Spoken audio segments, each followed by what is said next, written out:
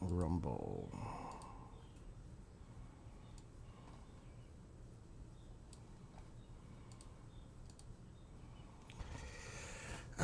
Done.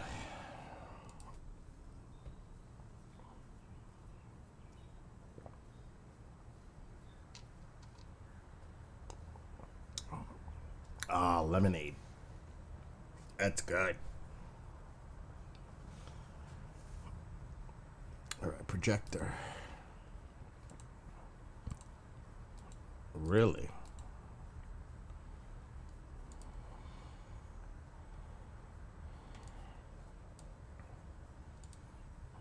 Good. What's up, Maria?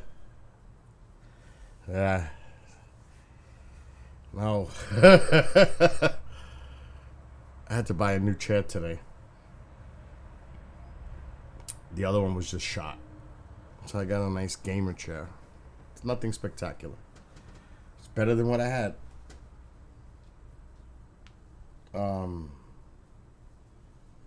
It's comfortable, actually.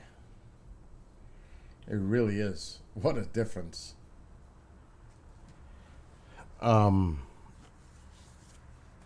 I am like tired. Been running around. Oh my god. Looks like it's gonna rain really soon. Hopefully. It is comfy. Like I said, it's not like a fucking famous fashion chair. But I put the cushion on it because I need that for my back. And boy, oh boy, it is fucking comfortable. Oh, definitely. Now I could put this down here. That might be better for my back. Which all I got to do is slide it down.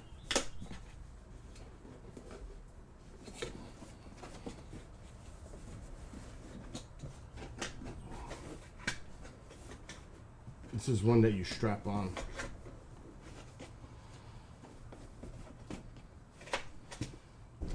That actually be my better. Let me see. Because my back is bad.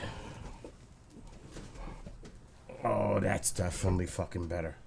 Oh my god, that's way better. Oh, shit.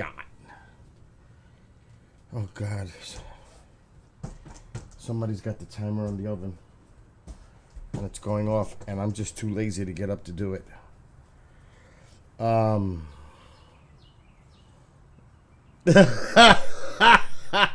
That didn't sound right, right? Oh, fuck. Christopher, what is going on? Any word from the whistleblower? Any reaction from people? No, but I'm curious. Like I said, they're talking hearing now. Yeah, big time. But I just saw Congressman Blanchard on. He says it's going to get to the bottom of it. I hope so, because this guy was saying a lot last night. I watched it. That's what I'm saying. What did you think? He raised a big flag for me. What was the flag? Everything Ross Coulthart asked, it's like, yeah, that exists. Yeah, that's been going on. Yes, this is right. That's true. He was like, you gotta remember, Coulthart knows what he was going to ask prior to this. no, Coulthart, he asked great questions. The whistleblower was like, yeah, that's true. That's been going on. Like everything. He was like saying yes to all the stuff. No, Bill, what I'm saying is that the questions were already formed that the whistleblower knew. Oh, absolutely. Yeah, so what they wanted to do is get the information out of what this guy knows. But here's what really stuck in my mind. Remember they asked him about Roswell? Yeah. What did he say? He said there was something before that. In 1933 but he also said in Italy. Right, but he was not allowed to talk. Oh, yeah. Yes. He was told that he can't discuss. Of course not, because it has to do with Area 51. Right, but also, what else does it tell you? It tells you he's got a handle. That somebody is telling him what he can talk about, what he can't talk about. The only thing is, it's okay to say this and talk this. We have to see the individuals that were providing him this information. They need to come to the hearing too. It just cannot be him. He's got to say, well, this is the people that I was speaking of that told me the information. Then they got to give their backgrounds and explain their role in it. Right. You know what I mean? They know who they are. Oh, of course they do. The actual reporter says I spoke to those people. Yes, yes. Which makes me, that even makes it more, because now he's put himself in a box where he's got to put up or shut up, you know? You know what, though, too? I was trying to figure out the program. At least now I know what the program was, the Legacy program. Yeah. That was the name of the program, the Legacy program. I didn't know the name. I've never even heard of that before. No, neither have I, but that's what he said. Now, I don't know if you want to go check it. If you go to YouTube, go look at, I didn't watch it yet, because I'm particularly not interested in, I mean, I am, but I'm not a great fan of the person. Go look up Dr. Greer's live event from today. Yeah, I don't like Greer. So I'm just saying, I don't trust anything that guy said. he had his own little whistleblower thing today. So you might want to check it out on YouTube just to look at it. Was this guy talking? No. I didn't really look at it. He had a couple of people there, but I didn't really look at it. So if you get curious, it's on YouTube. Yeah, I don't know about the people we had, but I found Greer to be, I'll say it, a fraud. Well, listen, I'm live right now, so I will say this. I always thought of him as a con man. Because a few years back, and they're all saying hello to you, by the way. Oh, great. A few years ago, I put in an email to participate in one of his CE5 events. Mm-hmm. What I got back was like I had to follow all these instructions and like a schedule every day. If you don't participate, we have the right to tell you to leave. It was over $2,000 for a week, and that's just to stay at the retreat. Doesn't include anything else. And I was like, damn, it was like $2,300. It's like, that's a lot of fucking money, bro, for a week. Yeah. I mean, that to me, and then the way it was set up, like you had to follow this, you have to attend this, you have to attend that. Now maybe things have changed, but it sounded very cultish to me. My opinion. I'm very concerned about how he operates. And I don't know if he's part of a psyop.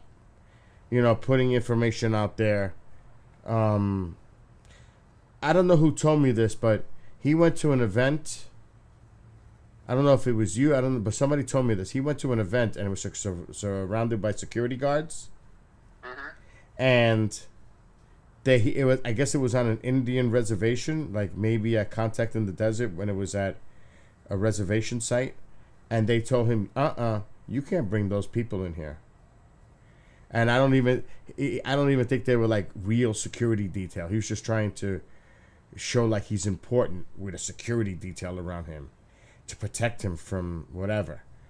So he pulls off shit like that. Why does he need a security detail? Are you serious? Come on. You know what I mean? I take everything he says with a grain of salt. Yeah. But like I said, watch it, and you know, if you want to watch it, it's on YouTube. It was today. Watch it and see what you think, because he had people there. He did have people there, so it'd be curious to see what he said. Well, I want to see what the government does with this guy.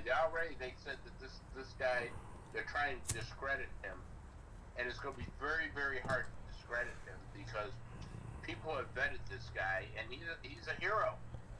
But you know what, too? And we all know this. It is the military. It is the Pentagon who's preventing Congress from getting anything. And I've been saying it on my stream forever. It's the military. They don't want to give any information to Congress.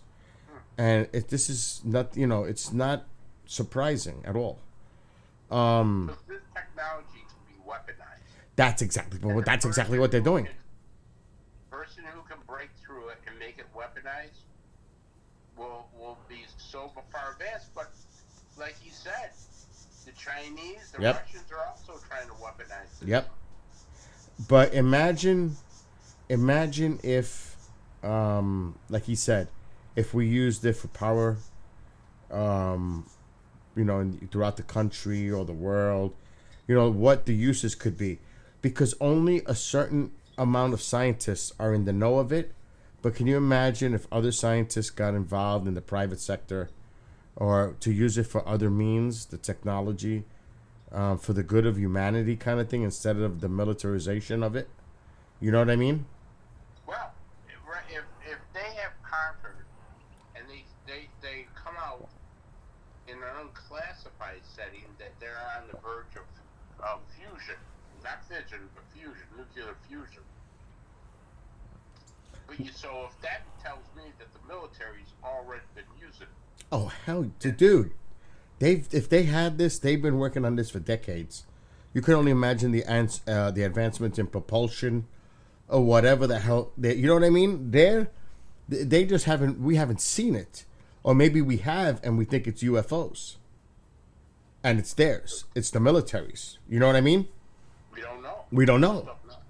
And what I would like to see, and it doesn't matter what they show us because people are gonna say it's fake anyway. It's like a deep fake. I would like to see some images. I want to see evidence. Documentation is a piece of paper. You know what I mean? It could be written up at any time and made to look like an authentic documentation. I'm curious if they try to release any images. I don't think that we're going to see that. It all depends. It all depends on what kind of classification. Take a look at it. Yeah. And I mean, the military is going to be hard pressed to tell Congress, saying, "Listen, we kept this quiet because we cannot afford to have this out in the public." Exactly. Okay. And that's where they're going to be their biggest thing. That's going to be. Have it out in public. Yes. So the question is, how far do you go with it? And that's going to be tough, Bill. If there's people in the top food chain that are involved in this and are in the know, can you imagine putting them on the spot in the hearing? Like, he names names and they're people in high levels of government. And they got to come to testify. Yes or no? Are you aware of this? And this man is saying you are. He's under oath too. So someone's lying if they say no. Well, they're going to deny it. And Yeah. And they will fight the subpoenas, and it might take years for them to come forward. And it was interesting what he said about the presidents too. They're there temporarily. Because it's true. They're only there for 4 to 8 years. Would you really want to give them information when they're serving for a limited time and then they go back to civilian life? Well, there's a thing called plausible deniability. True. Let's say if he's true what he says, that some of these species, from what he said, are hostile. They've actually murdered humans. If that's the case, right? You wouldn't want that out. You would have to protect that, and giving it to a president might not be the smartest move. No, that it does make sense when you think of it that way. It does. But I'm very curious to see. I'm not expecting much at these hearings, Chris. It's wishful thinking. I hope so, but I really am. If they put this guy on, if they subpoenaed this guy and he talks just like he talked on the news, a lot of questions are going to be raised. Hell yes. Blanchard's pissed. He was on the news tonight, and he's from Tennessee, the congressman from Tennessee. He's pissed because he said, "I got nothing but a whitewash from those two guys that are supposed to be experts and everything else," and he knows it. What two guys? The Undersecretary of Defense and the chief naval intelligence. They testified from. But you know what? He made an interesting point, though. If they ain't got the clearance, because not every congressman or woman has the proper clearance, the higher up clearance, they're not going to see it. But there is the 8, the 4 Democrats and 4 Republicans that have highest clearance, and they're on. Yeah, exactly. But this guy apparently does have the clearance. Well, you know, he came out and said, my 16-year-old daughter knows how to slow down a video. So when they came and did that, because I even said that this is a joke. Yes. That, you know, this is the guy who's the chief of naval intelligence, and he doesn't have people there that can get still shots or anything like that. Come on. And did you hear about Arrow? And I've been saying that Arrow's full of shit with Sean Fitzpatrick. That's a front. Because they can't even access the clearance stuff. They're not given access to it. So what the fuck? If they can't get access to the classified material and the higher class material, what's the sense of them doing anything? They're not getting access to anything that's of any use, that's any good. I can tell you this: if this guy actually worked for the 2 places that he says he worked in, the National Reconnaissance Office and the Geospatial Yes, Office, geospatial. Those places are more classified than the NSA. Mm. I mean, those are super secret places to work. Yeah. The National Reconnaissance Office and both those places are very, very super secret. So if he claims he worked at those places, well, the Pentagon, you notice the Pentagon is not making any statements. They're being real quiet about this. There's not much they can say. Exactly. That's exactly. Because they're trying to come up with a plan. But, you know, don't rule out the fact that the Pentagon might be, or some people in the Pentagon might be behind this. Well, you know what? I think people are fed up with all the secrecy within government. They're not all. Some are fed up, and they're saying, screw this. We're going to make things transparent to the American people to show them what's really going on. Hopefully there are some in government that are doing that. And they have the Whistleblower Act to protect them, so to speak, because once they come out, they're a target. You know what I mean? It doesn't matter. Once they come out publicly, they're a fucking target. But definitely would be interesting to see what happens. Yes. And who knows when these hearings are going to happen. You know, I think probably in the fall. I don't think it's going to happen over the summer. But I hope it's sooner rather than later. Well, it all depends on how much this guy pushes. If he doesn't fizzle out like Lou Elizondo, yep. Then you know they'll have to push it. But if not right now. No, you know what? Too, they go on summer recess soon, of course. So I don't, like I said, maybe the fall. If I had to guess, you know, it's not gonna happen within the next month or so. I don't see that. I wish. If he starts releasing more information, he was pretty forthcoming, and he was pretty scary, to be honest with you. He wasn't saying, "Oh, they're working with us." He said, "Nah, these guys are not good." Yeah. He also said that they may not be coming from space; they may be coming from interdimensional. I know, and that's the theory that I lean to too. I do lean to that theory. Or interdimensional may be misrepresented by bending space and time. Kind of interdimensional, but not quite. Well, he knows more than what he's saying. So yeah. Obviously, if they've got bodies, let's put it this way. Remember, he says that some have crashed and some have landed. Yes, they have some intact. If they landed, that means that they must have talked to someone. And they have it intact. Right. If it landed, it means that the alive. Or were alive when it landed. Yeah. You know what I mean? Well, the Because first thing you're going to do is you're going to interrogate the pilots. yeah, You know what I mean? it's gonna. But obviously, you and I are speculating, and we don't know. But there's a very good chance that that's happened, and we just don't know about it. And hopefully, we'll learn some more. But I'm holding my breath because The other thing he said that's scary, what? that they've probably killed people to keep the secret. Yeah. Yes. Yes. And that I would not find surprising either, because you know how many people have had accidents, and they weren't accidents. Do you know what I mean?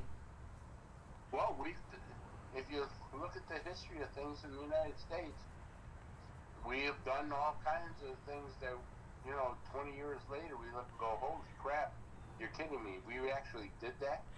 I remember when they were working on certain projects that their research area would be burned, or they would be raided, and all their research would be confiscated. Like Dan Willis talks about it, that they were working on free energy, and something happened where one of the people that were involved, they hit, like got it all. And I wouldn't be surprised. Like, some people say that John Mack got hit in, I think it was in the UK, by a driver, drunk driver or whatever it was.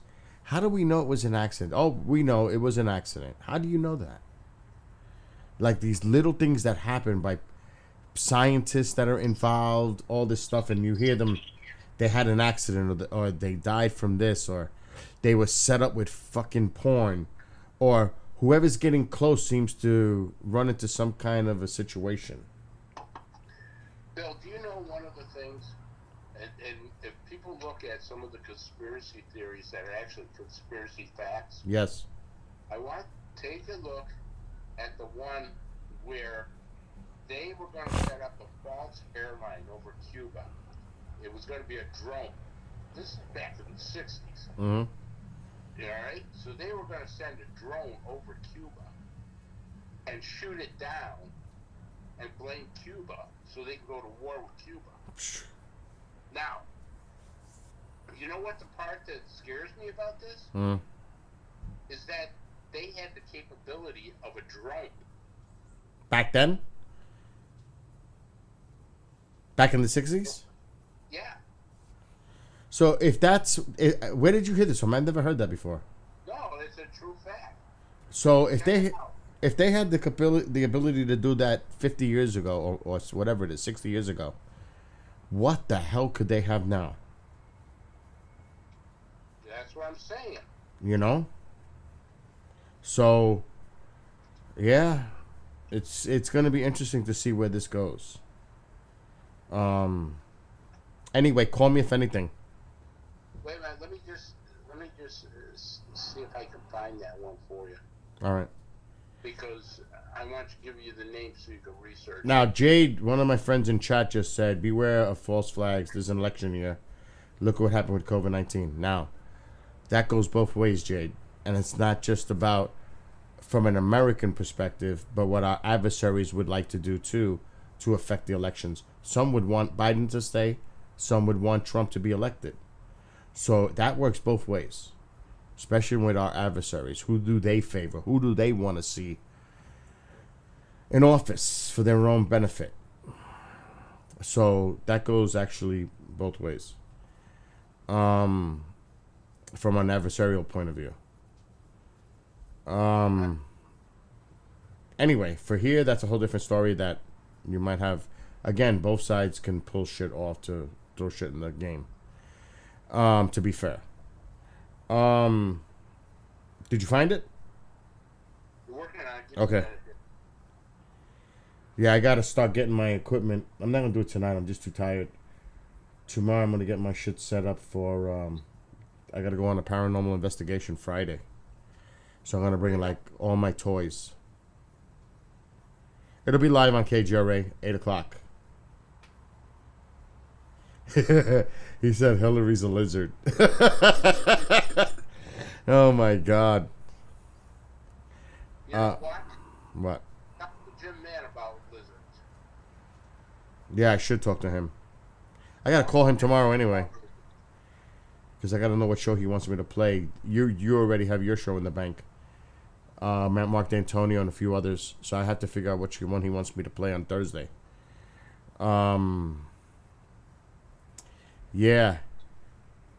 I'm getting somebody on hopefully Thursday on Clyde Lewis's show. It should be interesting. We shall see. I would tell you this off air because I can't discuss it here. Well, mute yourself. Yeah, that's a good idea.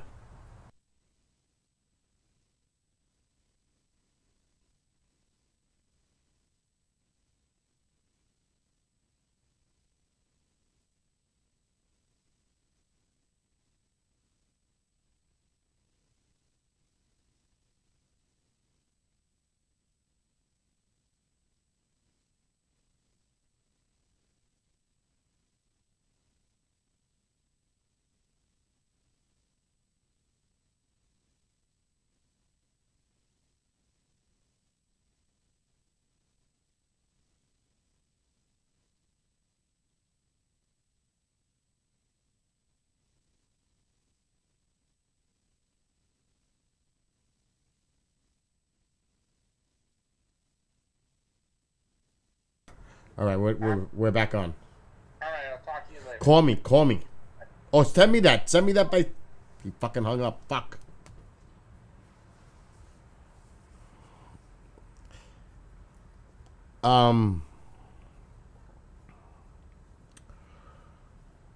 Clyde is going to be going undergo a procedure in a week or so.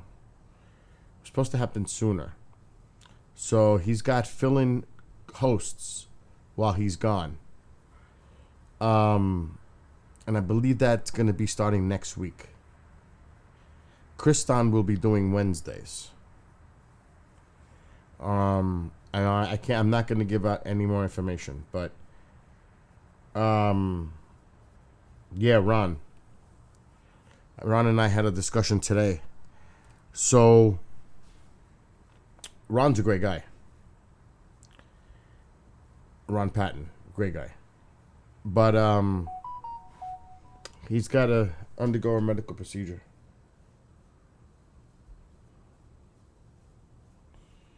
I should just shut my phone off. I really should.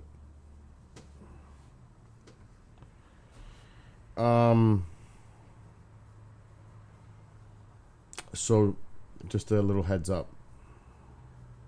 I was on Clyde Lewis's show once when my thing made it international, my clip.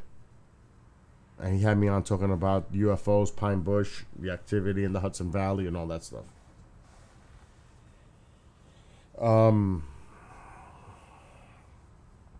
So I was actually a guest on his show.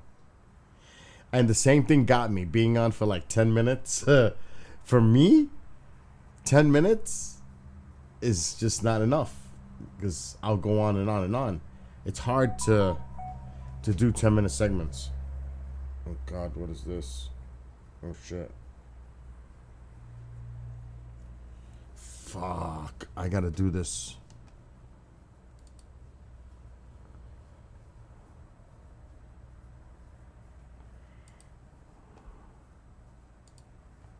I knew it. I knew something would come in. I gotta help someone. This I have to do. I could do it through the phone maybe.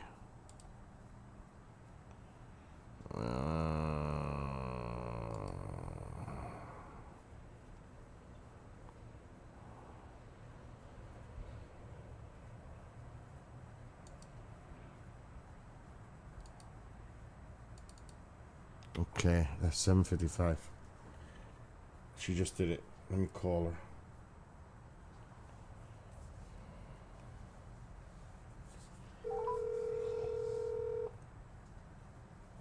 Hey, Bill. Hey there.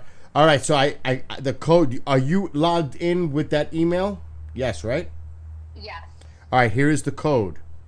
Got it. Okay, ready. 638 638 203. 203. Now, you're gonna see, right on the when you get to all the broadcasts, you'll see. Let me go on there too. Peter's live right now, so. Oh, I'm sorry. I was worried about that. I wasn't sure about the show. No, you won't. We won't interfere. That can go on. But you see, in 39 hours, StreamYard will lose access. I want you to click here to. Yep. Got it. And just do it. And would you like to continue? Yes. Okay. Done already, right? Yeah. See that? Awesome. You're already good to go. All right. If you ever need me, call me, or if I need you. Alrighty. Have a great night. You too, bye. Bye. Okay. Goodbye, Maria.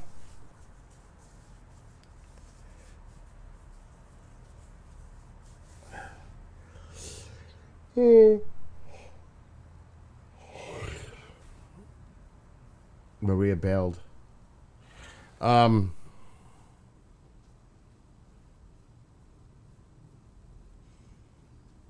What? What is it? Canada burning that I'm seeing on the screensaver there. I don't know. Oh, that's a game. What's up, Adina? That's not a screen share.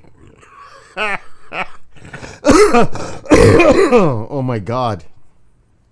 That's a game I put on pause. That's funny though. It does kind of look like, I mean, I hope not, like a scene from the fires in Canada. Oh my God, Jade. Or as Mom would say, J. She's still right. It's if you say the initial J. It's just not, I don't think that's her intention.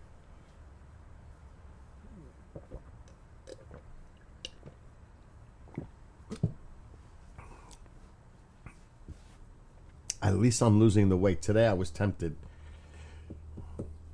I was tempted to cheat, but I didn't. Now, they did make frozen pizza.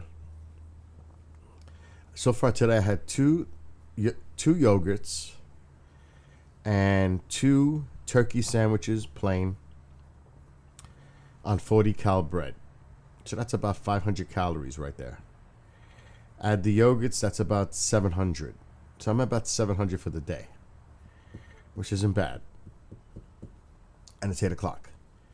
So I may have a tiny little piece of pizza. Tiny. It's hard to just have a tiny piece of pizza. But I am definitely losing weight. Definitely, and it's a good thing. Hopefully it's going to rain here tonight. All right, Chris is sending me stuff. What is he sending me?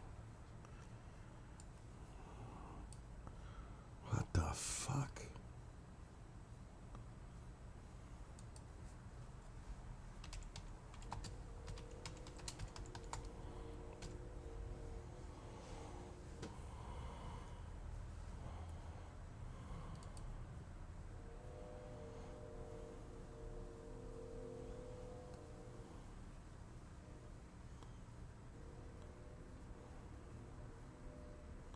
Yeah, he just sent me the document. It was declassified. Interesting. Mom can call you anything she wants. At least you don't hear the other names that she can call. Because I hear some of those. They're not good. So at least you're on the good side. I get to hear the other side too. Be happy that she ain't gonna call you that. Oh my God! I did fix Cyclops. It wasn't It wasn't an inner wire that was loose. I knew it was something. I fixed Cyclops. Cyclops is charged fully. So my 2 million candle power spotlight alien caller is working again.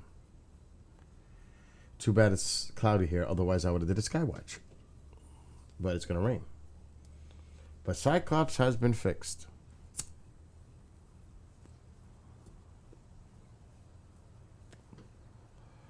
And I'm too lazy to get up to show you. But it's fixed. Now, actually, do I feel like sweating? No, I don't. But if I had a time to play drums, like this would be the time. Because I can get away with it. It's still early. Do I feel like having a beer? Not really. Just not feeling it. That could change an hour from now. But I don't like playing the drums without having at least one beer in the system. I can't explain it, but it relaxes me a little. Kathy's been lurking.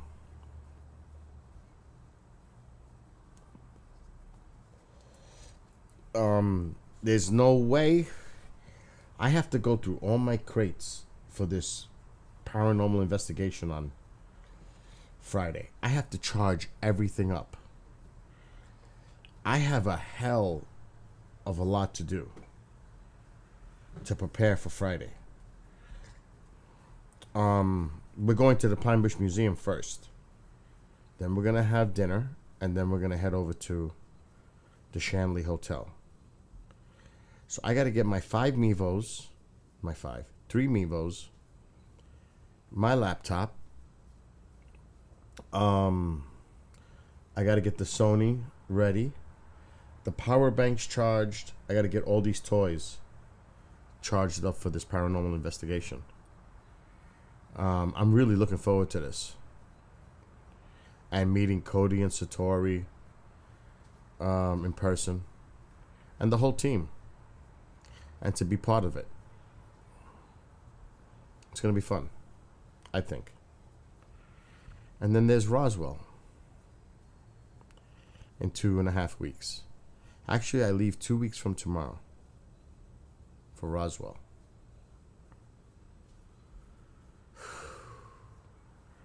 And I bought 6 pairs of shorts. I'm preparing. I got plenty of bathing suits. Because Marianne Robb keeps telling me, bring a bathing suit. So I'm getting all organized for this trip. And I'll be gone for a week. What's up, Abdu? Abdu's gone.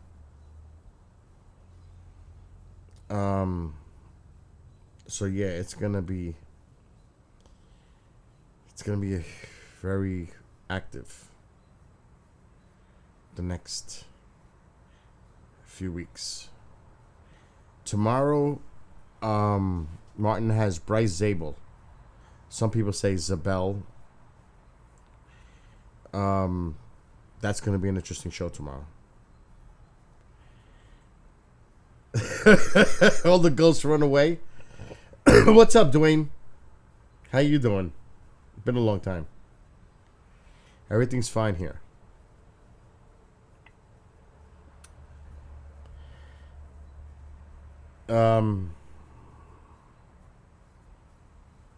Like I said, it's gonna be. Yeah, Zabel. Well, you say Zabel. Zabel. I say Zabel. There's this one L. I mean, we all know who the person is, I think.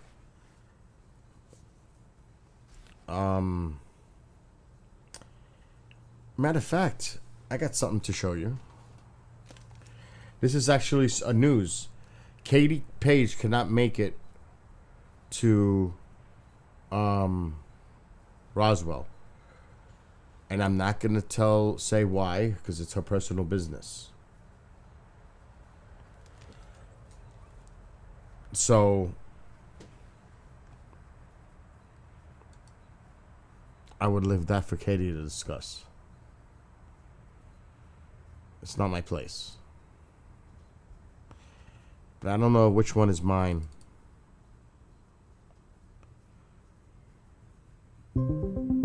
KGRA-DB is descending on Roswell.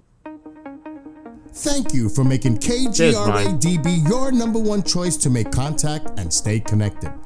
We are excited to be attending the 2023 UFO Festival happening in Roswell, New Mexico, starting Friday, June 30th through Sunday, July 2nd.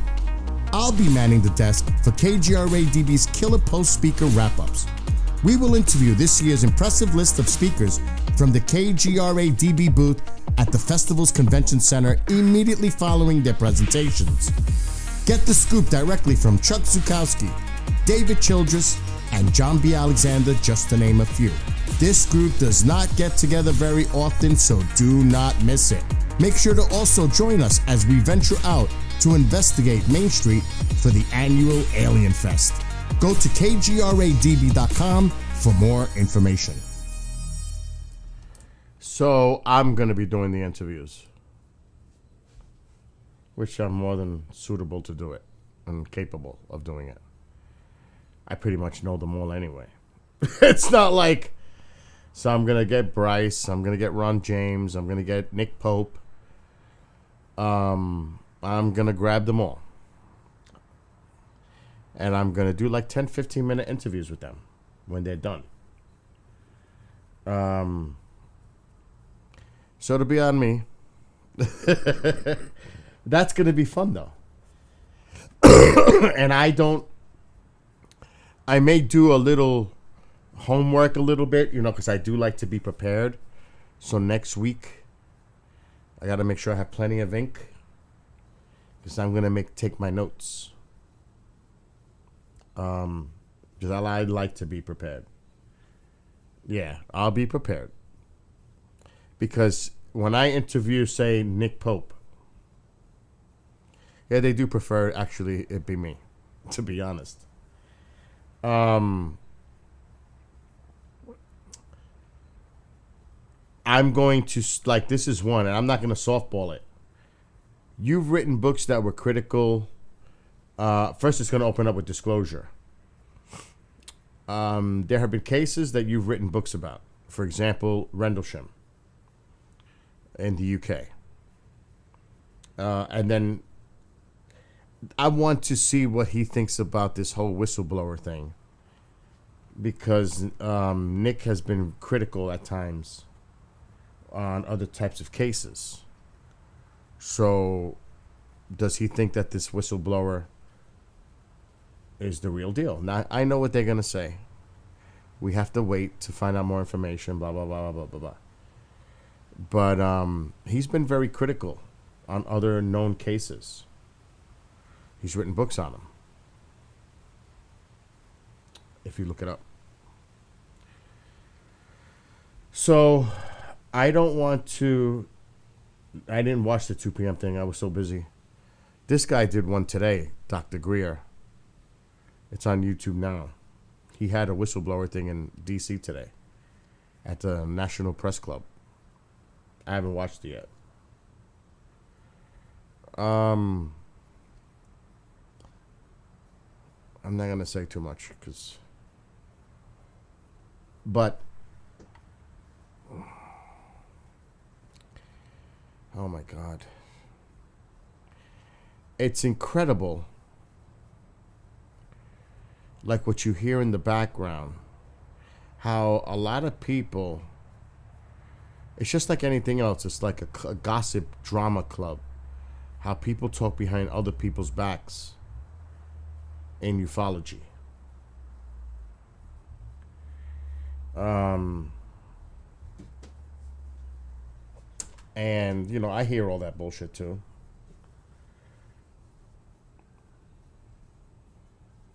And when you're sitting down with someone, you're going based on their background. And you have that in the back of your head, how people talk about other people. And I don't go in there judging anyone. But it happens a lot. You started a sword fight that ended up an international incident. Jade. My God, that started an international controversy. That was insane what you started in my backyard with Peter and Larry Warren. Oh my God. People took that shit subliminally. It was like, what the hell is going on? It's just a funny thing in the backyard. Now, maybe today, that might be like almost literal what Peter might want to do to Larry Warren. But back then, it was a joke. How weird and ironic it is now to look at those pictures on my wall. Because I wouldn't doubt it. Oh my God.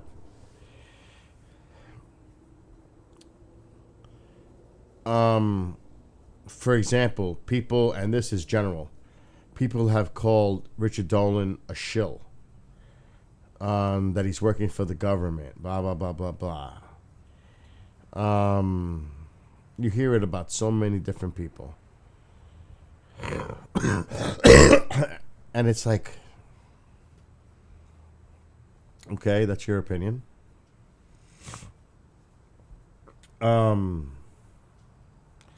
Yeah, Jade, not for nothing. That was like weird because the karma in that moment actually turned into a reality. It's kind of weird. When I'm looking at them right now.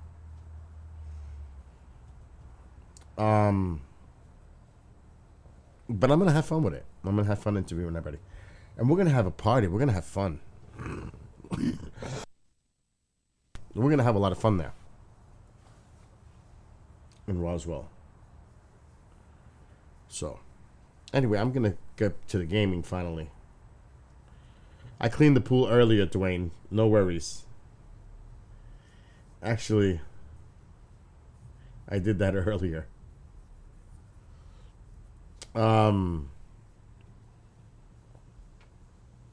I think the fires are way better based on the weather that we're hearing here. The air quality is still not great, but it's not like kind of like that image in the game right now. They've contained a lot of it. I just hope it rains here because we need it badly. I may have to get the hose from my neighbor to bring my pool up again. Because we haven't had rain in weeks. Sufficient rain. We just haven't.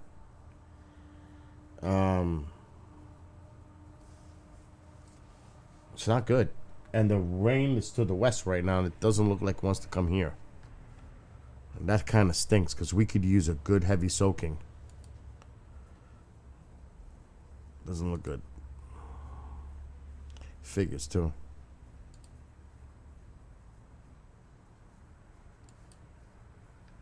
Let me see.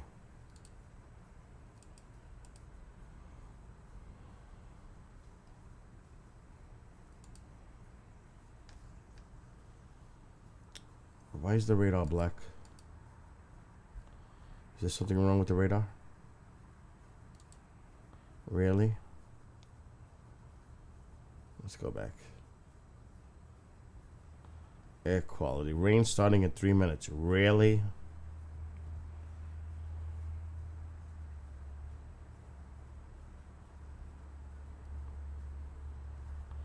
I knew it. I've been sneezing a lot. Okay, so less humid tomorrow because it is humid here.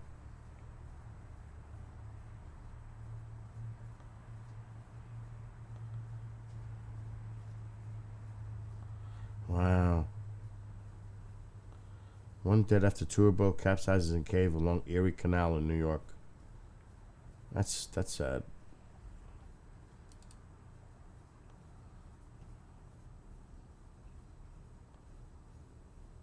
I got a black fucking screen. How lovely. Alright, we'll have to do this a different way.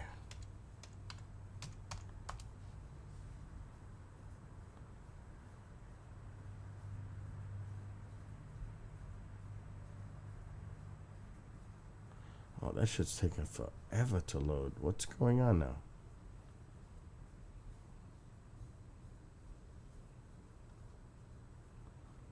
That's weird. Let's open up.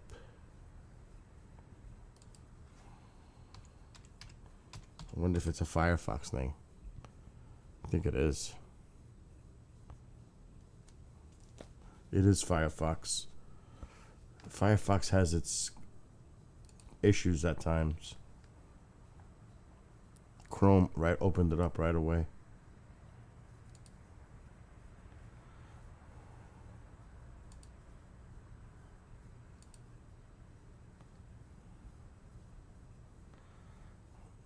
Okay, see, most of the rain is to the west.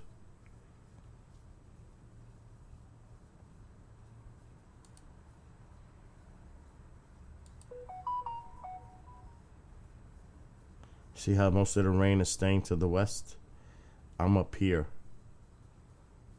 And we're going to get this little band, but it's not the significant rain that's happening here. I was hoping we would get into this. It's not happening. And before it even wraps around to get here, it's gone. So we might get clipped by these showers here. It would be nice if any of this action offshore developed more so it can curve back in. Some nasty storms down here, though.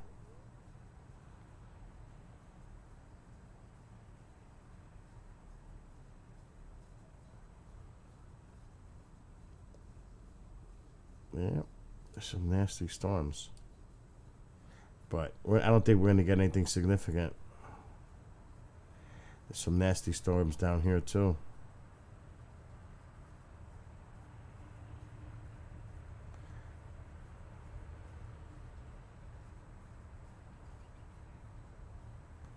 They're about to go offshore there. So there's some nasty storms to the south, for sure. Carolinas, Georgia, a little Mississippi, Louisiana, just not really Louisiana now. Going into the Panhandle.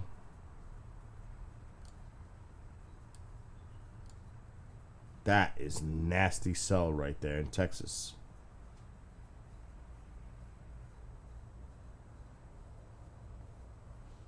That thing is exploding. Look at that. That's nasty. In Texas.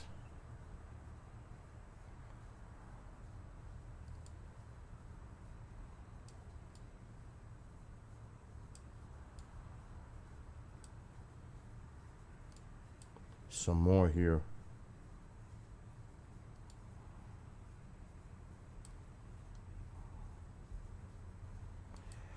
That's that big low that's spinning. It's just too far away for us.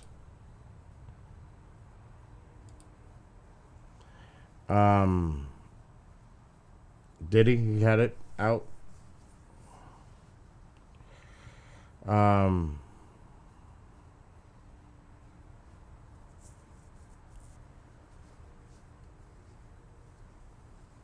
Yeah, you just don't know. With the hurricane season, you just don't know. Hopefully it won't be.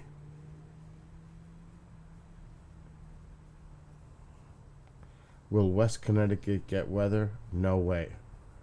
If it's not happening to me and I'm west of you, chances are it's not going to happen to you in Western Connecticut, Dwayne. Most of the rain is to my west, so it's definitely west of you. You might get a couple of showers like I am, but nothing like what's going out to my west. We're in the clear for that. All right, anyway. I was sent some videos.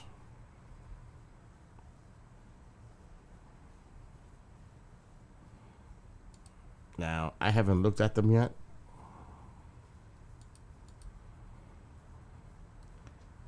But I'm going to now, I think. If I could find it where I put them. This is always a pain in... put it?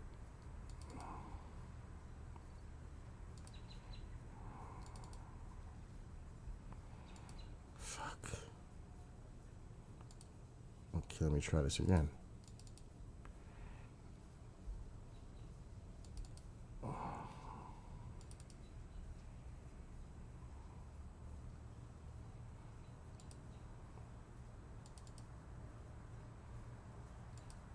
This is gonna suck.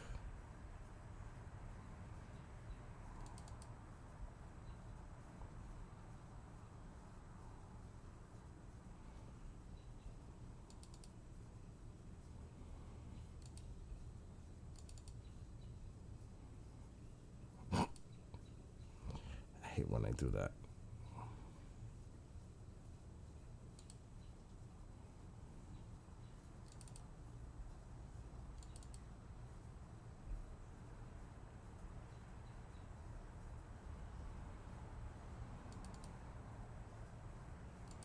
I hope I can find it, because I got it today.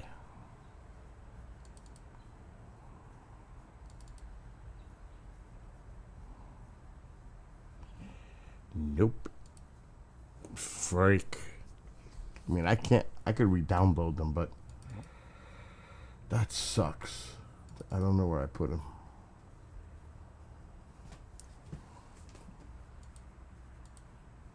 Let me try a different drive.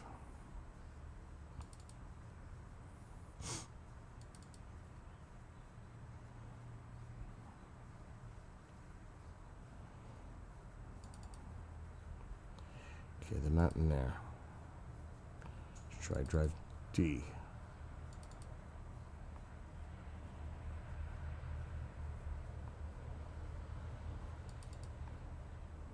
Nope. Nope. Let's try drive F.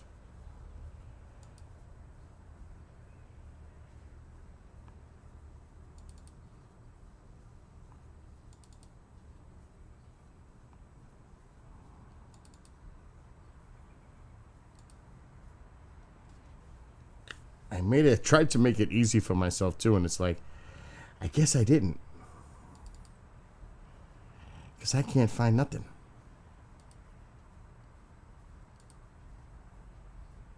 Did I put it in E?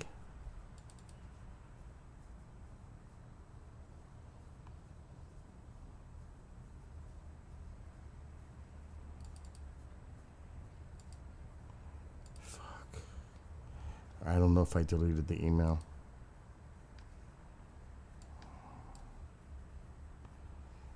Oh my God.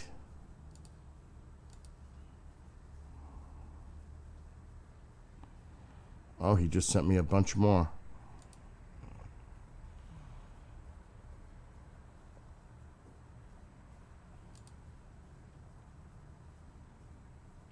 Okay, these got to download.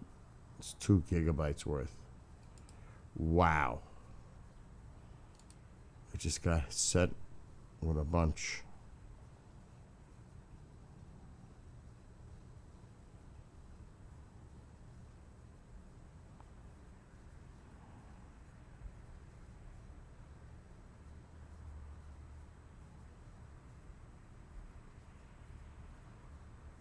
I did delete it. Oh wait, maybe this is it. No. Unless the proof is out there.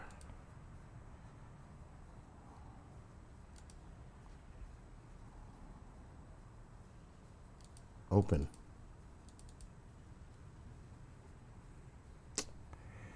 Fuck. I need season 2. I might as well download both of them because I don't know where the fuck I put them. But that's not what I'm looking for, but I might as well do it. Seasons 1 and 2. Firefox is acting up. Big time.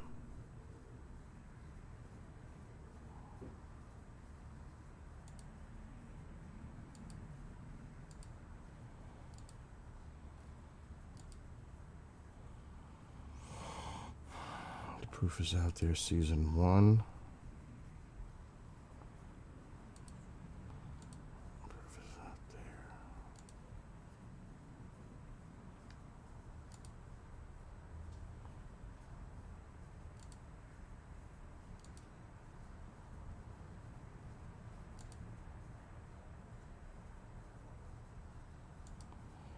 Okay, that's doing that. I gotta find, that's not the right one though.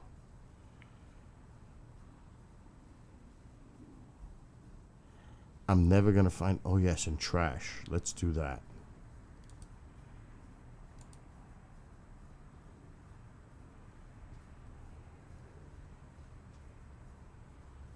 So once I know the name of the file, I can look it up. Because they're all gonna be in that folder.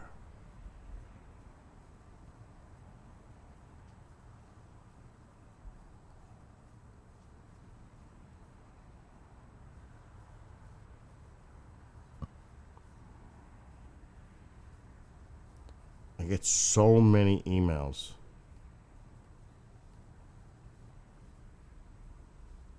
Here we go. Let's see this one. That's it. Okay, now let's search the drive. Search PC.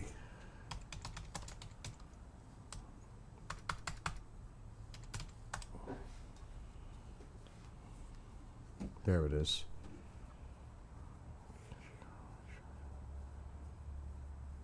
That's not it.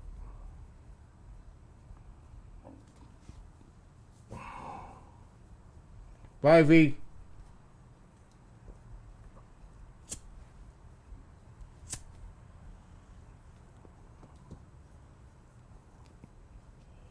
The file has to be in that name.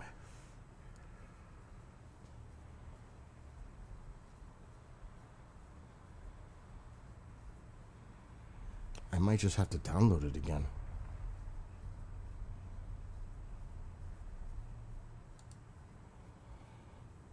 That's the best way. Instead of trying to look for it.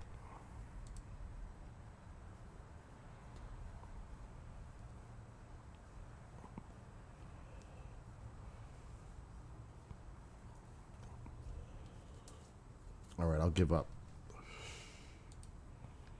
I'll just download them again.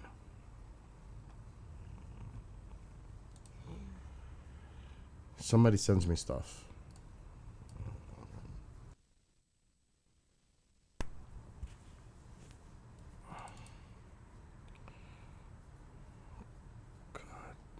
Look at all this.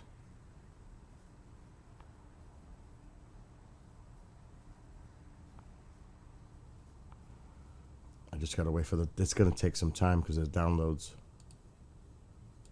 I've got a lot of downloads going on. 1, 2, 3, 4, 5.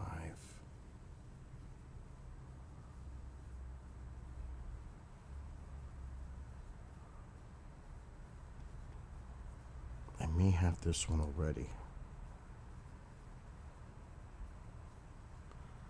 It is. This might be the one. Nope.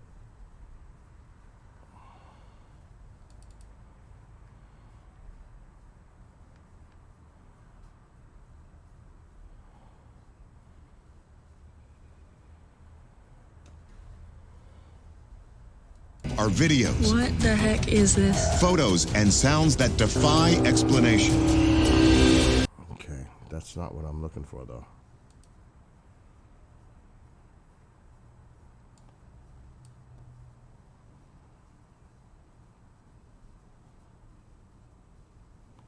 It could be this one.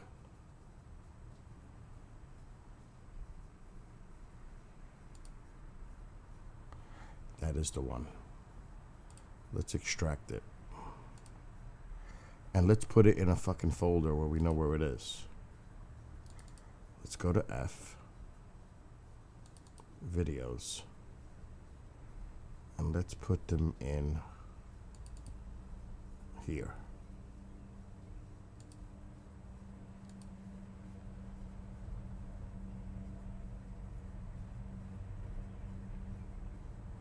Okay. They're in here.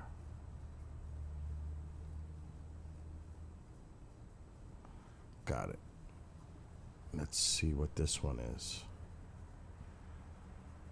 So these are all the clips from this whistleblower.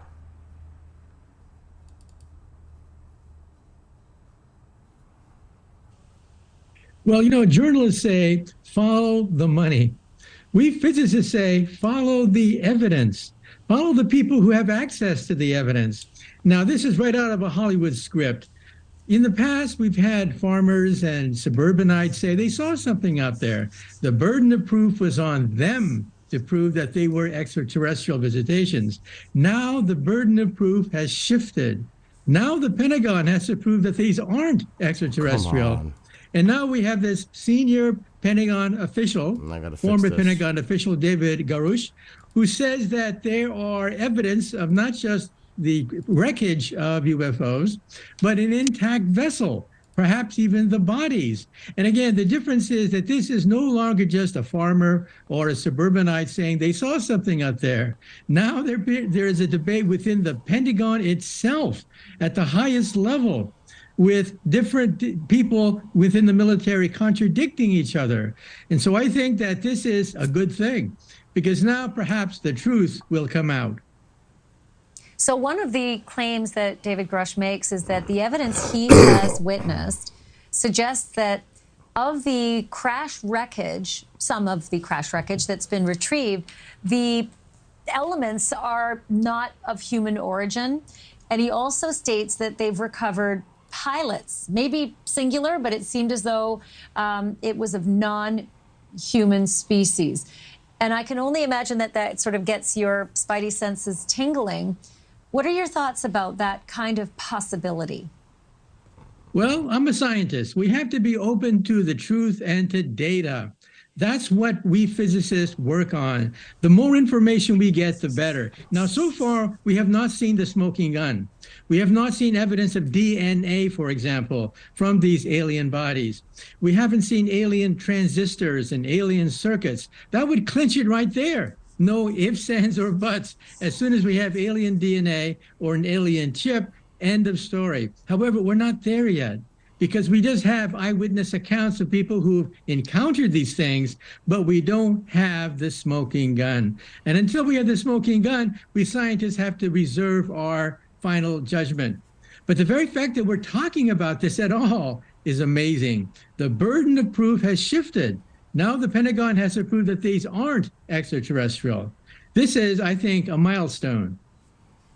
Yeah, I mean, the fact that you and I are talking about this, and not because it was on, News of the World or a supermarket tabloid, is pretty remarkable. This is coming from a man who was an Air Force veteran, former member of the National Geospatial Intelligence Agency. He's a whistleblower. He's not, a quack. And so I'm, on one hand, I can't quite believe that there's a non-human pilot that was recovered. On the other hand, sometimes I wonder if we just think we're way smarter than we are. And by the way, Dr. Kaku, you're one of the smartest people I've ever encountered.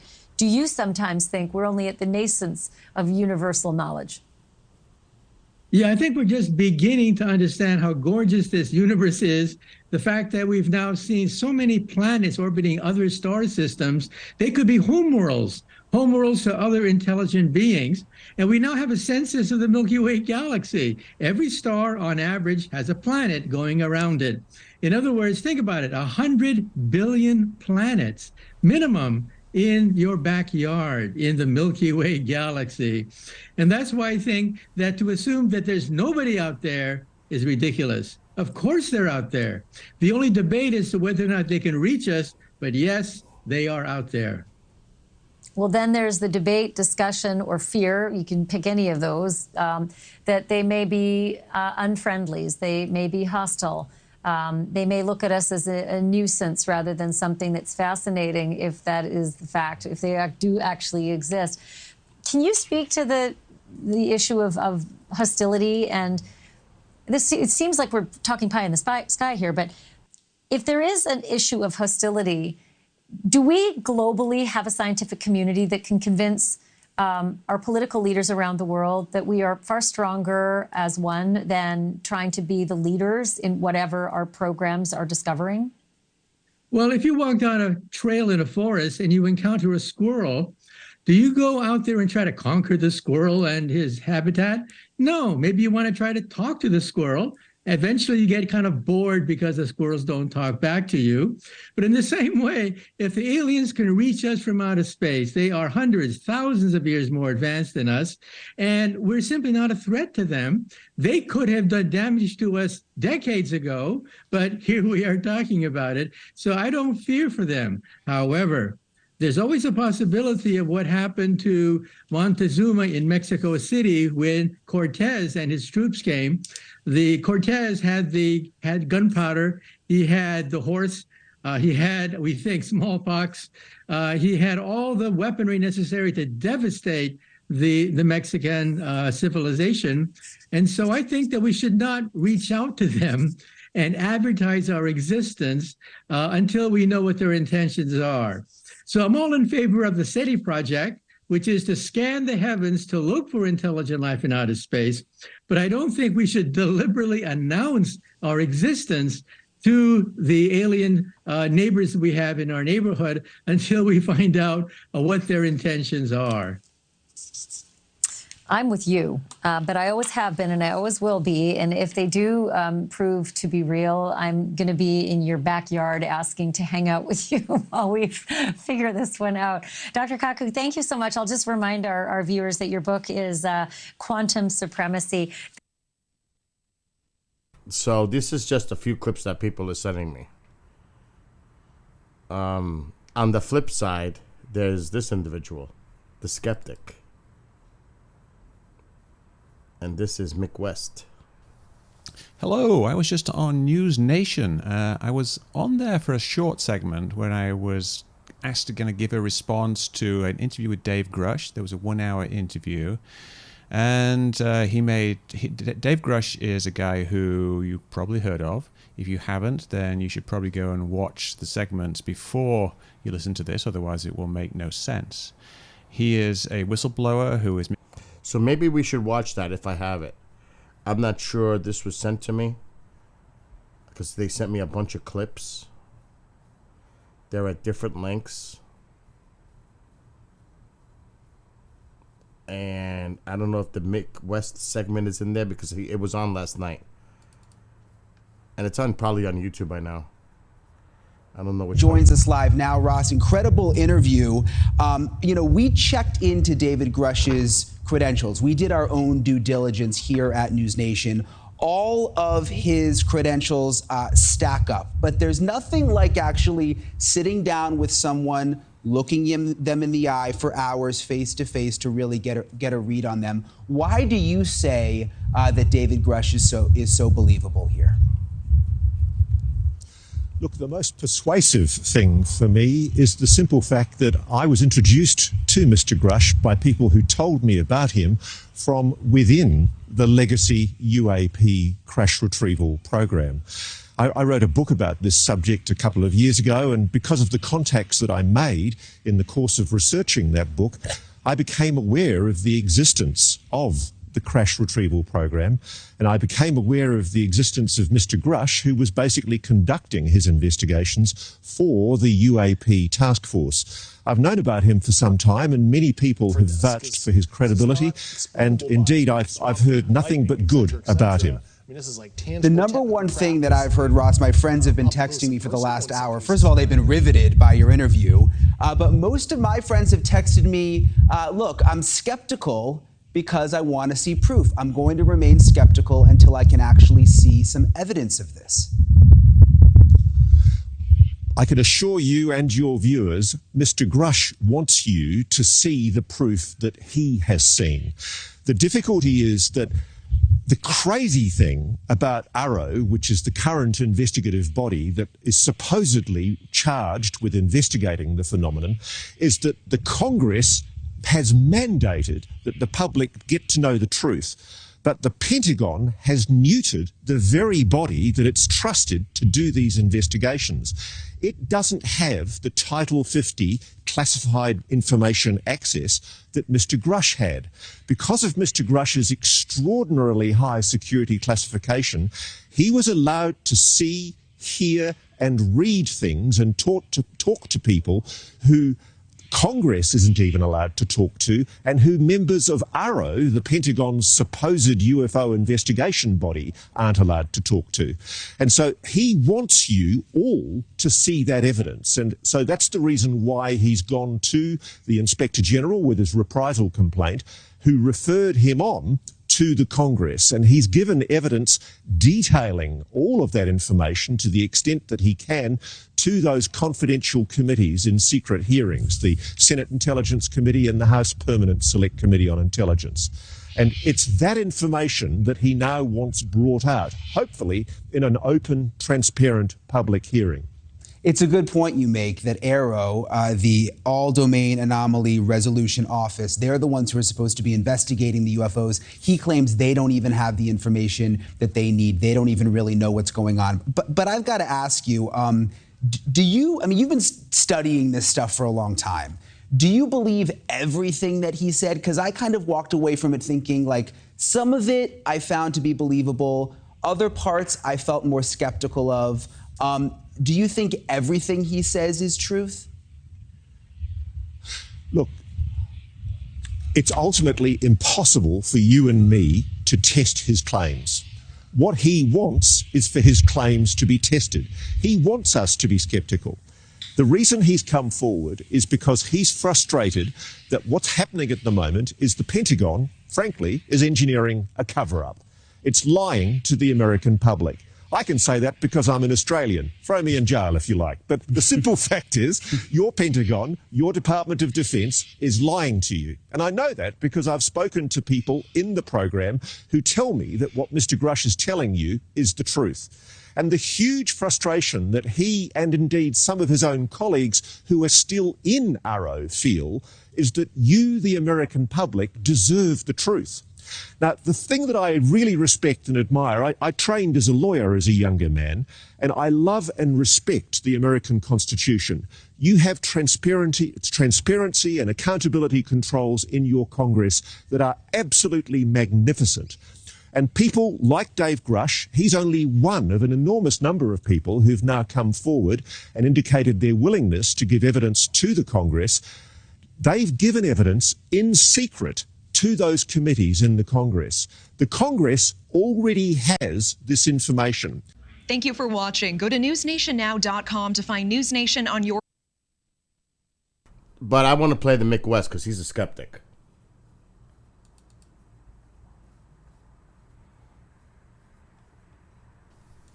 Hello, I was just on News Nation. I was on there for a short segment where I was asked to give a response to an interview with Dave Grush. There was a 1-hour interview, and Dave Grush is a guy who you've probably heard of.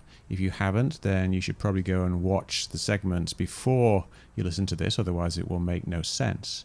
He is a whistleblower who is making claims that there are alien craft that the US government has recovered, and also other governments have recovered. And this was like the first release of his big interview, where he was going to reveal all the secrets, or at least what he could reveal. And I was one of the people who was asked on in the show afterwards to give my response and answer a few questions. I didn't get to speak very much. The host, Brian, seemed interested in asking me, and he asked me twice, like, do you think he is lying? It's kind of a gotcha question, I think, because maybe he's lying, maybe he isn't. Maybe he believes what he's saying. Maybe it's accurate. It doesn't seem very likely, but I don't think it's necessarily lying. He just could well just believe what he's saying and be wrong. But anyway, I only made a couple of points on that, and so I thought I would, since I have my notes in front of me here, I thought I would go over my notes and say the things that I would have said had I had more time. So the first thing, obviously, with this case is that there isn't actually any real evidence yet. All we have are the claims of David Grush, who is making a lot of very extraordinary claims, but they're all based on either things he says are secret or things he says that somebody told him, which apparently are not secret. Now, the claims are quite extraordinary. And extraordinary claims require extraordinary evidence. The first claim is that several... Okay, he's wrong what he just said right there. That is, but other people telling him claims that are not secret. People have clearances, certain clearances and they're working together, they have conversations. So they can discuss, because of their classification setting, they can discuss certain things that are secret. Now, maybe he means that this was secret, separate from what he should know for the ATIP program, and he's telling him a secret that he's not aware of about this project, the Legacy project. So that's a kind of a tricky one right there when he just said that. Mick West is a known skeptic, which is good. It's healthy. All alien craft have been recovered. Some of them crashed, some of them landed, and the occupants left the craft and they were captured by the US government. Some of these craft had alien bodies in. Aliens have murdered humans. Yeah, that was That's a pretty significant claim. I agree with that. Really needs some evidence. Yes. He said that seems to be the case. When he was asked, have aliens murdered humans? He said that seems to be the case. He's saying that there is more than one type of alien, and that the aliens, some of the aliens, are malevolent, evil aliens. He said that some of the craft are very large, the size of a football field. An associate of his, who was a lawyer, Danny Sheenan, who's part of this whole team, has also been talking to some of the eyewitnesses and says that one of the eyewitnesses says that a craft was the size of a football field, but only on the inside. And on the outside, it was only 30 feet wide. So it's kind of like the TARDIS in Doctor Who. It uses Doctor Who physics. It's bigger on the inside than the outside.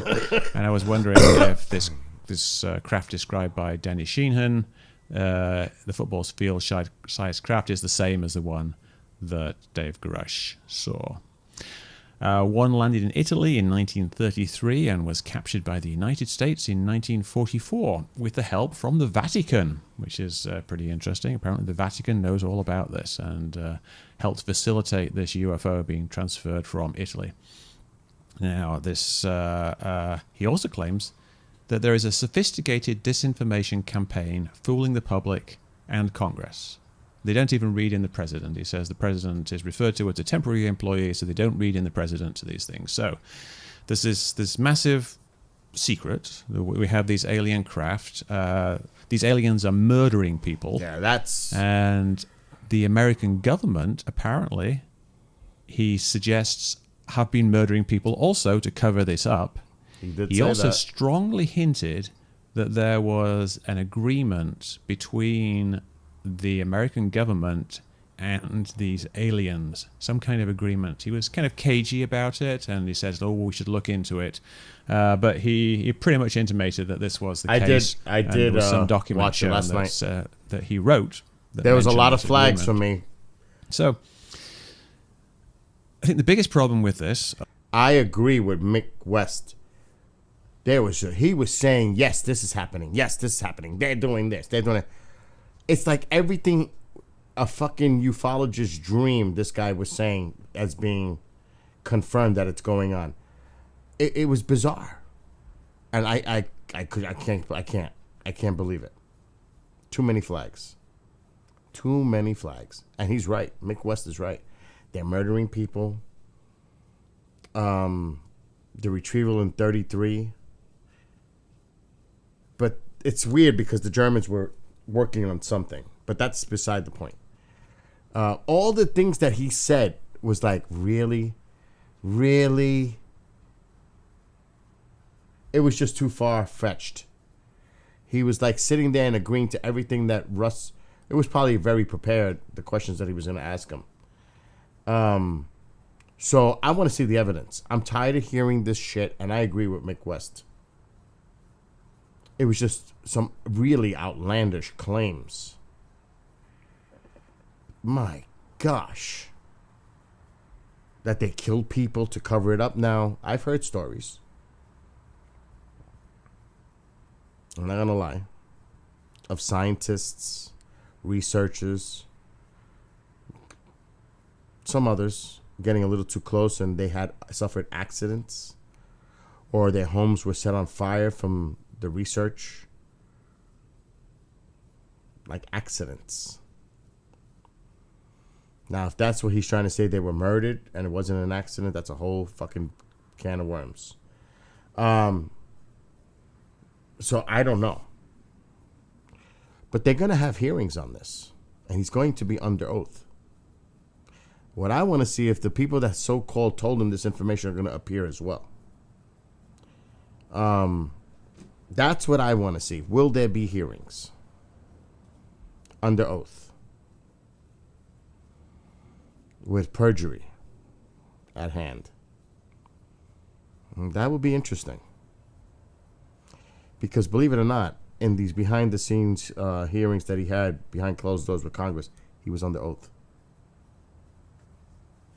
So I don't know what's going on. But this is long.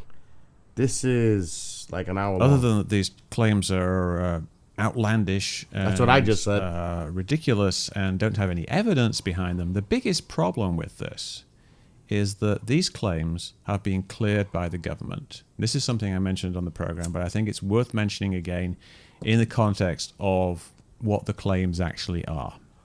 You know, there's a government body called DOPSR, the Department Office of Pre-Publication and Security Review. So what he's going to say is they had to approve everything that Grush says. If you remember in the interview, he couldn't talk about Roswell. Why? The answer is obvious. It has to do with Area 51 S4, and then he's not going to be able to talk about that because they really try to keep a cover on what's really going on there, which is really a site to test vehicles. That's what that area is for, and a lot of it's now done underground. So he's about to touch on that because that's exactly where he's going with it. Now, a lot of people see this and they're automatically going to say, this is part of a deep state, psyop, deep fake, possible false flag event to come. It also is, I will just call it fear porn, propaganda, to scare the public. Now, I want to see what Mick West has to say because I know that's where he's going to go. I haven't seen this. When you want to publish something like a TV interview or a book, and you are covered by classification, you have a security clearance, even if you've left the government, you have to go through DOPSR. And they have to look at this thing before it's published, this pre-publication, and do a security review. So they've got to look at it and they've got to see, does this reveal any classified information? And so they looked at everything he said. They looked at things and they says, oh yeah, okay, so he's claiming that the US government is killing people. He's claiming that aliens are killing people. He's claiming that there might be a secret agreement with aliens. He's claiming we have all these alien craft in reverse engineering. And we've been illegally giving this technology to all industry. This is flags. Another thing you said. We've been illegally This is giving the same this shit I've been technology hearing to for fucking decades. And allowing them to exploit it and then sell it back to the government and make loads of money. And this is going on. This is fine. These are all the same accounts and stories that I've heard from different individuals for years. But this guy has seemed to clump it all into one person. Everything that was out there in ufology, all the different talk, the talking points over the years, Grush compacts it and says yes to all of it. I'm like, that's a major, major flag for me. Because Marco would know, Kathy would know, if you're really involved in ufology and you know what the hell's been going on for the last 20, 30 years, with all the different stories and accounts, everything Grush said is everything that they say. So that worries me because I think that's bullshit. It's like all the talking points this guy was saying yes to, I think so. You know, he was agreeing with all of it. And I'm like, holy shit, this makes this guy look nuts. He definitely, I know there's body language, looking to the side and that grimace on his face when he's talking, like he's He's almost smirking and laughing at the same time when he's saying things with that smile. That kind of turns me off too. Body language is definitely a part of it. I get what you're saying, Fantasy. That goes without saying. But as far as the things he brought up, it's like all the conspiracies of ufology wrapped up into a nice bow, and it's on top of his head. That's it. He's making the claims that all the people have been saying for years and years and years. Instead, he's agreeing to every one of them and saying, yeah, that's happening. Yeah, this is happening. Yeah, they're doing that too. Oh, by the way, they're not, possibly, they may be interdimensionals. These are all the bullshit that you hear every day with the speculation that goes on around. And that's the thing. Maybe he's just believing. I think he believes in what they told him, but I think it's a lot of crock. After seeing that 1 hour interview last night, I was like, oh my God. This is just too much. So Mick West, he's a big skeptic now. He's known in the field as being the skeptic. He's like the number one now. Yeah, so again, we can all formulate our opinions. And my next thing is, like I've been saying, I want to see a hearing. But I just don't want to see this guy. I want to see others present. I want to see the people he so-called said that he talked to, and they told him the information with this legacy program. Who are they? Come forward. We want to know. Otherwise, it's all claims. There's no one to back it up. There's no one. Where are they? Who are they? Well, Mick, like I said, Mick is, put it this way. Do you trust anyone? Think about it. Do we trust anyone? Who do we trust? Really? That could be said about almost anything. Don't trust anything. Because that's the environment that we live in today. We distrust everything. So, and I'm just saying, it could be anything. I don't trust that sports are legit, right? They're rigged. Everything is either rigged, fixed, something's going on. You know what I mean?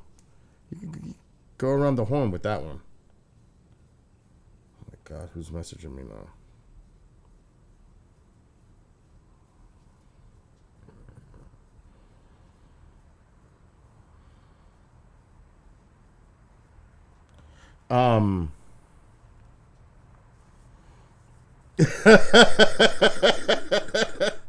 So, you know what I mean? It's like, even if there was a hearing, does it necessarily mean, I mean, in the times that we live in, like right now, I could see somebody saying, and this, I'm just making this up as I go, that everything that happened at the hearing was rigged. Congress was in on it. The witnesses at the giving their testimony were in on it, and it was all part of agenda to give to the public. This was all planned to put out a certain agenda, message. Conspiracy. You can go anywhere with this stuff. Your mind can take you to so many different paths on anything. Now, is it right? Is it wrong? Obviously, again, it comes down to a person's opinion.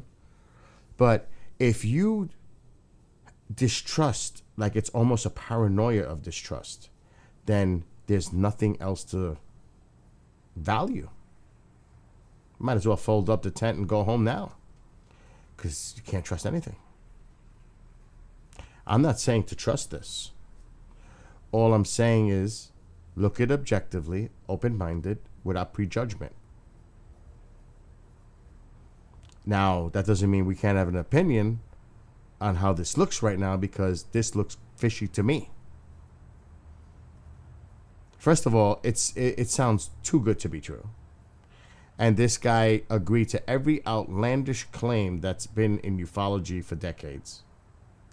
So that raises major flags for me. So I knew this guy was going to make the rounds and do all kinds of interviews and talk all kinds of stuff. It's like, oh my God, you're digging yourself a hole, dude. You're saying some serious shit. Now, they murdered people. The government murdered people. You know, some people will say, I'm not so surprised at that. Even Trump said it at one point. We've done bad things too. I mean, are our hands clean? No. So that one, I might give a little pass. We've been in communication with them. We have agreements with them. You know what I mean? I mean, and if his source is, look, there's a guy that's out there, Basaggio. He's Andrew Basaggio. This guy is so fucking out there that he's said some wild shit. I hope he's not the source. I mean, who is the source? He says that it's people that work within the program. I want to know. So it's bizarre. It really is bizarre. All right, okay, so that's not what he said about communication with the aliens. He said the USSR and US are going to communicate about them, the aliens. Yes, there's a Cold War pact. That's true. You're right about that. That's what he said. Who the fuck knows? Which that's kind of surprising too, that they would have. But I'm sure they probably do on that too. It's not to cause a Cold War into a real war. So who knows? But this guy, he's a major skeptic too, Mick West.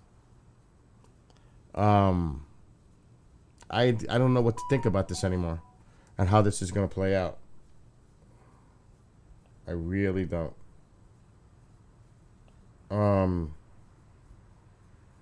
That's important. I'll deal with that later. But I've got a bunch of these clips that people are sending me. And then there's Greer today. I haven't watched that. I can't imagine what he said today. The reason I can be a skeptic after the Tic Tac is because I spoke to a high-level scientist that said that's ours. And that Russia had it too. And he gave me names. And I did some research. But I can't get into those details. These are people that... But then again, they're just telling me a story. So how do I really know? It's like he could be telling me a story just to tell me a story. But that's what he told me.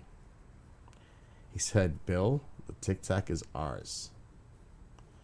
And Russia has it too. The technology.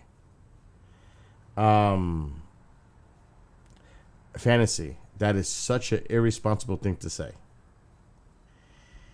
Because we don't know that technology exists because they don't show it. You can't tell me that they have technology that's 30, 40 years in the future that we don't even know of. So the Tic Tac is very possible. No, I am thinking about it. Definitely. Now, this all came out. I think it was a test. Look, if the United States really went to war with a country and they had to unleash their toys, they would. but then you're revealing it to all the other adversaries around the world. No. But if you talk to Jade, who is in Iraq, and he'll tell you about something that the United States did to Iraqi troops. Now, Jade is not a person that lies. And they used some kind of a weapon, which now has come out with the microwave stuff, that made the Iraqis go absolutely batshit nuts. And they just gave up. Now, this is what Jade tells me. So, well, I can tell you that I know somebody that does testing for the United States. And yeah, the United States has a lot of toys. Don't underestimate that fantasy. I don't know where you're coming from with that. Now, who spends more money on a budget on the military than any other country? The United States by far.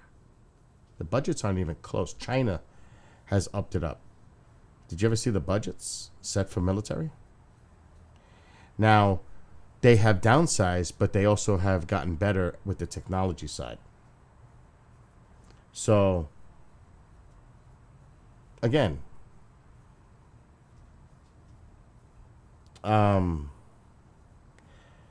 it's still the amount of, okay, there's a lot of money that goes unaccounted for on other things that's going into certain programs. So, I mean, if you believe that the budget that they put out there is actually going to 80% of pensions, there's money being derived from other areas as well. It's like the $20,000 toilet seat or the $2,000 Navy cup that they were fucking passing around. So, I mean, if they wanted to, look, there's countries that are rising right now that have the capability of just doing a lot of damage to other countries. There's no doubt about that. Some countries aren't built like that. Like North Korea, it's not like an EMP would be very effective against North Korea because their equipment that they use. So, I mean, there's different ways to look at it. We're vulnerable because of our dependency on technology. And some countries don't have that vulnerability as much as we do. So there's different ways to look at it. Now, if they wanted to make Iraq one melted sand thing, they can. My whole philosophy is we should never even gotten involved in that tribal faction Middle Eastern stuff that's been going on for thousands of years. We should stay the hell out of the Middle East. That's just my own opinion. I mean, really, should we have gotten involved? I don't see the why. Honestly. Between the Sunni and the Shia, the Kurds, the Persians, that's not exactly something you want to get in the middle of, to me. That's just my own opinion. But, you know what started this all off is should have invaded Saudi Arabia. Is this a Sunni Shia thing, or it's just now I think a lot of this is because of the cause of Israel being created in 1947?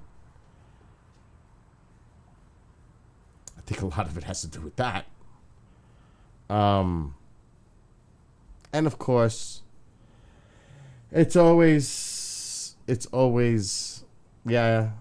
48. Like I said, I say we shouldn't even gotten involved with all that. Personally, they can't stand our guts. Half the world can't stand our guts. I mean, when Shah of Iran was overthrown and they were an ally of the United States until that point, what happened after that? during the Iran-Iraqi war. Who did we back to fight Iran? Well, Iran. We did. We supplied him. We built him up. The Afghan war against the Russians. Who did we back and build up? Exactly. Saddam. I mean, we created a lot of this bullshit too ourselves. And it's all geopolitical power. Exactly. So, who's to blame? Same thing could be said in South America. Mr. Pineapple in Panama. Was it Panama? Noriega. What was his name? I can't think of his name now. So he turned on us.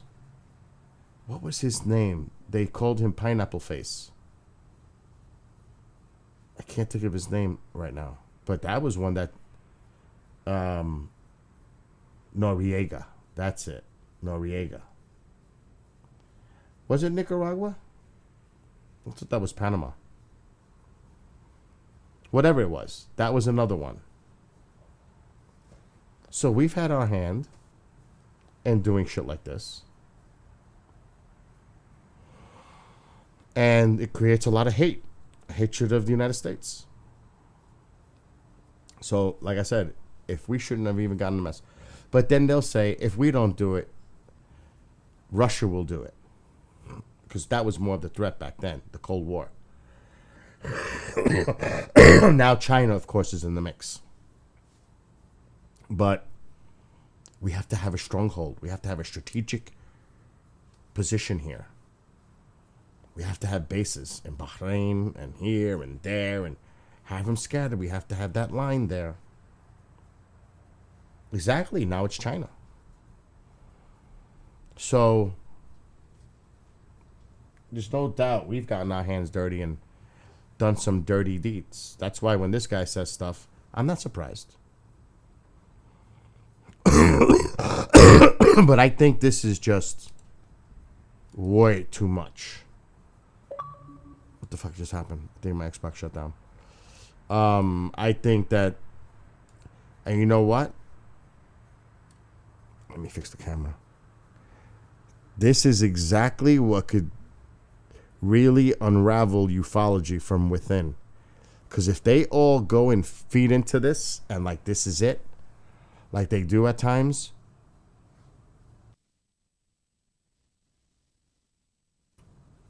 Okay.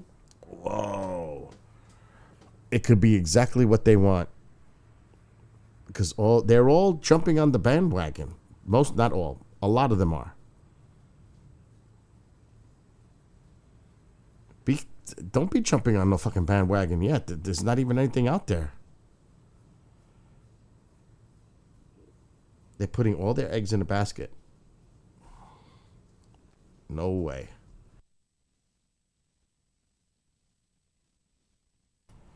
Okay. Also, Noriega was Panama. It's a long time. I can't remember. It's not like I did research on this all now and prepared myself to talk about this because just. But I think that this, and we're not going. This is what's frustrating me. They're all talking about the hearings now. We're not going to see anything at the hearings. This guy's saying it's so classified, Congress can't see it. So the American public's going to see some of this? What are they going to say? What are they going to show? Nothing. So they're all like getting excited about the hearings. You got to, that's insane.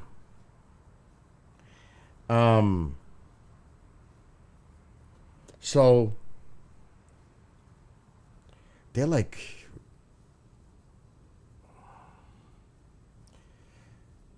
if I find out, well, I'm not even going to say that. Let's just see where this goes. Now, I don't believe there'll be any hearings till fall. because of course they got to go on their summer recess. I don't think the hearing's going to happen anytime soon, like in weeks. I think they're going to hold it off till the fall when they come back after their little summer vacation. So the story's going to go cold. They're trying to keep it relevant. It's going to go cold. Unless I'm shocked and something happens. But I don't see that.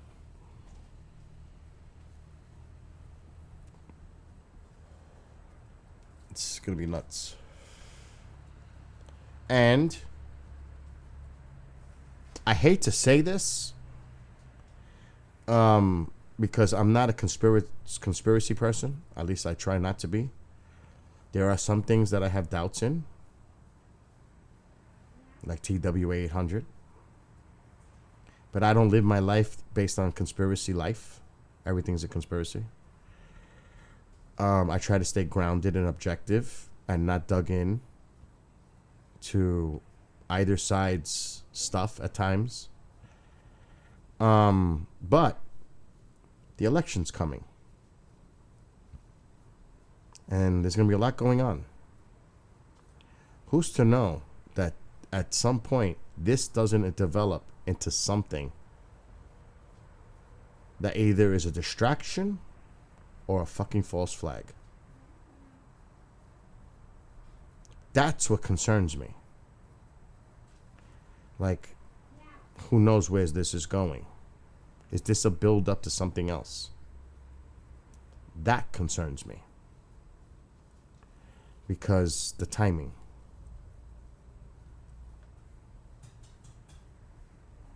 That is something I'll always question. The timing. And does this become a distraction to take away from something else? I don't know. I'm totally speculating, but you have to think, is that as being a possibility?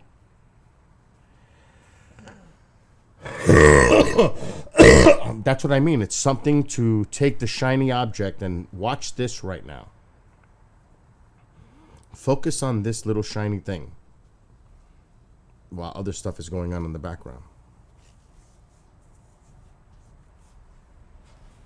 So, I mean, that's not jumping onto the conspiracy kind of mentality too much. It's just reality. You never know. You just don't know. And I'm just speculating. Make that clear. I am just hypothesizing and speculating.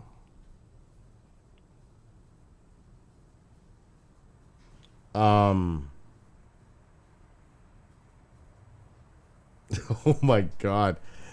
Fantasy, I get taxed more than most because I'm critical of the government. Oh my God.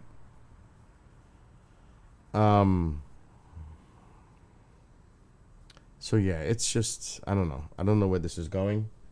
I am definitely not holding my breath.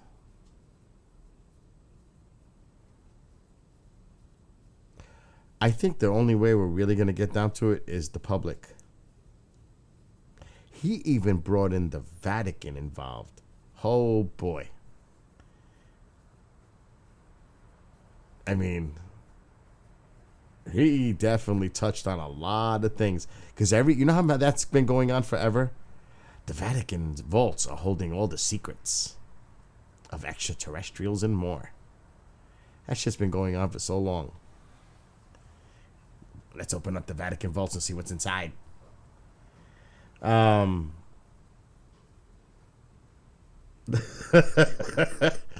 So, like I said, I want to just see how this all plays out.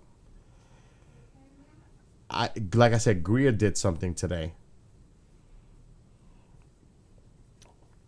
I haven't watched it yet.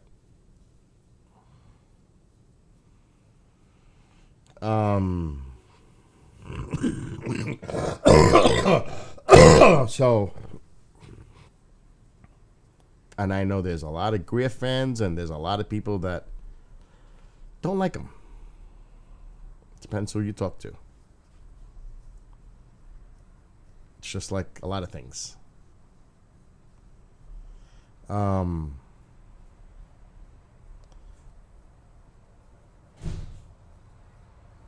Fantasy, I hear you.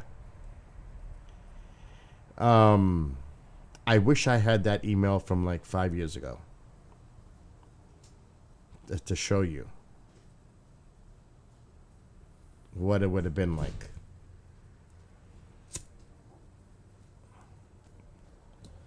Of course, I delete all my old emails, but they sent me all the information, like what is necessary for me to do when I get there at the retreat.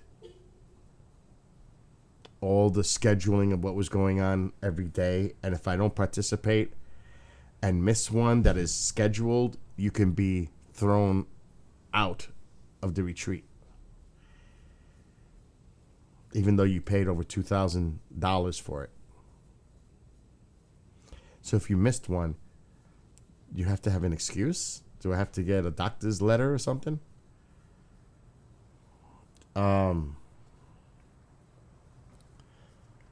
And I was like, wow. I think the price was $2,300, something like that. Don't quote me on it, but it was around there. $2,300 for a week at a retreat. And of course you had to pay for your flight, all that stuff, but you stayed at his retreat, wherever, I don't remember where it was. It was years ago. And the price tag was $2,300 a person.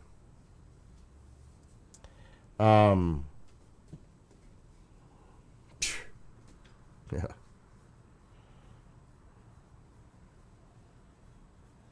So, in the very beginning, in 2001, when he had that disclosure panel, there was impressive people on that panel. And that's when Greer was like doing good things for disclosure, even back then. Even though there's a story behind it. CNN and a whole bunch of networks supposed to cover it, and the stream got cut.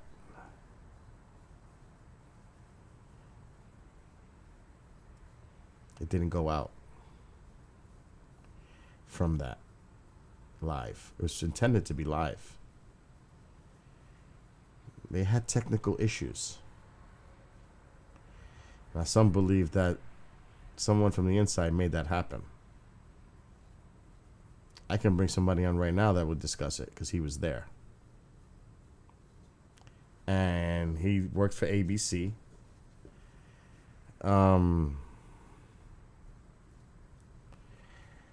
So I saw there was some technical issues earlier today, and I was like, are they doing it again? I was like, oh my God. Is it happening for a second time at one of his press clubs things? There was definitely some technical issues to start, because I was having a conversation with a few other people about it today as it was going on. Check out Greer. He's live right now. And it was all glitchy at the beginning. But it's on YouTube.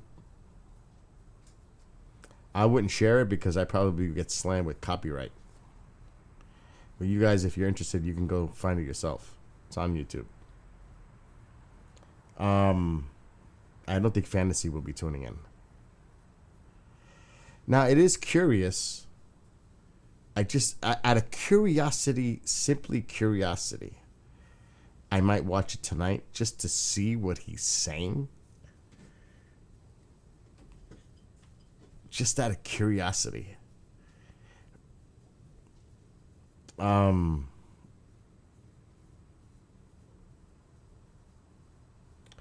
what happened? The statement came out last week. David Grush has told Stephen Gray to stop associating himself with Grush. Okay. I will simply say no comment on that.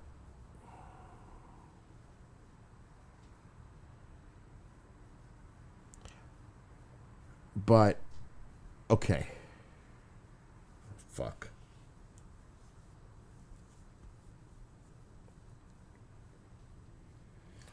I will just leave that alone. So what Fantasy said.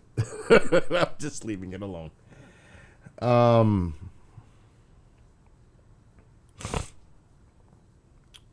anyway. I am done ranting. I've had enough. What's up, Genghis? Like in anything else, the world is full with egotistical people.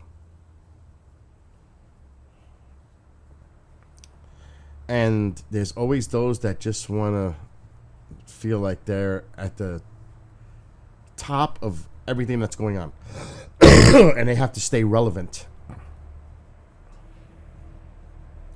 Whatever means. So, I'm not surprised with the whole disclosure thing. I'm not.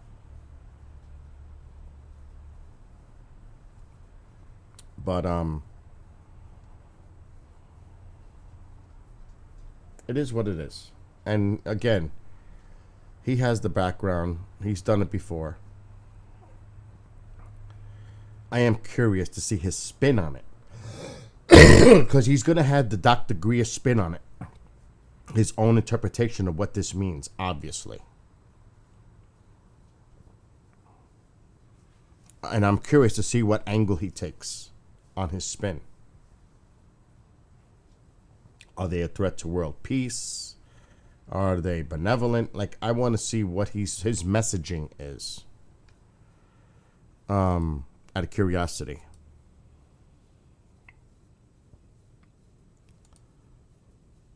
I know people who love him. And I know people who don't like him. I'll tell you one thing. I don't know if it's having problems, but Firefox is bad tonight. I may have to install a new one just because it's acting weird.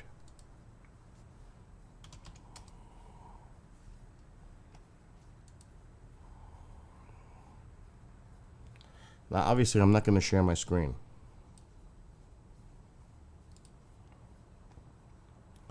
But I do want to see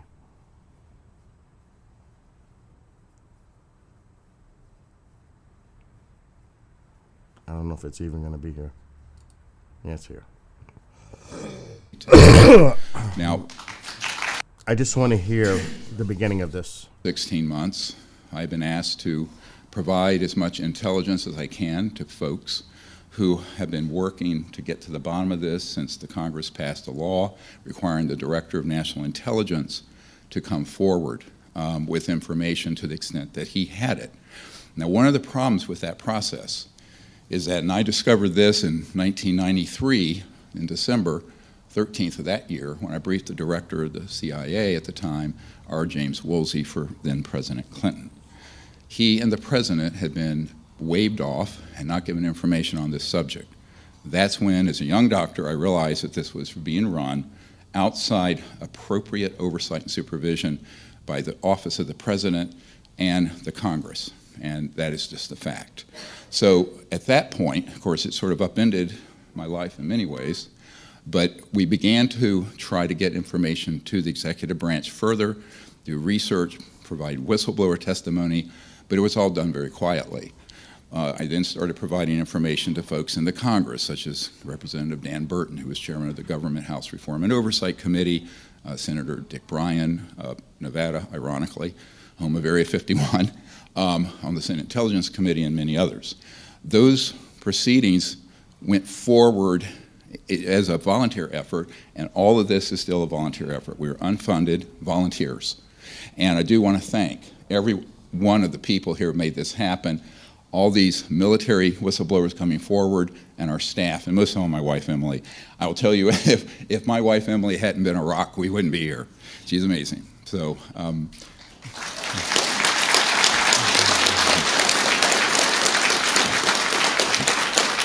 So I'm gonna the original FAA tracking tapes. The Disclosure Project have the originals, and you're welcome to see them. Those of you in the media, we can try to get those to you.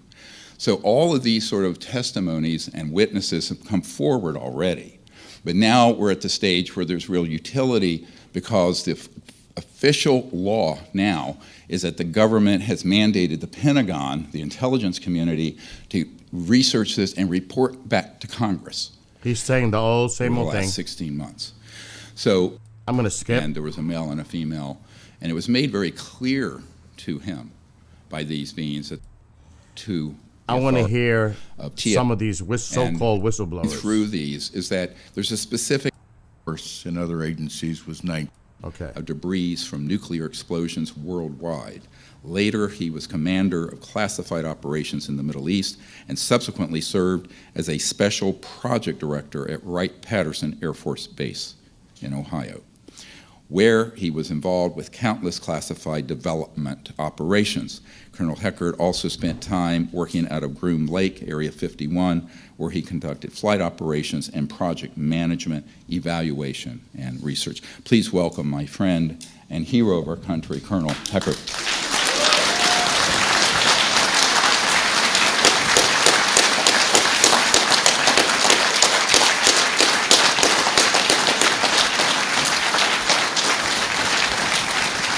Please. Well, thank you for being here and listening. I need to establish just a couple facts. I've been involved with SCI vaults and code words since 1964, and my last access with the Air Force and other agencies was 1967. Wow. For the last 8 months, I've been involved again in SCI discussions, thanks to this gentleman and all of these people sitting next to you and all of those volunteers. The things I want to share are first just a little bit of historical information quickly. You know the name Kelly Johnson. Kelly Johnson and the gentleman, Ben Rich, who succeeded him, I got to know very well. I've got a 1953 UFO report signed by Kelly Johnson and his engineers, and in that same UFO thing, about 4 hours later, it appears over his house. And Dr. Greer has a letter that Kelly Johnson sent to the National Director of Intelligence saying, this is real, this needs to be investigated. I am very fortunate to have been a pilot. I've got over 7,000 hours of time. I currently live in Alaska with my wife, Alice, and a whole bunch of grandchildren, and that's a real blessing. The 2 documented encounters, and I'm sorry that, do they have that up on the screen, or are they just showing that on? I'll make sure it's available, but these are the 2 airplanes that I flew that had UFO encounters. The first one was during the latter stages of the Vietnam War. I was flying an operation called Linebacker 3 going into Laos. I was in an orbit at 14,500 feet just south of the Laotian border, and my 2 armed escorts, because the RF is unarmed, and they're there to protect me, were delayed on takeoff. So I'm doing just a racetrack type of orbit. There are things that monitor in warfare called GCI sites. These are radar sites that vector in the fighters to the people that are intercepting you. What happens next is that I get an alert from 3 GCI sites and the early foreman AWACS that I've got traffic that is a fast mover near Mach 1 coming out of North Vietnam, Laos, heading for me in orbit. That concerns me because my armed escort isn't there. Now I'm completing about halfway down this next pathway, and they tell me, oh, don't worry, that target is above 70,000 feet, and you know it can't get at you at this point. So I'm a little relieved, but then I finally get to see it, and it's on a wavelength of light that I've only seen one other place, and that is in a nuclear pile on an active nuclear power generation, and it's called Teller light. It is very unique, very white, very, very bright. So we look up, and it's an 11 o'clock, and over here off my left shoulder about 10 o'clock. My backseater is stumbling to make their emergency detection systems and our defensive systems active. We watch this thing, and it's way above there, and I'm a little relieved until all of a sudden, through the mid-term of the orbit, it comes from 70,000 feet down to 12,500 feet in 2 seconds. And now it's tracking off my nose and staying at 5 nautical miles away. That sets off everything in my aircraft. The 3 GCIs and the AWACS are really concerned about me at this point. And as we go on parallel with this thing flying at 5 miles an hour, I'm really concerned. And then they ask me, will you intercept this if you can? Well, the airplane, the RF-4C, is a Mach 2 plus airplane. I've been in flight for a little while, and so I probably, if I go to afterburner, only have about 15 minutes of fuel left. But I agreed to intercept. The reason I did was I have a new, one-of-the-kind IR infrared sensor, but it's on the bottom of the airplane. So my backseater and I agree, hey, this is important. We can see this. We need to document it. I go to afterburner, and we accelerate very quickly through Mach 1, go up to about Mach 1.2, and I close to within 3 nautical miles of this UFO. And we've got it now on our radar. We've got it pegged. The guy in the back seat can't see it on his display because that sensor's pointing down. So I pitch up, do a supersonic climb up, and he says, we got it, we got it, we got it. That white light at 3 miles goes out of sight within less than 2 seconds. And they say, don't worry about it. It's above 80,000 feet in those 2 seconds. I go back to the home base because I'm out of fuel, land, all that material, all the mission material is confiscated, and I'm told, don't talk about it. Well, what happens next is I'm not happy with that answer because I've seen something very, very real. I call the GCI site on what's called the Audubon or telephone system. I say, hey, I'd like to talk to the senior controller that was on duty, tell him I was a UFO pilot that they were just controlling, and he comes on the phone and says, hey, we're all really excited about this. And then I hear him say, yes, sir. Okay. He says, bye. Click. I couldn't talk to the other 2 GCI sites. Oh, that goes shit. away, and I never know anything about it until later. The next one is on a U-2R, and that's a Blackbird. I'm at 70,000 feet above that on the DMZ of Korea. This has been a combo mission, which means I'm taking photo intelligence during the daylight, and then I'm doing what is called an ELINT comment mission in a butterfly track 3 miles off the DMZ. We have a sunshade that protects you during the daytime in the U2 because the sunlight's so intense. You're about above 98% of the atmosphere at that point. Anyway, I have What's that up, James? slidden back, everything's looking good, and all of a sudden I am blinded by that same frequency light from above. It turns my black airplane white. And the U-2, as the last-ditch saving method to avoid a missile can do a turn at less than 7 nautical miles at the same altitude the SR-71 is at. SR-71 takes 160 miles to do that same U-turn. There is nothing, to my knowledge, in the world that is man-made that can stay with the U-2 at that altitude, turning the max turn, unless it's another U-2. This light tracks me from above. Now, I can show you later missiles that come between me and my other RF-4. My airplane's got holes in it. They never made me abort a reconnaissance operational mission. This scared me so bad that I had to abort. But when I land, normal debrief does not take place. They just say, go shower and go to your room. Okay.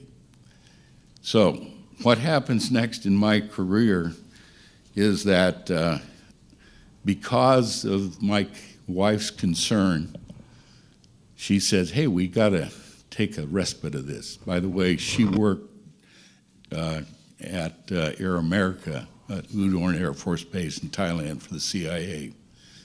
Anyway, she says, we got to get out of this. You know, you're. This is interesting. I'm interested in hearing this. 2 children, and I'm worried. So I take an assignment to what's called AVTAC. I got to put my air on. AVTAC was established in its predecessor. By the way, I got a new in chair. 1945, Nice. due to the development and the concern of Little Boy and Fat Man, the 2 nuclear bombs. Those are important because we have a detailed history of air sampling, pollution sampling, and it was primary pollution that they were concerned about radiologically from 1945 on. At that point, I'm assigned at a base commander level.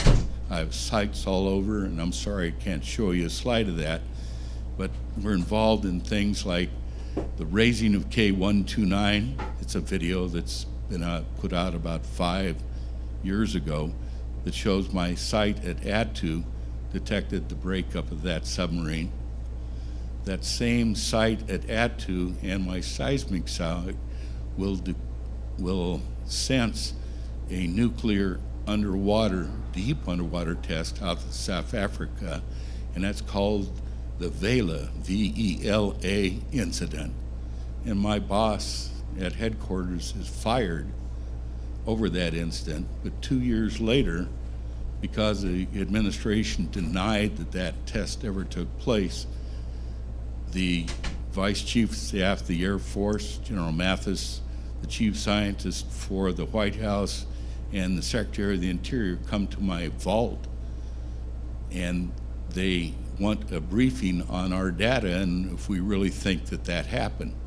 They left believing it really happened, and as a result, South Africa destroys 4 nuclear warheads they had.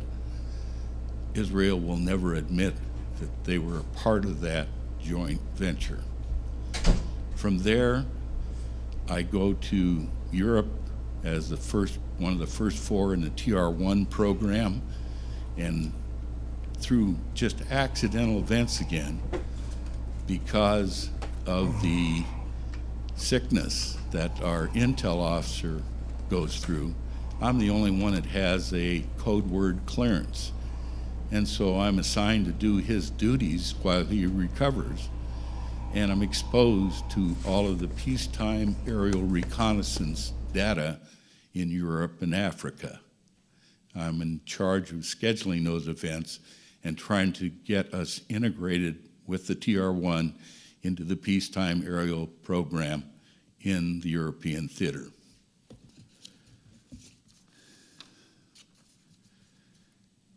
From there, this is supposed to be a 4-year assignment. At the 14th month of my tour in Europe, I am required to, or I was asked. And that's the biggest question when this stuff happens. A high flyer again. And of Kevin. course I said yes. They do a process when you go. They make all these claims, but where's the evidence? Now, is he willing to testify again under oath and with all his claims? I mean, he's an old man. Probably lives a nice, peaceful life in Alaska. And he's coming out now. You know he's going to get targeted and attacked. You know it. So he's bringing this onto himself, saying all this stuff. So he's thinking maybe they'll call me into Congress to testify. Who knows what his motivation is? I'm just interested to hear what his so-called account is. Go to a classified site called sheep dipping. And so they put fictitious orders in your official files. I go overseas and work in the Middle East and actually work with Delta Force on a hijacking in June of 1985 during that tour, and we lost a soldier on the ramp. But this is in direct coordination with MI6 because it's a British base, and that's now declassified. But it was quite an experience. The only problem is that there was a conflict in the chain of command. I was supposed to be the chief I'm skipping to the next guy. for the U-2 program back at Edwards. That's a follow-on assignment. I don't know the logistics of it. From, for example, 5th Marines was called. All right. And welcome to Michael Herrera.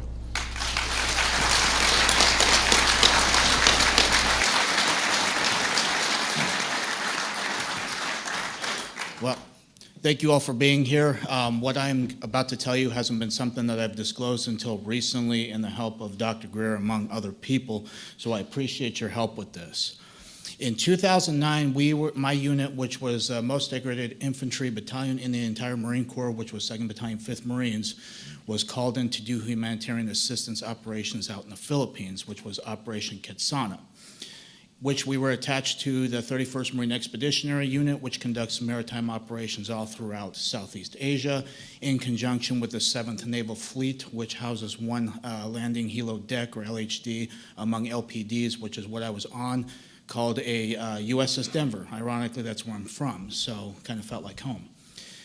Now, during that operation in Quetzana in the Philippines, they had actually heard that a tsunami and earthquake hit the western part of Sumatra, which is western Indonesia, Padang City more specifically. Out of all the ships in the 7th Fleet, the ship I was on was the only one that was routed to that location, which was oddly strange, but then again, this is my first humanitarian operation, so I don't know the logistics of it, but the skipper of the ship would probably know that information. So this happened September 30th. We ended up getting called and dropped anchor around October 8th. We are briefed in the ward room, which is the officers' mess, where they eat like their cafeteria per se. We're briefed that there is some of President Obama's family members that are present on either in the city or somewhere near there. They had a SEAL platoon that was ready to go to retrieve those people. Us knowing well that Indonesia is also the 2nd largest terrorist capital where they train these guys, and they'll send them up to whatever theater of operation where anybody wants a piece of the United States, they ship them up to go handle it. So we know that well, and we were then briefed that we were going to be armed during this operation, just to also provide security for the transportation coming to basically drop off medical supplies, sheltering items, food, purified water, things like that. So they ended up selecting certain Marines to go ahead and do this. We were only in sticks of six Marines, so it had NCOs on top of other Marines to help with that. So we again boarded CH-53 Super Stallions, which are gigantic helicopters that are roughly 100 feet long. I love the design of them. It's my personal favorite. But we ended up boarding this on the ship, and we flew to the southwestern part of the city, which is Padang. Looked a lot different through satellite imagery that I've recently seen. Back then is a lot different, especially because most of it was decimated, on fire, rubble, flooded, you name it, basically the worst kind of scenario you could ever see. From then, once we touched down on this landing strip, It took probably about 2 minutes. And then again, the pilots got radio confirmation to go ahead and drop us into certain parts. So we again dropped to a hasty LZ, which took probably about 6-7 minutes to fly to from that position. And we dropped to a hasty LZ. We got off the bird, and what we were instructed to do at that point through the briefing was to push to a high ground at least to get better observation. As a Marine, the tactical advantage that you get from having a observation from a top point is you see everything clearly. You could also, coordinate from there. At that time, we had did a tactical column, which we are able to get eyes on pretty much everything, especially with 6 Marines. So we have the effective communication at that point. If we need to engage, we can properly do it within the amount of ammunition we've got, as well as the weapons that we got, which were only M16A4s. So at that point, we decided to push forward. We trekked up about 300 meters. At this time, I have a Panasonic camera that has the ability to take photographs. It has a ability to take videos, obviously. When we got to this high point, I was taking video camera, and I had actually turned to the north, which just kind of slopes down. And right there was something that stuck out like a sore thumb, especially with jungle terrain, things like that. Vegetation, very green stuff, was something that stuck out so well. It's always going to be basically imprisoned in my mind for the rest of my life, and it has been for 14 years, was something that was rotating, and it was transitioning between colors like a light matte gray as well as a dark matte black. So in between, that's what it kept, and it was very smooth. We had all looked at each other as we got online, and we decided to investigate. The further thing I want to say is that I actually took pictures and video of this before we actually trucked down. We had a dump pouch where we basically, if we expend ammunition, we want to retain our magazines, so we put those there. So I dropped my camera in there, and we decided to go down. We didn't have any communications, which was weird, and that was a very odd thing, and it's something that either could have been good that we didn't, or it could have been something that could have been very bad. And it just however you want to look at that. Once we got down this slope, we were approximately 150 meters away from this craft. When we all got to the point where we could see it, just like behind here, again, Mr. Schratt, phenomenal job. You can see that the craft here actually was roughly about 300 feet. And the reason why I know this is because you could fit 3 of the helicopters that we flew in on underneath this craft. It was rotating a clockwise motion. The panels here that you see, the black ones, at least 3 of them, was like a Vanta black, very dark. I have no idea what that was. On the very top, there was like a pyramid structure that you could see the shadowing of it, which would elicit that was a pyramid structure. And it had an audible hum to it, kind of like a guitar amp if you were to unplug that, or like a transformer. It's very audible. If I was to hear that sound again, I could tell you, okay, it's probably this thing or something similar to that. It's very distinct. And the way that it was floating, which was about 15, 20 feet off the ground, it was kind of a very eerie thing to see because I've never seen anything like that in my life. When we got up to that point, we were then intercepted by a team of soldiers or rogue military force, if you will. The most concerning thing about this is they all had American dialects. They had American gear. They had OTVs, black. They had black camouflage. They had very similar setups to what we have, but more high speed, something what you would see special operation groups these days have. They had no insignias on. They had no ranks. They had nothing that would signify who they were. They had black ball caps. They had M4A4s that were equipped with ACOGs. Is he saying that we built that and we're using that? Is that where he's going with this? That's one of ours? Is that where he's going? I don't know. Now, this was today from the National Press Club disclosure hearing that Dr. Greer put together. So I'm just curious to see where this is going. Which was a step up from what we were currently issued, as well as PEC 16 IR illumination devices that you use for night vision and night patrols, things like that. So we were engaged. We had 8 of them put the drop on us. You could audibly hear them blow the safety selectors off. They basically started screaming at us, telling us what we were doing, we were not allowed to be there, who were we with, what were we doing there, threatened that they could kill us right then and there. We could get lost in the jungle. They could throw us out of a helicopter if they needed to. It was Very nerve-wracking at that point, especially looking to my fellow Marines and seeing the reactions on their faces too. We were all freaking scared, to say nonetheless. So with that being said, each Marine was then patted down along with myself. We had our weapons taken from us. They were basically cleared in condition 4, which means they had no round chamber, no magazine in. They dumped our magazines out of our mag pouches as well onto the deck. And then again, because of Marine Corps order, how things are with that. All right, so James, because I stepped away when I went off camera.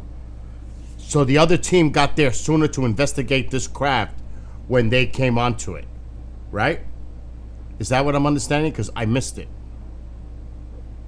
So the other team was already there at the site with this supposed craft when they stumbled into that area, and that's when they told them all this. Am I getting that right now?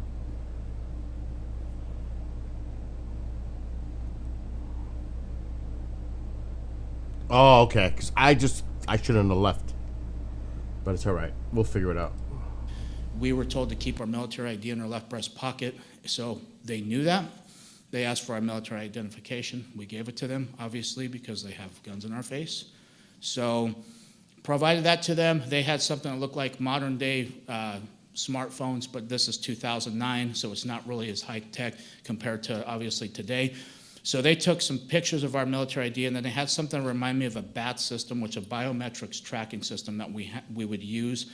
This is for insurgents or anything like that. It would take fingerprints, it would take retina scans, it would take pictures of them and document them. So if there was other militaries that were coming to relieve our post, they would actually have this information too to know who they are dealing with.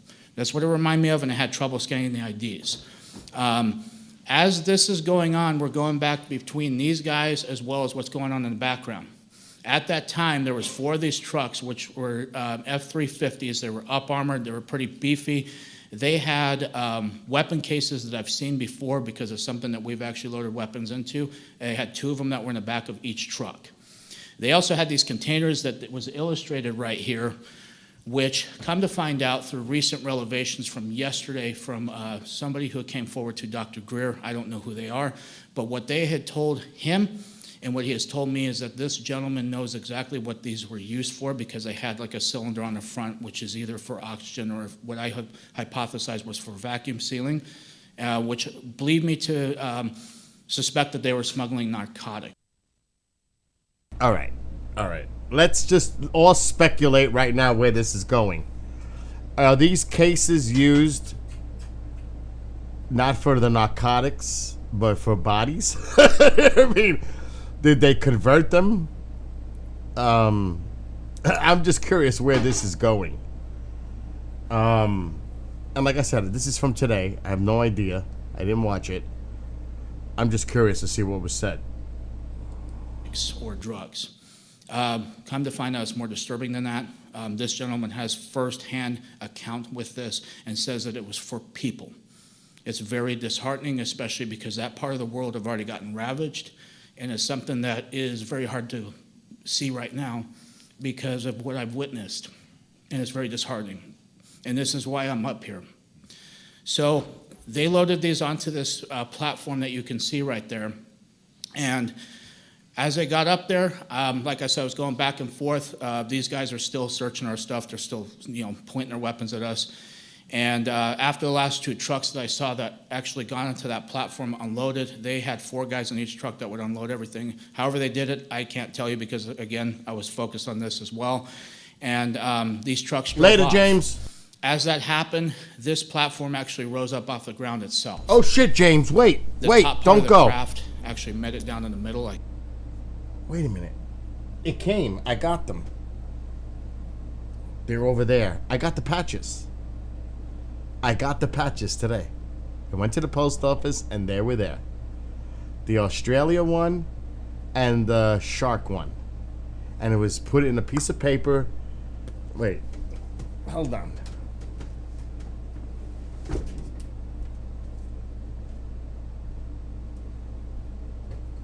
Oh. We're watching something important.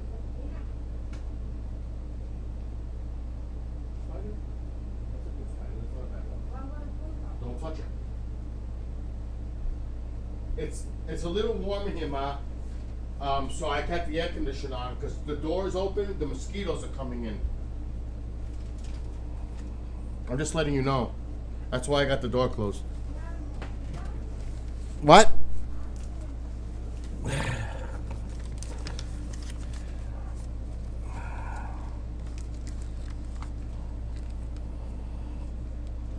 What the hell is this? Is that an Australian $5 bill?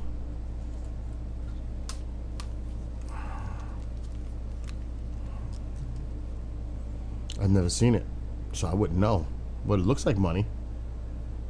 Yeah. Your crazy plastic cash. I'm gonna show this. Let me.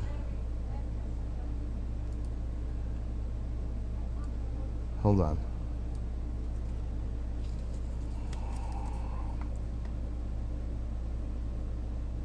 Is that Queen Elizabeth on there?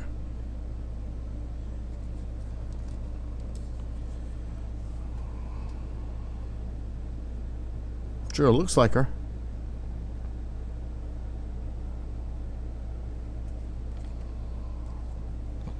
And there's the back. Yeah. That's wild. That is wild.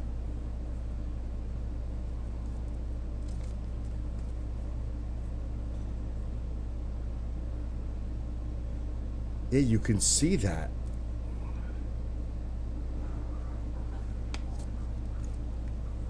Wow. And of course the patch, which I'm putting this on my Mount Talk jacket. This is going on my Mount Talk jacket when I go fishing. I love that. I love that. I love this. And the other one.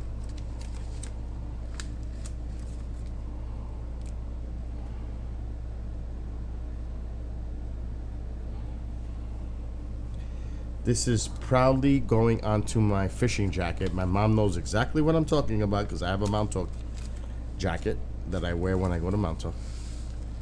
It's exclusively for Mount Talk, like I do everything else. So thank you very much for that.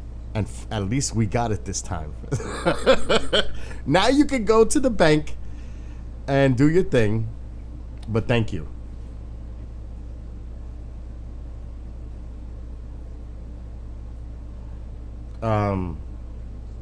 Yes, exactly. Like I said, it's going on my jacket.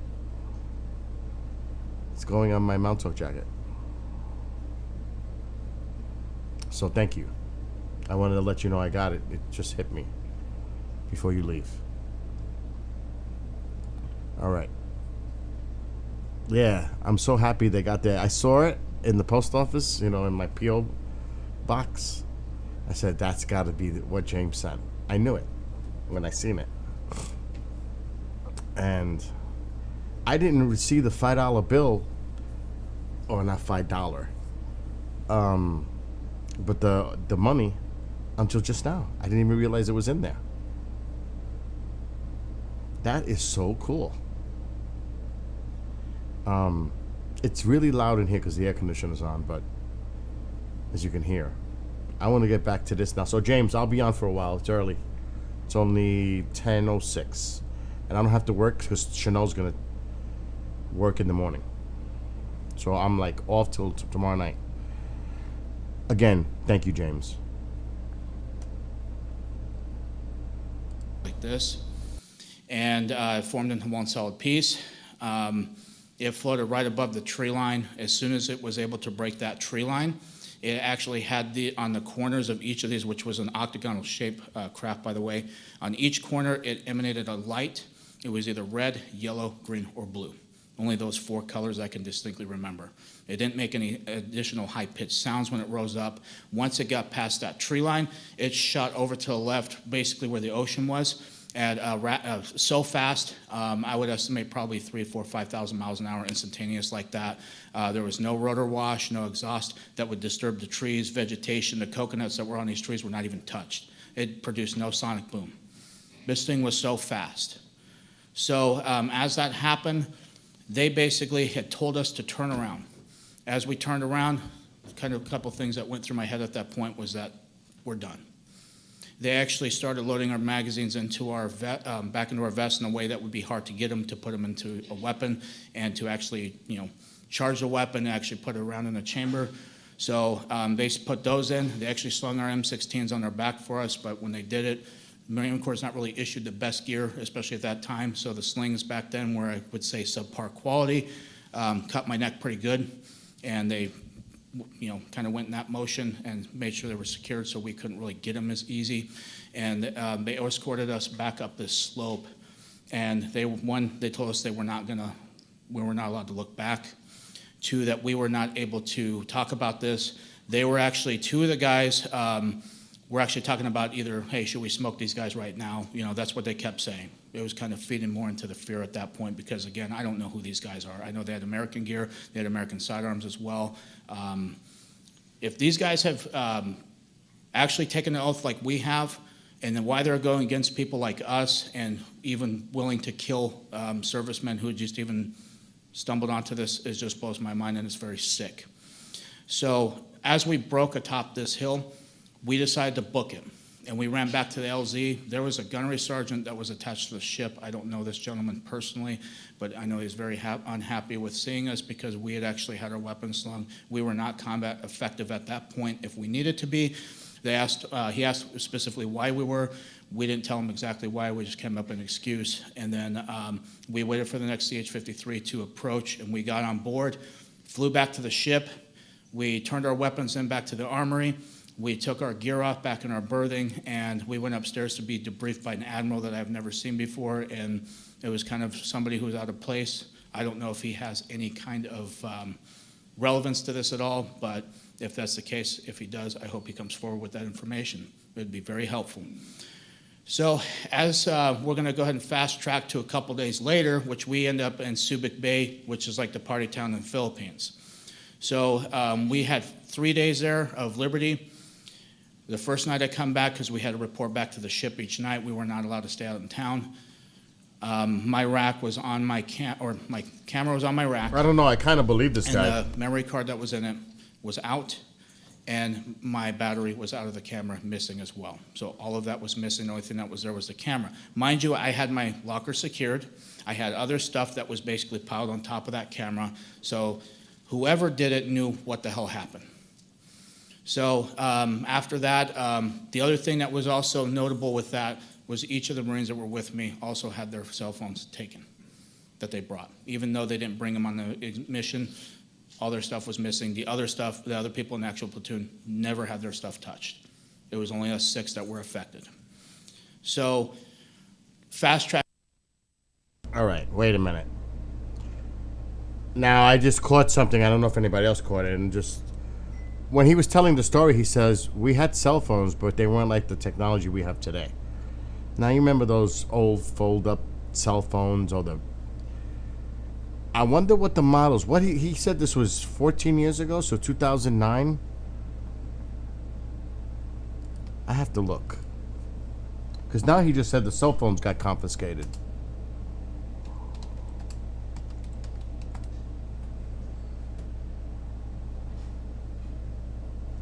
Oh my God, Firefox, you suck tonight. Somebody's messaging me. I'm not paying attention.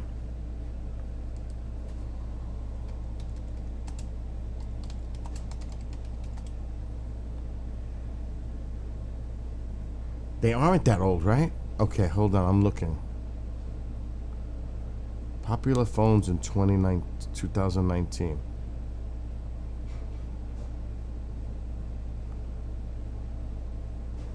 A BlackBerry, a Motorola Razr. So these are decent phones. What, Ma? Did you find out how Race is doing? No, not yet. I think he's doing better. Somebody told me he was out of the hospital 2 days later, and it was an allergic reaction. Okay, what features did they have?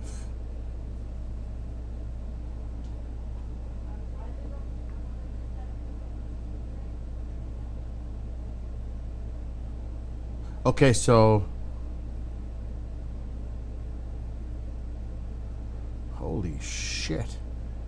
thing is doing like a printout AI style.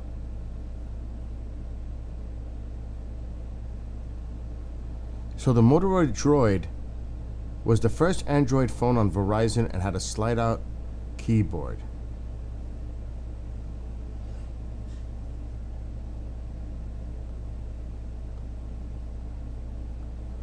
The Apple iPhone 3GS.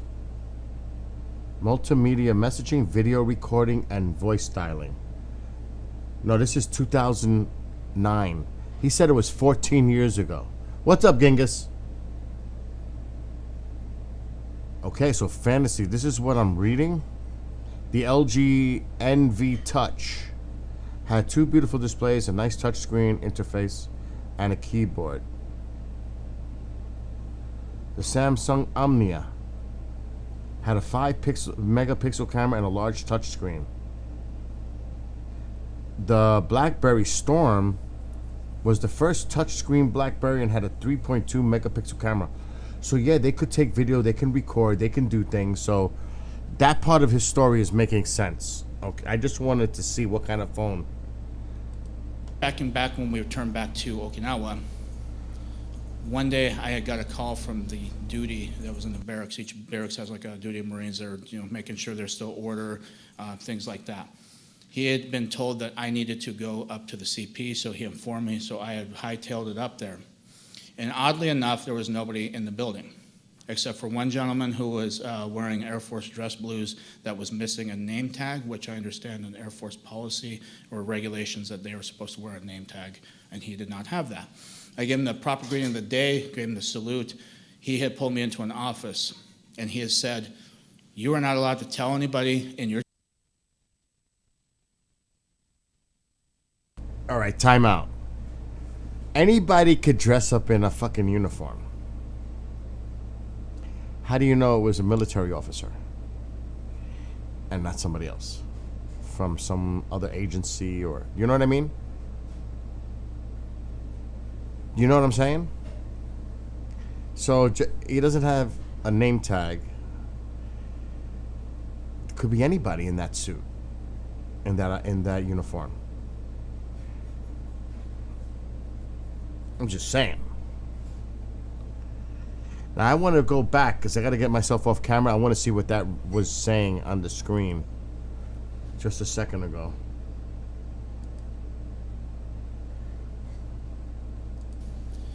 One day I had got a call from the duty that was in the barracks. Each barracks has like a duty of Marines that are, making sure there's still order, things like that. He had been told that I needed to go up to the CP, so he informed me, so I had hightailed it up there. And oddly enough, there was nobody in the building, except for one gentleman who was wearing Air Force dress blues that was missing a name tag, which I understand in Air Force policy or regulations that they were supposed to wear a name tag, and he did not have that. I gave him the proper greeting of the day. Hey man, this is asking too much of me, and it's not worth the risk. My family military career far exceeded anything you're asking of me.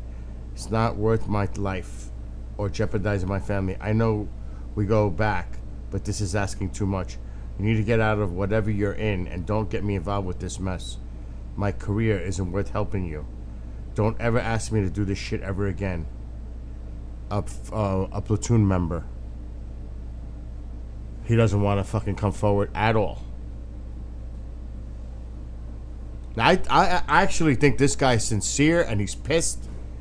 And to me, proud Marine, I actually am leaning to believing this guy. Just looking at him and the way he's coming out. Again, we can doubt everything, of course. But I don't know. This guy... Gave him the salute. It's got me a little. He had pulled me into an office, and he has said, "You are not allowed to tell anybody in your chain of command. I don't care if it's a general. I don't care if it's anybody. You are not allowed to talk about what happened. You can go to prison for this, or you could be killed." So he slid over a non-disclosure agreement, and it had 2 things that I can recall to this day as I quickly skimmed through it, because again, I had thought we were going to forget about this whole mess. And one was said TSSCI, and the other said Indonesia. There's only 2 things I can recall out of that. So I was forced to sign that. I signed it, and I had got the hell out of there as quick as I could. Before I did that, I tried to ask him who he was, and he would not tell me who he was. So I hightailed it back, and I have not spoken about it ever since I was able to recently because what the law passed. But that is my account for you guys. This is also an urging for anybody in Washington, D.C. who's a political figure. Please get this under control because there are people who are either being hurt or killed by this, and it's something that needs to be addressed. So shit, he put in for the Whistleblower Act, the bill. That's what he brought up. So he went through the channels to file as a whistleblower. So interesting. Because of retaliation. So that's an interesting little tidbit. Please. Moving forward. Due to an incident. Oh, let's go back. Oh my. Just a testimony under. I'm going to look down and read this. I have a brain injury, so it gives me problems. So he has a brain injury. So I think that this has to be dealt with in an orderly fashion immediately by the Congress and by the President. Next, I'd like to introduce Stephen Digna Jr. He's a U.S. Army veteran, disabled due to an incident. He also was a witness to a Raytheon Corporation event at Fort Irwin, California. His story is very involved. He's just going to give you a few of the highlights in the interest of time. But thank you very much.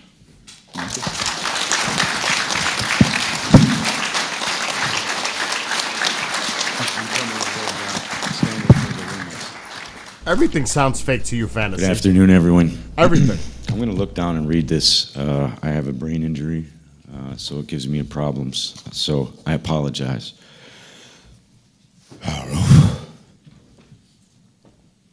My name is Stephen Michael Digna Jr.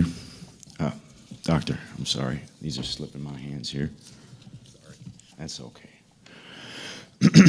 My name is Stephen Michael Digna Jr. The following testimony is true and inaccurate as it can be at this time to the best of my ability, and I am prepared to swear this testimony under oath before the Senate and Congress.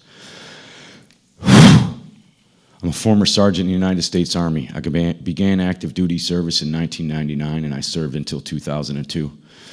I was assigned to the U.S. Army Training Center, W4J9 Alpha Alpha, Fort Irwin, California, located in the Mojave Desert inside Death Valley near. Wait a minute. Wait a minute. Now, I'm just, out of all respect to this gentleman, he served 3 years. So either something major happened to him due to his disability. But that's really quick to be in a situation where he's seeing stuff. If this is where this is going, 3 years, you know what I mean? Didn't he say that 1999 to 2002? Didn't he just say that? Yeah, he had a brain injury. And like I said, all due respect. The Barstow, California in 2000. I was assigned to Alpha Company Group, Live Fire Combat Engineer Division, Computer Support Systems, and basically for civilians, it's management for live fire operations. I acted as a hub between the operations group, intelligence planners, ground team, Air Force, and Star Wars programs. Thank you, Doctor. In July of 2001, I was observing a live fire practice at a level from an observation deck at approximately 3 stories high from the desert floor. I saw a craft in the distance at approximately 200 feet off the ground, measuring approximately 172 feet across, strongly resembling a hovering B-2 Spirit. Upon first glance, my eyes were adjusting to the darkness. I could see 7 lights in a V-shape. After that, I closed my eyes for approximately 30 seconds to allow them to adjust to lighting conditions. We were running red lights throughout the bunker due to the current live fire exercise. The range was hot. That means rounds are being fired and lives are at risk at all times. This was interrupted by a very, very ominous call, a net call, said ceasefire, ceasefire, ceasefire. Came from one of our observer controllers on the ground. There was about 27 teams out there, and they kept soldiers alive and trained them. Sorry, thank you, Doctor. Once my eyes adjusted, I could make out the general shape of the craft.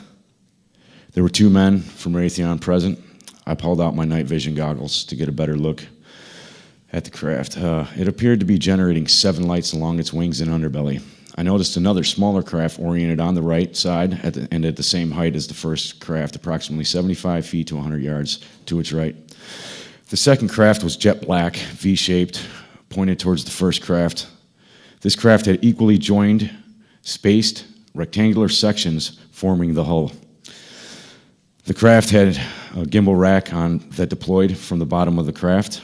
Approximately 5 to 6 holographic lights, holographic emitting lights were pointed directly at the first craft. That was my assumption due to the fact that they were displaying a strange color within my MVG goggles. Anyone that knows the old school, circa 2000 MVGs, they don't emit color. They give you green, grays, and blacks. I was seeing colors within my night vision goggles. This was not normal. And it was my assumption that perhaps this was a hologram being projected from the other craft. I can't confirm that. However, that was my assessment at the time and my suspicion at the time. I wanted to throw a baseball at it, but I didn't have one, just to see if it was tangible and solid. The second craft was jet black, V-shaped. I'm sorry, jumped a little space here. Thank you for the bullets, Raven. The craft and the gimbal rack were deployed from the bottom of the craft and approximately 5 or 6 lights. Sorry, Dr. Greer. Guys, I goofed up, and that's a part of the brain injury suffered during the explosion on the live fire range.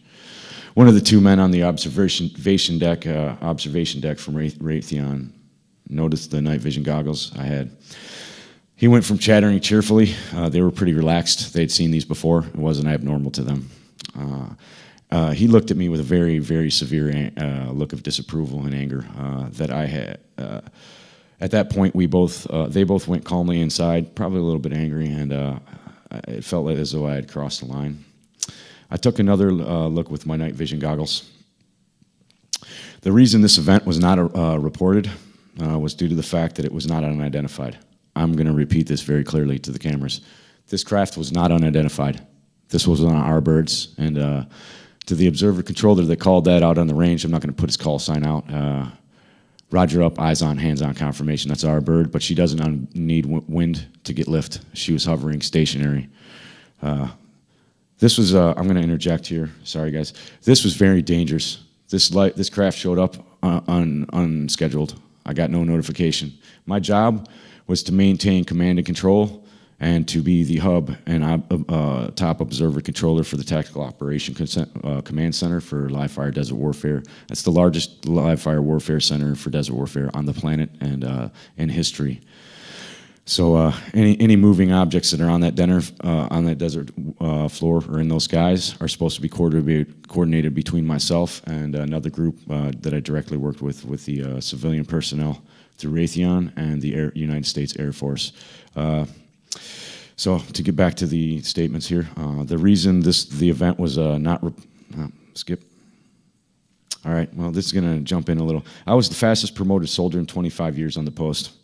And I was the youngest #1 control seat holder at Fort Irwin NTC facility in history that held the title, the Voice of the Desert. When I cued my mic at my FM base station, it shut down all radios, and I could shut down the range for safety reasons or for medevac calls, safety reports, weather reports, and any other thing that was commanded by me by my superiors. I skipped over that, but I filled it in good. Approximately 5 to 7 days later, sorry guys, this is personal. This affected the rest of my marriage, my life, and my relationship with my child.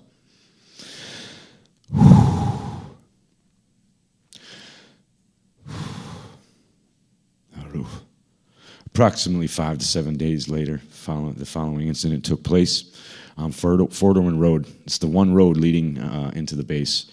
During the weekend pass, after the show, my wife and I had taken a pass to go see a movie. And this took place right after the live fire bunker, about 5 to 7 days afterwards. We skipped the second movie, or halfway through. I was really tired, just got back from running the range, 78-hour shifts with no relief. We passed a dry lake bed on the right-hand side. I've got that exact information already turned into the proper authorities. Thank you, Dr. Greer and all of his team. People out there, please get ready to come out. There's a saying they got, an old friend of mine, well, a new friend, but he reminded me of an old saying they have at Fort Benning, Georgia. It says, "Follow me." There's another saying we have at the Signal Corps Academy. It's on the badge. It says Pro Patria Vigilantes, or Vigilis. That means watchful of the nation. And then there's another group of men that I served with, and I tried to keep them alive every day to the best of my ability. Same guys that blew me up. And I still love them today, and I ask for amnesty for all of the information I'm going to say from here on in. Is these boys are on the ground, on the hottest spots in the planet, along with these other soldiers, and they're dying out there. They're out there killing people under false pretenses. I've also turned information in that may be able to prove that to the proper authorities, thanks to Dr. Greer and his team. His team so far has been accommodating, polite, honest, respectful, and this man is my new general. He leads the way. So rally up. Rally on me. This man is the way. He speaks the truth. He is sound. Apologize, Dr. Greer. I've been waiting to say that for a long time. I thought they would laugh at me and look at me like I'm a lunatic. However, I brought my data. I brought the information. They stripped my information, said I had a driver's badge and a service ribbon. I had 2 accommodation medals, and I had total 7 certificates. They put me in for an ARCOM, which is the highest award you can get for a non-deployable base. I'm a non-combatant, but I'm as close as you can get to being one. Those boys out there, we receive KIT reports every day. That means killed in training. Had I been in a real tactical operation command center or bunker on the range, like the one that just got hit in Ukraine, then I'd be sending men out to die every day. Those guys hated the voice of the desert because we gave them commands to send their troops into danger and to death, even if we knew that they were just the decoys for the real mission. So I'm going to have to jump back to this. I apologize, Raven and everyone, for going off track, but that had to be said. Back to the story in hand. This isn't a story. It's my story. This is a real story. And don't forget that. This is real. Now, obviously, he has bullet points to try to keep him on track of the account, the story he's trying to say. He suffered a brain injury, an explosion in the live range. So it's keeping him trying to help him keep him going, stay on track. But when he starts talking freely out of his mind, it's really just him. He's not reading off a piece of paper. It's coming from the heart. He's passionate about what he's saying. Now, for those that were here earlier, Fantasy was talking about stuff that it's bullshit. Like, Jade is the person I was talking about. When Jade was serving in Iraq, and Jade can tell this story better than I can because it's his account. I think it was him, or maybe others, seen something block the stars out silent, went over them. Okay? They also used weaponry that put out like a high piercing sound, was it, Jade? That made the Iraqi soldiers go absolutely batshit crazy and surrender. Jade can tell you the story in chat. This was back in what, the first Gulf thing, Jade? You can tell your story in there if you want. But he had an experience in Iraq.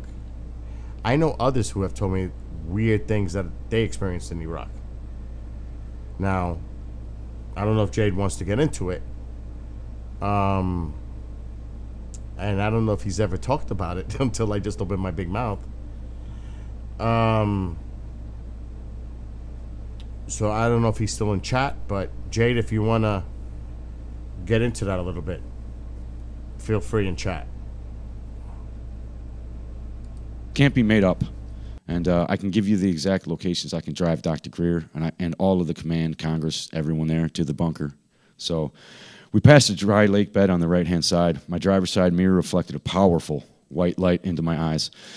I saw a bright white light pop up out of the canyon that I had just come from. I looked over my left shoulder and saw a zipping light that zipped through the curves in that bend, mimicking my exact track and exactly the speed that I had had. Suddenly, all I could see was a bright light through all of my windows, and at that exact same time, my car's power steering and the engine's electrical system, everything died, completely died. When I exited the vehicle, I rushed towards the front end of the car, believing there was someone pointing a floodlight at us. I had some words to say to that man. I stepped through a thick field of white plasma that encompassed a spheroid craft. As I turned to go inspect the craft, my wife opened the door, and she ran out towards the front of the car, and she was yelling, "Steve, no." She was instantaneously locked in place in a bright white field of plasma. As I looked at her, I thought to myself, it's okay, she's in stasis lock. That plasma enveloped her body with about 6 inches. I heard a female voice calmly state, it felt like it was in my head. It said, she is in stasis lock. It was a confirmation. Thank you, Dr. Greer. Relieved that she was safe, I started approaching the craft for further inspection. The craft and the car were nose to nose at a 90-degree formation. If you looked at it from a bird's eye view, it would be in an L shape, nose to nose. The craft was, there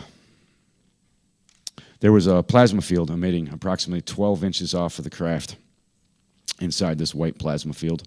The craft seemed about approximately 23 feet long. I stepped forward with my left hand extended and slightly reaching out to it. The craft responded to my movement. This startled me slightly, but I took it and stood still, just in case. By moving back and pivoting the nose away from my hand like a cat or a boxer, and it felt like a cat to me.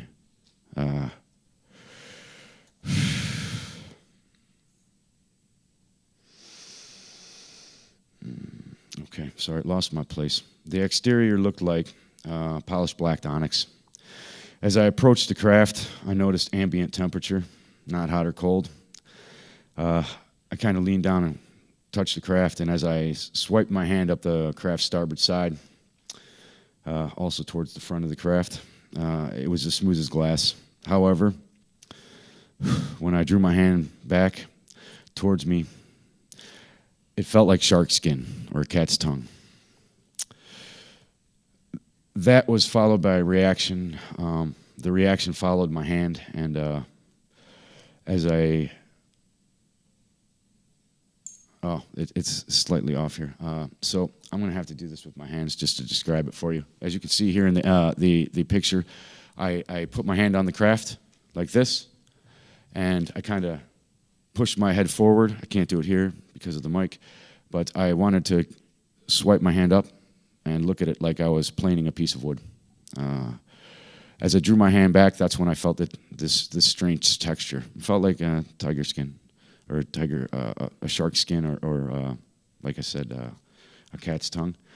As I drew my hand back, pixels jumped off the craft. They were like micro shavings. I would call it. They resembled graphene or magnetite shavings and nano-sized particles. As I did that, and as I swiped up first, I guess to get back to that, as I swiped up, the craft emitted a tiger stripe pattern up the starboard side of the craft.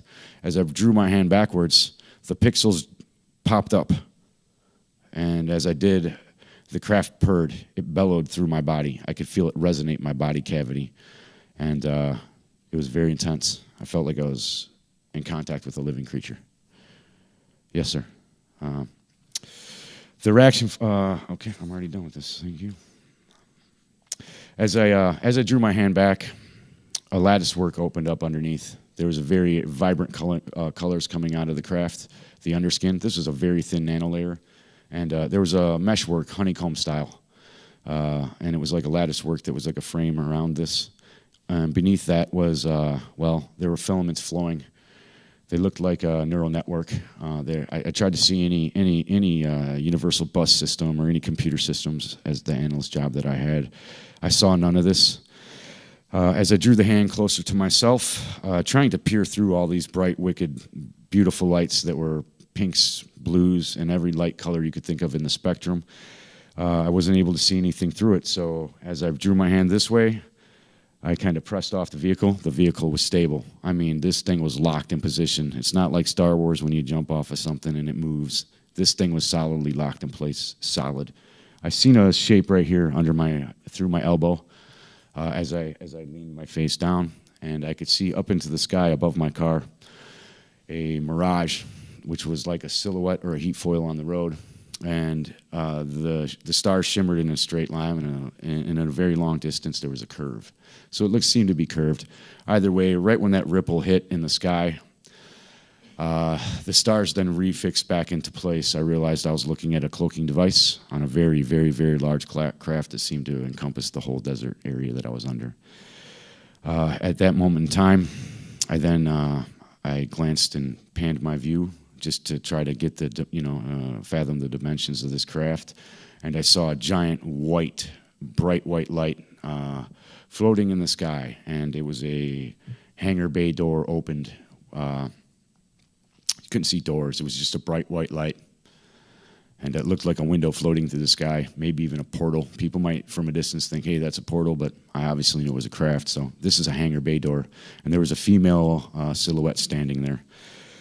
At that moment in time, I heard that same voice, and it said very clearly, you were not supposed to see that. You weren't supposed to see it. All of a sudden, I began feeling a thud, thud, thud sound. This was a resonant frequency being pulsed through my body. As I felt this, it increased in speed, thud, thud, thud, thud, thud. It was very rapid. You can see the same type of thing in the movie Interstellar, very similar when he falls through the black hole. Too similar.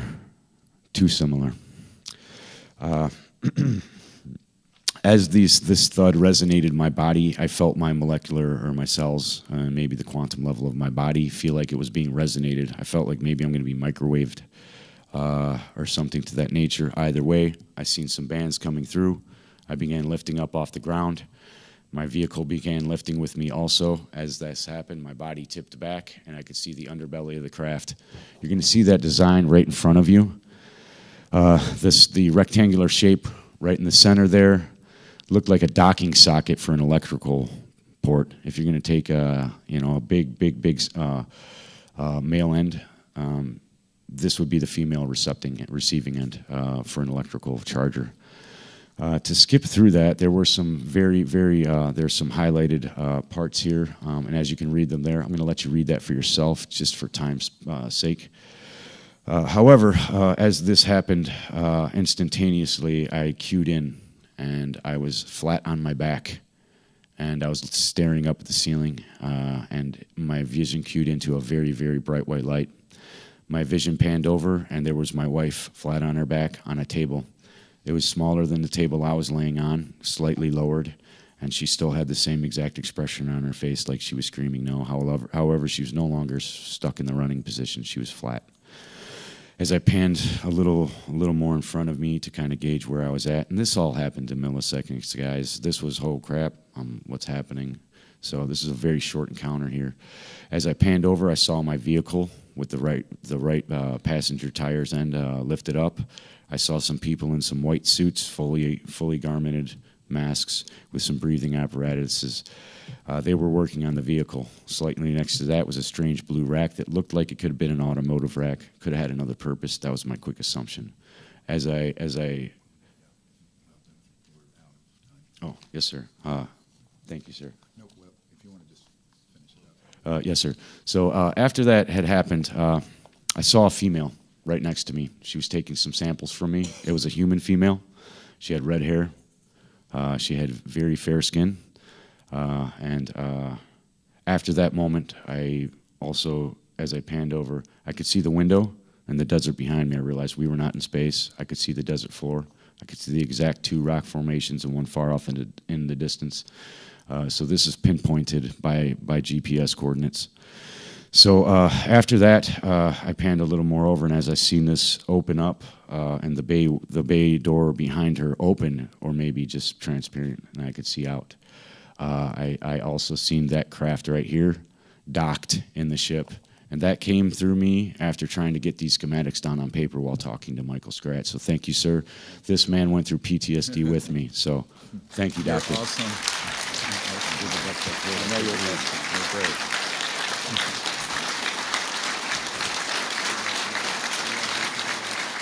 Strat is there. Oh my God. He's right there in the front. I see him now.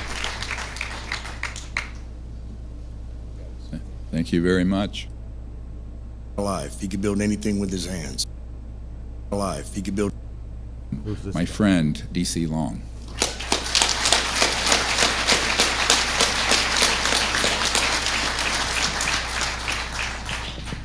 I promise mine's going to be much quicker than some of these other guys, and this is the way I talk. So I apologize for that as well. Everyone that I've met here, I would love to go through every name. I would love to go through every situation. What these gentlemen have, we could spend years talking about it, just getting to all the moments and everything that meant the most to us. And unfortunately, I have a very short amount of time to do that. My military service began in 1997, and it stretched to 2013 until I was medically retired, injuries received in a combat jump. Ironically enough, the quick story that I'm going to tell you guys has virtually nothing to do with my military career until it got to the very end of the story. Long story short, my father grew up as a contractor. That was his entire life. He could build anything with his hands. He could tear it down and build it again for you. I segue that, and the only reason I bring him up is because my father is how I got tied into this story. As a government contractor on Fort Bragg, he met some people. He got friends with some people in the upper echelons in the military, the tip of the spear. The guys who didn't need the Army Corps of Engineers permission to build anything that they wanted. These people that I met when I was 13 years old. We would go on hunts together. We would go on fishing trips together, riding their planes. They would take us all over the continental U.S. just to enjoy their time together. People that I thought were my friends, that I didn't know that they were in the military until years after I had been in myself. We meet up at 18th Airborne Headquarters by my father's request from me. He asked me if I could help him assist. We didn't know where the project was. We were told that we were going to be met by an escort from the JFK Warfare Center. He shows up. I recognize him as one of my father's friends. I overheard that the place we're going to be going is Range 19. I'd never heard of this place before, hadn't since. They put us in a van, no windows, no partition to the front. So we were joking, what did you say? Because we're taking you to Leavenworth. We show up at Range 19. The only thing that was directly in front of me looked like a bunker, 45 degree inches from a concrete bunker, covered in trash. Looked like an actual dump. We open up, there's another escort, and they're waiting on us. They take us to a freight elevator. We take the elevator down. At that time, we were instructed, keep your heads down, keep your eyes on the heels of the men in front of you, or you'll be fired upon. I've heard plenty of instances of military jargon. People like to jibe each other. I didn't take it as a joke, but I knew enough to just do what he told me to. I didn't want to risk it. As soon as the freight elevator opened, the first thing that I could see were a few personnel connexes to the right in a large hangar, maybe twice, 3 times the size of the area that we're in now. There was a monolithic slab directly in front of me that was being held up by nothing. The closer that I got to this slab, I felt an intense vibration inside of my body. I never felt anything like that before in my life, never anything since, but it left no sound. The loudest thing in that room was the silence and the footfalls of the people in front of and behind me. As I got closer, my natural southern curiosity took over. Oh, my shoes are untied. So I go down just to take a peek. And there's absolutely nothing up underneath this monolithic slab that if I had to estimate would be well over 100 tons. Absolutely nothing holding it up. You can see by the picture, there's another boulder directly behind it. It was flat on the ground. There were two other people beside it. I could only see heels and feet. To the right, you could see what looked like a boulder. And all three of these that I could tell had this box on top that was black with spires that came off, and I couldn't tell where it was connected, but it obviously had something to do with the levitation. The one to the right was being spun by the personnel that you could see in the picture. At this point, from my knees, the escort kneed me in the back, said, "Let's go." We follow on, go downstairs to our appointed place to take measurements for an underground fire facility for a live fire range. Excuse me. When it was all said and done, less than 15, 20 minutes later, we make our way back to the surface through the same hangar that we had noticed the monolithic slabs and the boulders. And there was absolutely nothing there.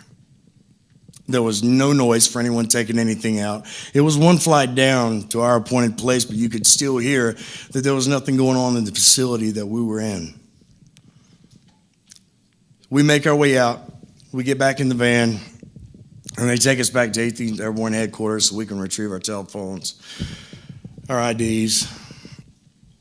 Something was said to my father, and they retrieved all of the notes that were taken. Everything that he had that he recorded from whenever we were downstairs, they took it from him. I didn't think much of it. I go back upstairs, help him wrap up in the G5 war room. And it was at that time there was a gentleman sitting at the desk. Everyone was cleared out.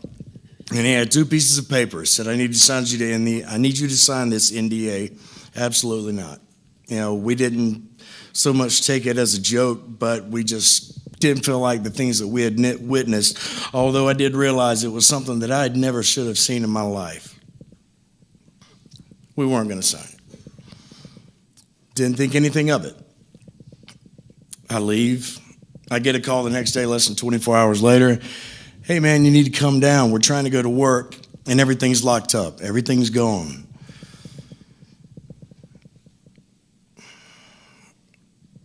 Everything that my father had worked for, from the time that I was a child until I became a man, became a soldier, and the company that had my name on it, everything was seized. Absolutely everything was seized. The pencils that he would use to make bid submittals to the Army Corps of Engineers was even taken because it contributed from the business. Everything was taken. I can't illustrate that point enough. My father went from being a very humble millionaire to absolutely broke, bankrupt, and destitute in 24 hours. Now, I wish I could tell you more about how much I love this man, not just because I have his name, not just because he's my father, but he was my best friend. He led me through every battle when I came home to let me know that it was okay to feel the things that I felt. This man and I, we were always together. The only thing that could separate us was the deployments and the uniform that I wore. When I got done with my fight, I found my father. When I was scared, I found my father, etc. This man that was my best friend looked me in the eye when I found him again and said, hey man, do you think this had something to do with Range 19? Please pardon my language. My father looks at me and says, don't you ever fucking bring that up to me again. That was the last time that I heard my father's voice in this life. That was the last time that we ever had any peaceful interaction, and that was as peaceful as it got. Shortly after, I continue on, and we had a JFEX. Any of my old paratroopers, they know what that is. It's a jump field training exercise, battalion wide. It's a big deal. There's only 12 men in my stick, getting ready to go out of the bird. I'm the first man looking at the horizon, waiting for the jump master to give me the signal. His hand's raised. I notice at the right side, someone coming up to my shoulder, and it's one of the escorts, one of the men that I knew personally from the time I was a child till I was a man and a soldier.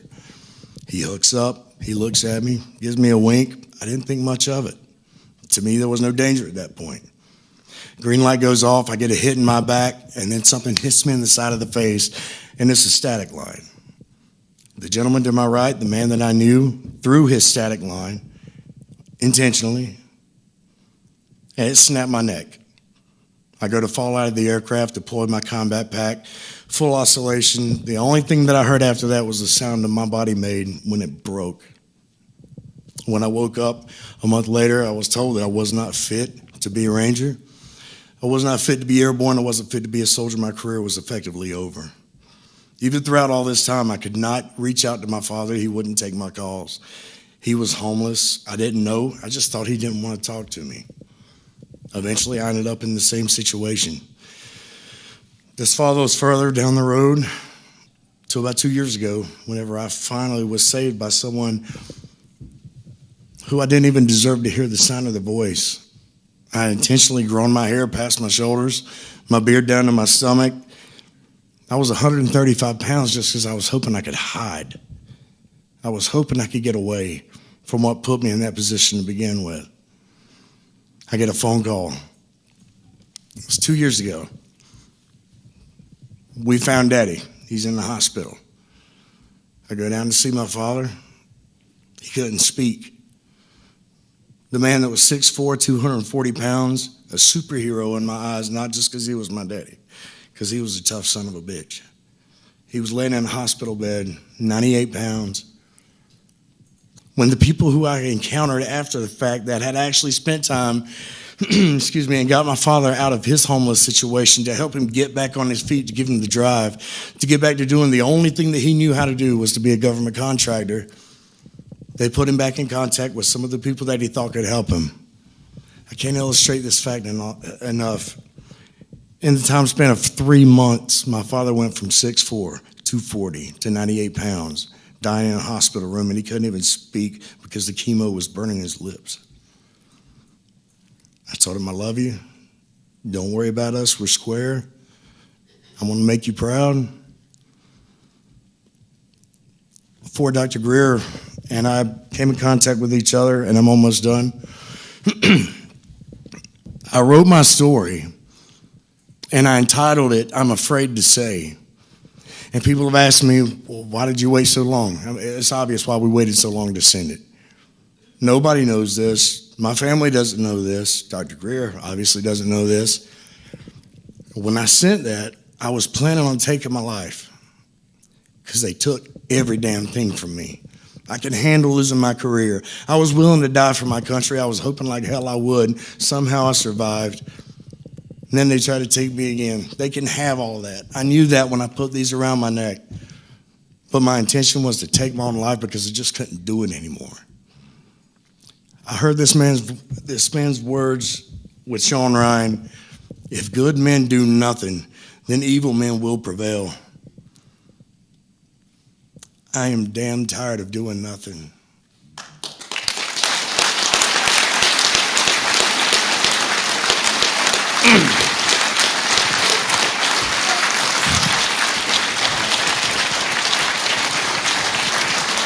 This is the absolute last thing that I'm going to say to you. I was trained to never fight. I was trained to fight, never give up, never stop, as long as you had a breath in your body. I gave my breath away. The people in this room, everyone that I've had the blessed opportunity to spend time with, I've heard you say that we're brave, that we're heroes, and it embarrasses me because I personally felt like I don't deserve to be in the room with all of you heroes, because I would not have the words and the breath to come from my body if it wasn't for the strength that you give me when you shake my hand, when you hug my neck. Thank you so much. Godspeed.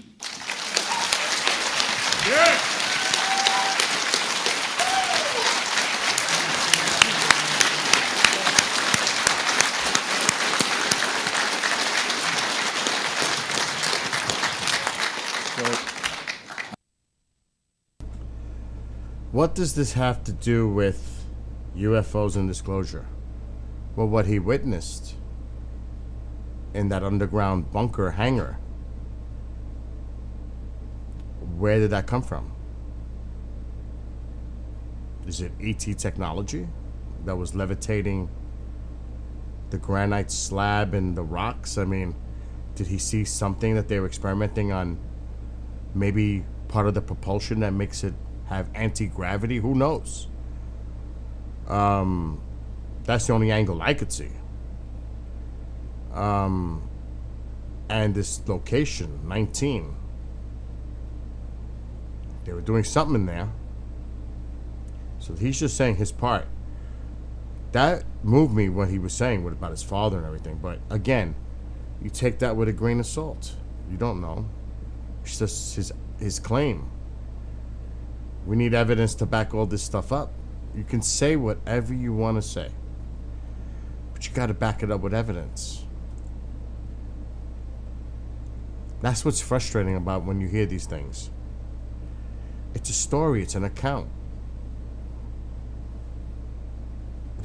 You know, just like so many more out there. There's so many accounts. Where's the evidence? That's what it comes down to, the evidence. Or the lack thereof. I thought somebody in chat was going to say, that's the same technology they used to build the pyramids. I was waiting for that one, but it didn't come out. I was waiting to see if somebody would have said it, but nobody did. I'm just interested in hearing what they have to say. Greer, I could skip over. But I want to hear these other folks that are participating in this.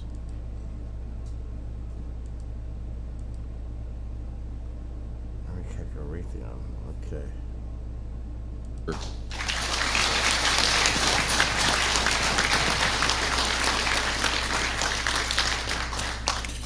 Hello, everybody.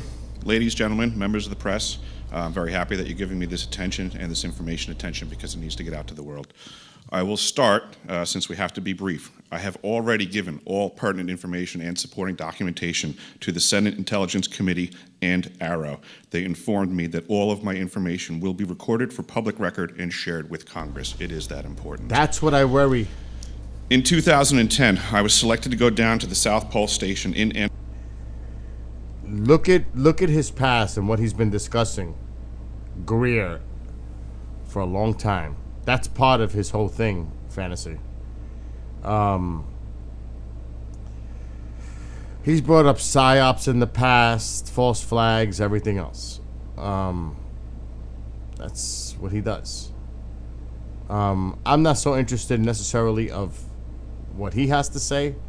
I just want to hear what these individuals have to say. That's why I'm skipping over him. I just want to hear what they have to say. Antarctica for an entire year by Raytheon Polar Services as an employee of a third-party contractor for the National Science Foundation. I function in a dual-role capacity as a tradesman and a firefighter. My responsibilities required me to be more informed than most of my crew and offered me complete access to the facilities.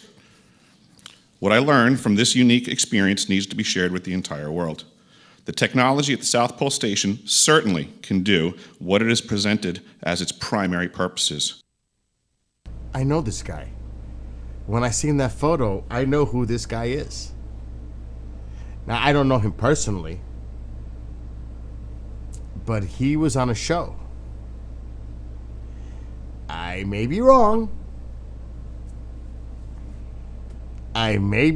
But now this has my interest.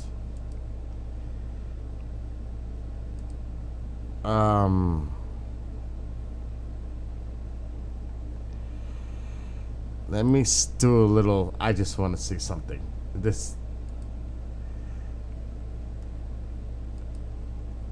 If this is what it is, I'm shutting this down right now.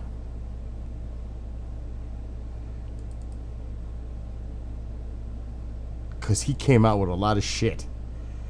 And people were like, I know the show he was on. I just got to find the file. I got to confirm in my head that this is the guy.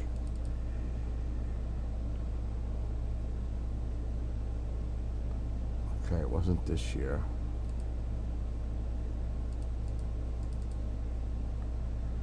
And this is a long time ago. If I have the file.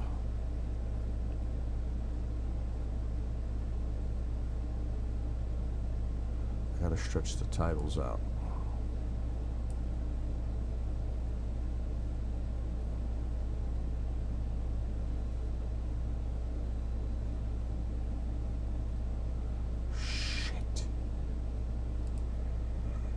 can't go back that far. It can't be.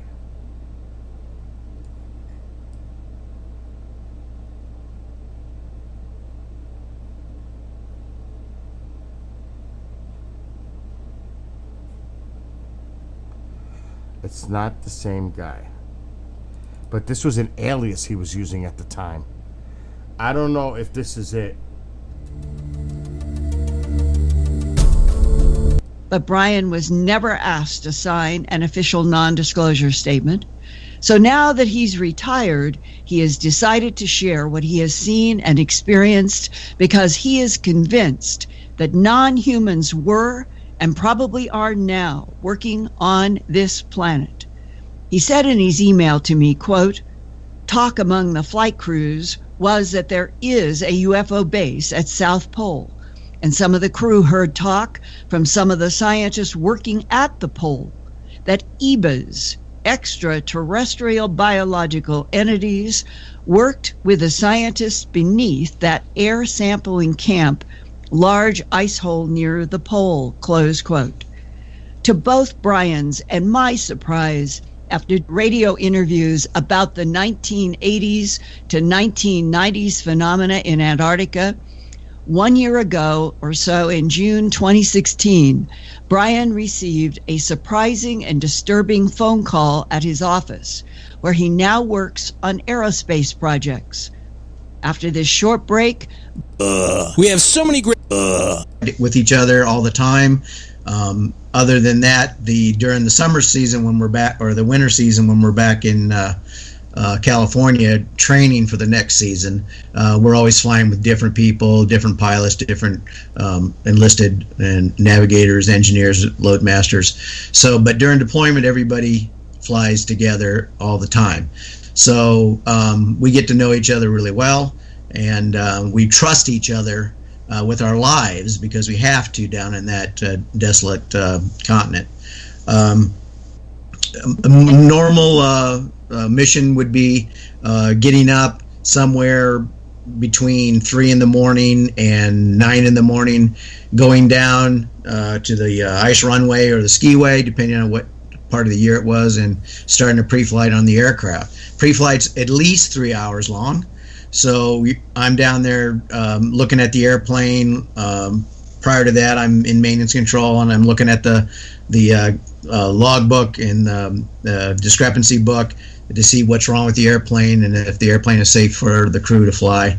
Get the aircraft started, taxi to the fuel pits myself and my loadmaster. We get the airplane loaded with the fuel that the pilots require. The pilot needed to take care of the airplane, make sure it was safe. And they were told that our crew was going to take one of our model aircraft, and we were going, as a crew, that we would take that direct route to Davis instead of deviating 20 miles.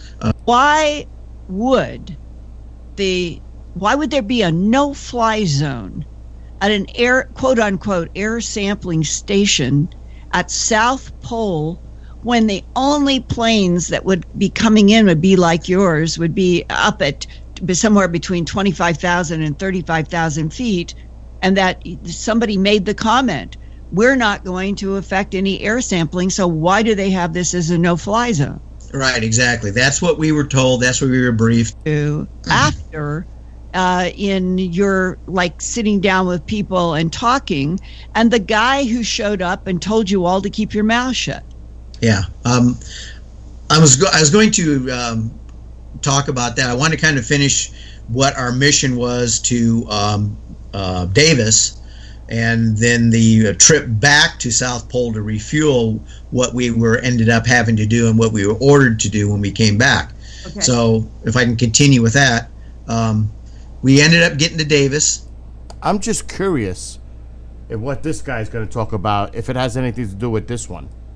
And unfortunately, much more. The IceCube neutrino detector is presented as a passive listening device for the purposes of the science as presented. But I'm going to skip right through the chase, folks. I have provided documentation that proves that the 5,160, what they call DOMs, that are embedded in the ice can actually transmit at 2,047 volts each. That gives us a long list of things to consider. It is effectively a multifaceted directed energy weapons platform that I will list rapidly a few things that it can do. Vehicle detection. We're learning that these off-world craft, on-world craft, ours or other nations, are also emitting neutrinos. So this makes the South Pole Station effectively an air traffic control station for this new level of equipment that nobody's discussing. In addition to the ability to detect neutrinos and the exotic vehicles, I have provided documentation that shows that this is also a system for faster than light communications. In the past, Gary McKinnon has hacked NASA, found the off-world fleet, the list of captains, and it's apparent that if we have faster than light vehicles moving throughout this system, we're going to need faster than light communications. This is that facility. Unfortunately, I have other bad news. The season that I was there, 2010 to 2011, we converted from construction to operations and maintenance in both the elevated station and the detector array. Unfortunately, when they first fired it up, that was when we had the earthquakes in Christchurch, New Zealand. There was 2 incidental shots before they were able to target it correctly. This is an earthquake generating device as well. This is the weapons of war that we have to deal with now and what Raytheon's hiding. There's an ELF system at the South Pole Station that when I arrived, I was told it was off, dismantled, and completely defunct. In my work, I will rapidly just tell you, I had to figure out the circuitry for certain other repairs, and I found that this system is in fact completely energized, up and running, and being utilized with the other systems for nefarious purposes as well. The Atmospheric Research Observatory is in what we call the clean air sector. I don't know. This is like way the fuck out there. I don't know. Shooting out of the top of this facility into the cosmos. This, I believe, is a secondary form of long-range communications and or a defense system. I am not saying that we need to be scared of anything that's out there, but please understand the military-industrial complex is happy to invest all of your money in alleviating their fears. A question of power comes into play for all of these facilities that are present. I assure you, I knew what was going on, I knew the load demands of the facility, and all of these new items exceed the demand for the systems I can't that I listen was to this guy presented. anymore. I'm No doing offense due diligence to and him, research. or I believe there is I just can't do either it. a secondary power supply there that is either nuclear, that was there. Free from all checks. My colleague and attorney, Paige Fox from Illinois, and numerous attorneys who have now joined our legal team nation. Legal team? Entire planet at risk. That's it. He has developed these technologies also beginning. I'm done. That just got way out of control. Way out of control. Oh, man. Okay. Here's what I'll say on this. If this was supposed to be because this is what it was described to be in his eyes. Groundbreaking whistleblower testimony at the National Press Club.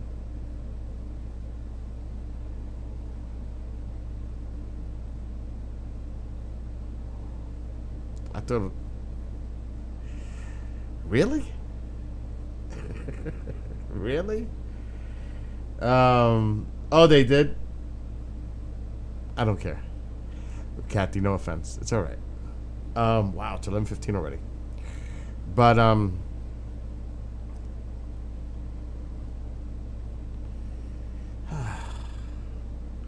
can we just do a Skywatch and capture one on fucking film live and end the debate once and for all? That would be nice. Wouldn't it be? Like, to get one coming down, like, hovering near the house? That would be the fucking evidence, I'll say. And we all seen it live on camera. No, Billy.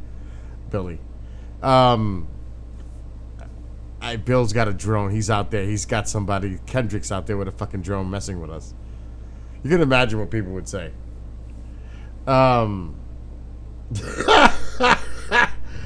Oh my God. But can't take it. I got exhausted for a little bit after watching that.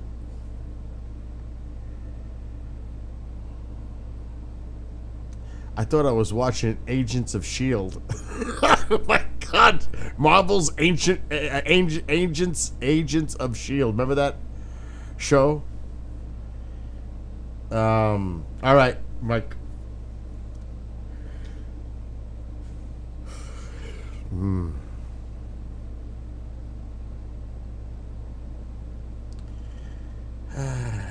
That's all I can do. Big sigh. You can only imagine what else is coming out of the woodwork. It's a mess. It's a mess.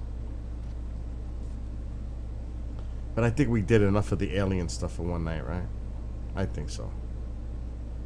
Narikawakavu! How's my baby, Nano? I'd rather hang out with Tycho and chill.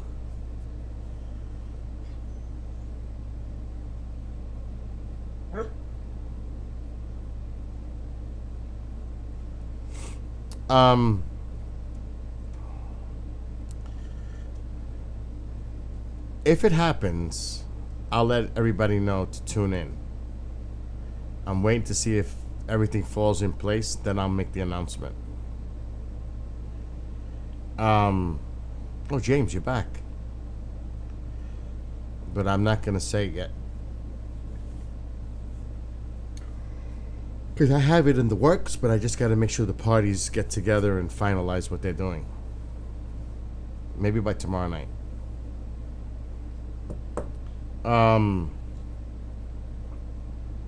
But I'm not going to announce something prematurely unless it's solid.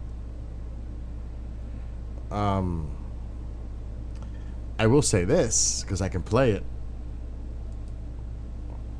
I can. Let me kill this. And this.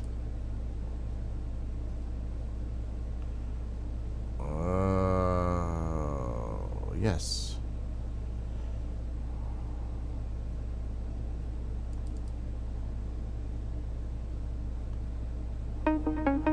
Thank you for making KGRA-DB your #1 choice to make contact and stay connected. We are excited to be attending the 2023 UFO Festival happening in Roswell, New Mexico, starting Friday, June 30th through Sunday, July 2nd. I'll be manning the desk for KGRA-DB's Killer Post Speaker Wrap-Ups. We will interview this year's impressive list of speakers from the KGRA-DB booth at the festival's convention center immediately following their presentations. Get the scoop directly from Chuck Zukowski, David Childress, and John B. Alexander, just to name a few. This group does not get together very often, so do not miss it. Make sure to also join us as we venture out to investigate Main Street for the annual Alien Fest. Go to kgradb.com for more information.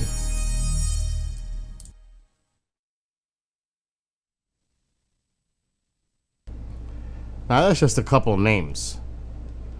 And Zabel's going to be there, Pope is going to be there, there's going to be a whole bunch of people there. But I will be conducting the interviews. I will be. And I am so looking forward to it. I am psyched. So, I'll be sitting and interviewing. Why? Because there's a reason, and I can't explain it. I'm not going to go into details like that. But, it's going to be a lot of fun for me. I've got to get on my interview hat on. I said hat on.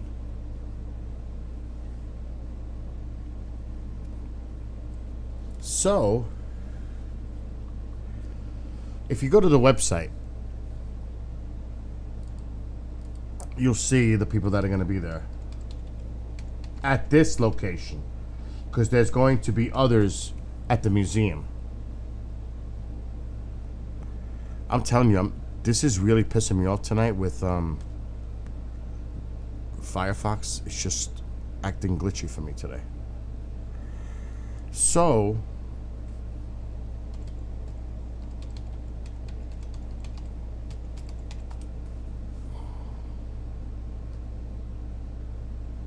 why is nothing? There it goes. So this is it.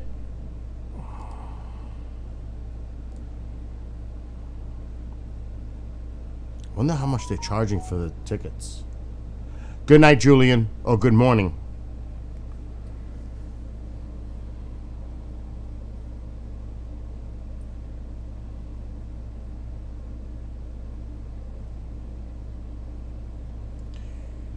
I got the email.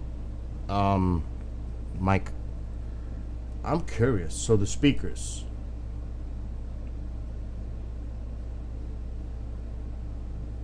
Yeah, Ben's going to do a Skywatch. Bryce is going to be there. I know Cheryl's going to be there because I spoke to Cheryl already. Chuck Zukowski, Corey Banks. Oh, shit. Dan is going to be there.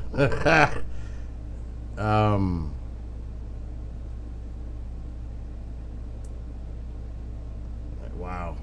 He hasn't done nothing in a long time. John B. Alexander. Of course, Mark. Nick Pope. So I am definitely going to be picking off that list. I'm curious to see how much they want for tickets, because that's not something I was told. Okay, that's what I thought. Wow. Speakers. Okay, so I'm not even aware of some of this. I gotta look at this. So it's $100 for Sunday speakers, $100 for Saturdays.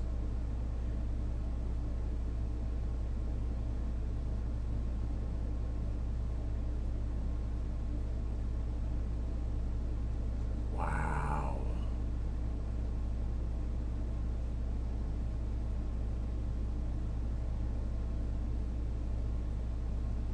Wow, Friday night only speakers. So it's $100 each night.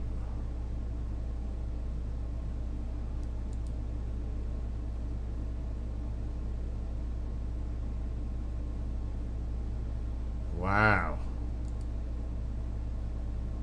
So it's going to be busy. It's definitely going to be busy for me and the rest of KGRA.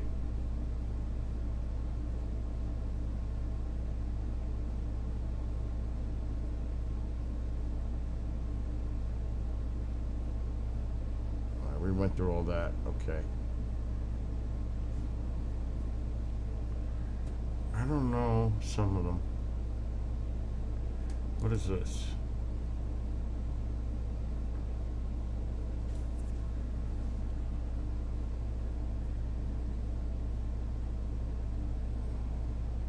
Friday. Early in the morning.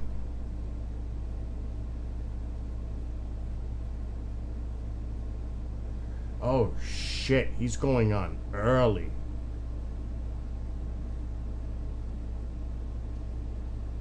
So they got multiple speakers going on at once. I know the rooms because I was there.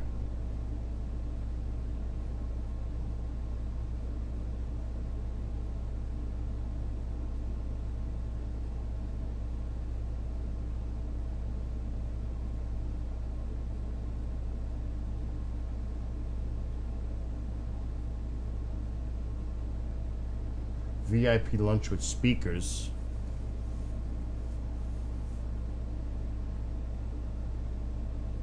Nick Pope, 145 to 245.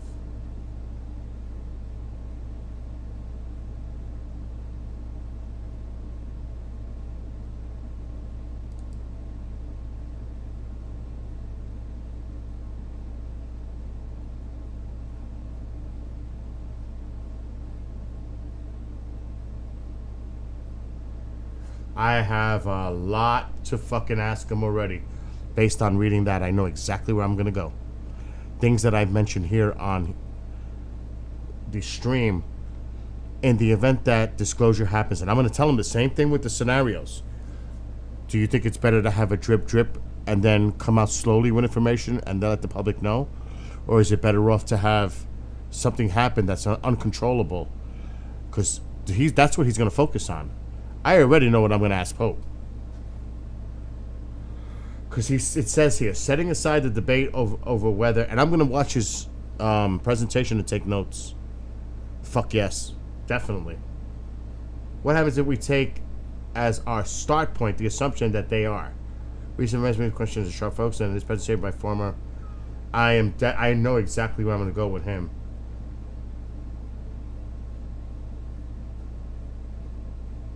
Mark is on at 3. I know who she is.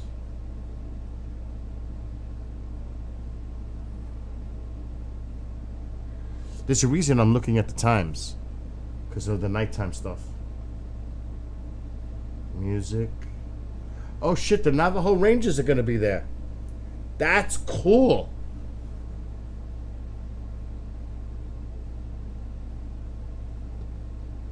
Eight, 9. Night Watch, Skywatch. See, now that's good. That's good.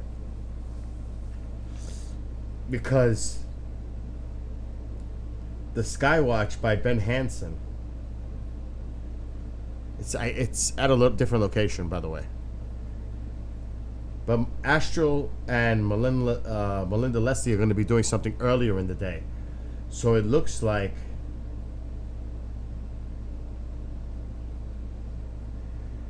from 6:30 on is let's go. Hit Main Street, the Alien Fest. There's going to be bands. There's going to be a drone show at 9:30. It's not listed here. Let me check something.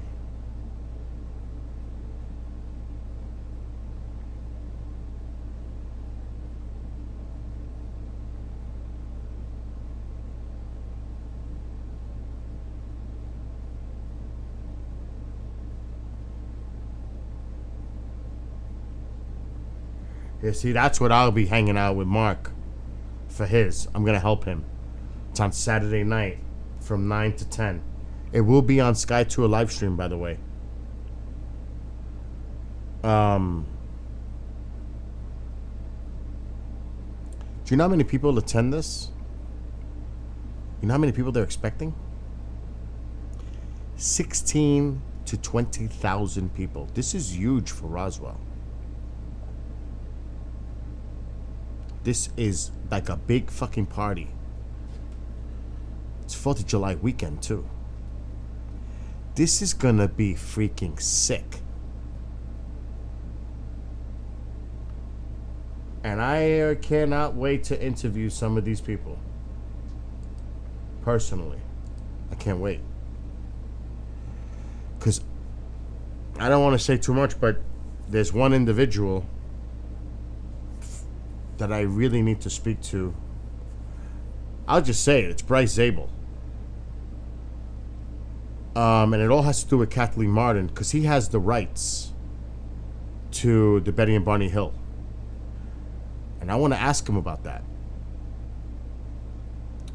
Because I was talking to Kathy. You're not going to believe, and I don't know if this is public, so I'm not going to say it. There's something else going on.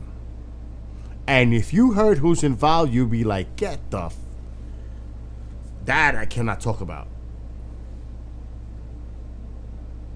It might be public domain, but I was like, no way. You guys would flip out if you heard what's in the works and who's behind it, who's financing it. I was like, no way. Let me see if it's public domain. I was like, this cannot be true. And you will all get a good laugh out of this if it's public. This is why I gotta be careful. I have to check.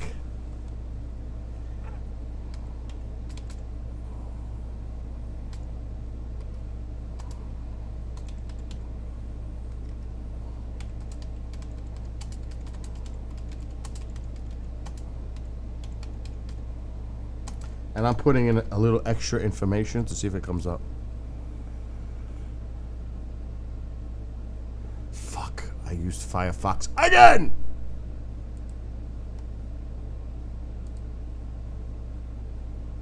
Oh shit, we don't want it on that screen. I'm not sharing the screen, okay. Thank God, because you guys can't see what I'm typing in.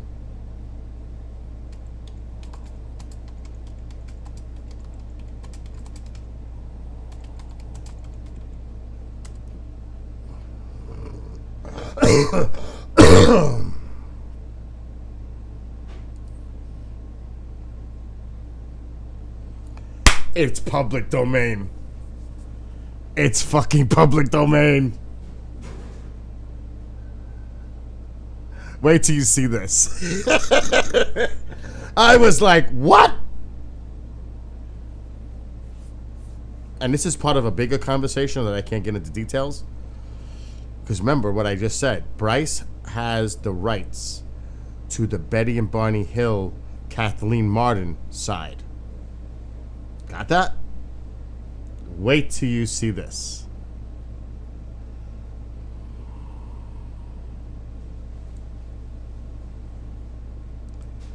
Obama, Netflix making a movie about alien abduction of my grandpa, Barney Hill. I was told this, and I was like, wait a minute, what? Who is doing what?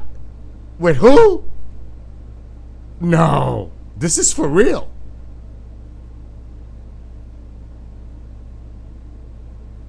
I couldn't believe it. And this is 2022, December of 2022. And that's her.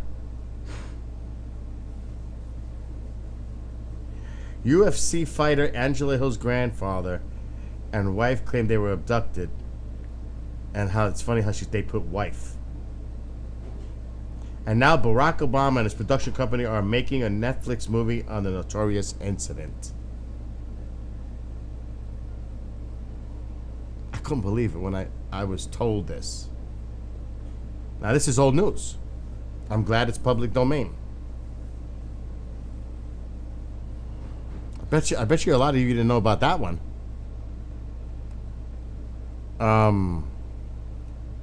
And I know a little bit more. I'm just glad that it's public domain.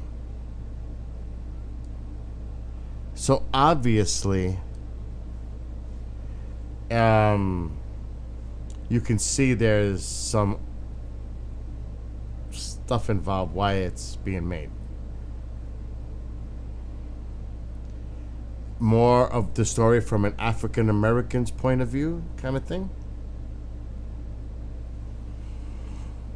Barney Hill, the granddaughter's involved, Obama's involved, so they want to tell the story from that perspective.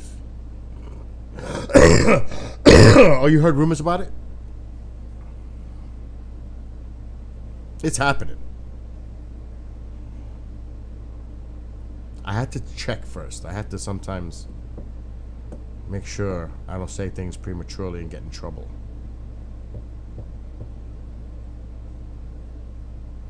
But it is on public domain, TMZ. So TMZ, you know what I mean? It didn't come from me. But when I thought of Bryce, that made me think of that. Because Bryce owns the Kathleen Martin, Betty and Barney Hill stuff. This is the granddaughter of Barney Hill. But notice how they put Barney Hill and his wife. What, his wife is insignificant in the whole thing? It's, you know what I mean? They tried to minimize her part in it, if you notice that. Barney Hill and his wife. Didn't even say her name. And his wife, Betty. Just wife.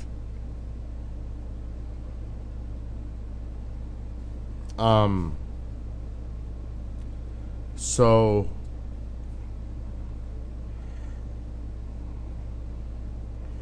I can't imagine.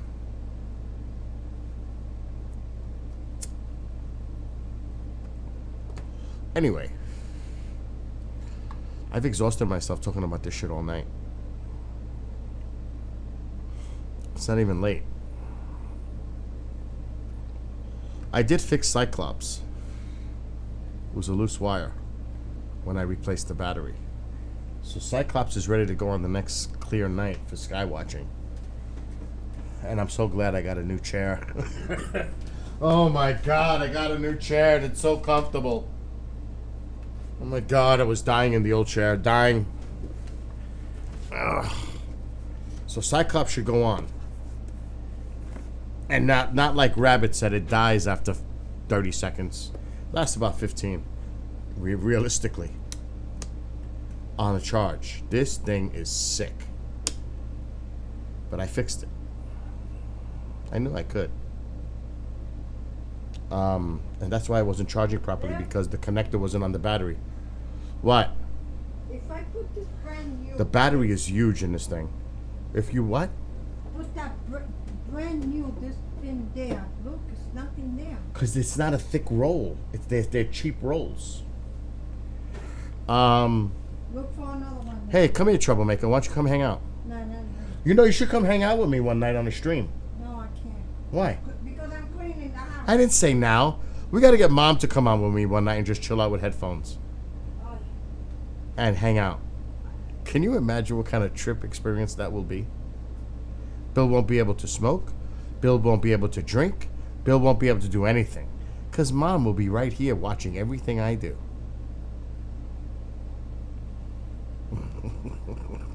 She'd probably steal the whole thing. I might have to put her in the chair and I sit down there. And let Mom just do her thing. But it'd be interesting if I took calls. Oh my God, can you imagine?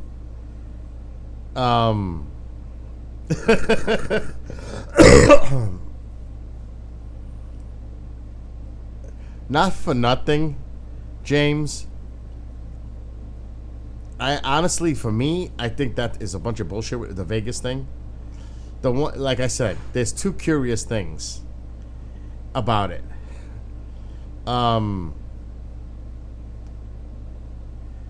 They got silent really quick.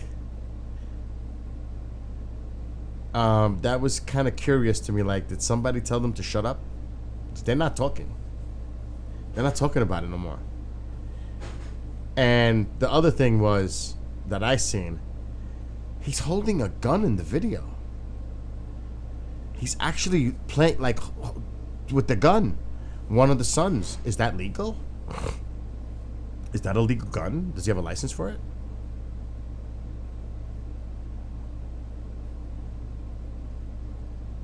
And I don't know. That's the one thing about them not talking about it no more. Were they told to shut up? Or it just basically was a big fucking hoax prank. I don't buy it. I'm not buying it. Because it is a meteor. It looks like a meteor to me. From a different angle, it looks like a fucking meteor coming down. Simple. I've seen millions of them on my streams. Not millions, but it is a meteor.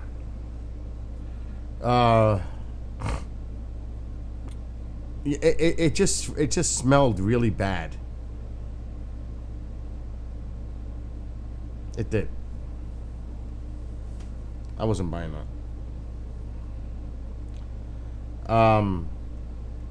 And from the angles, you know, like when you see the other angles, like there was homes that had video from their cameras at home, and you know, like a bowl light explodes, it boom, if it's burning up, sometimes they explode when they break up. It's exactly what it sounded like, but a small one.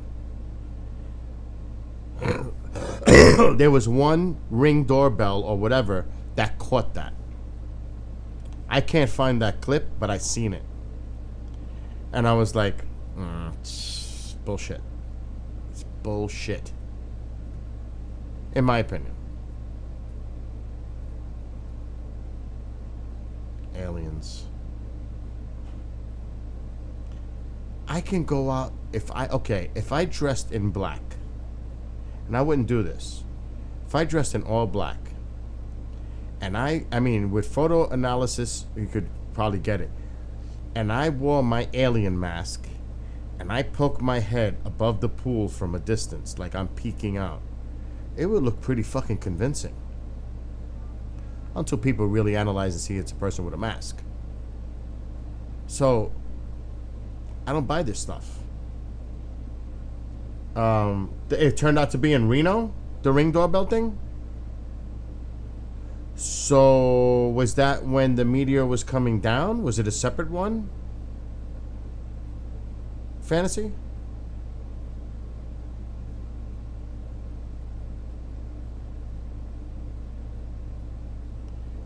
Supposedly they caught that same thing that was coming down, that meteor, at that time.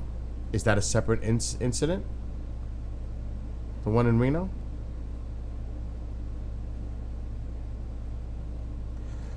Was the one in Reno the same meteor? Or was it a different one? Because it caught it pretty well. The brightness of it. Okay, so they caught the meteor. So that confirms that it was a meteor. It's the same one, right?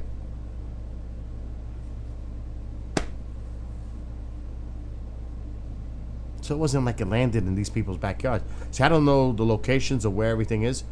Was the backyard near Reno? On the trajectory? They caught the meteor the same hour. Yeah, but you heard like a boom in the video clip.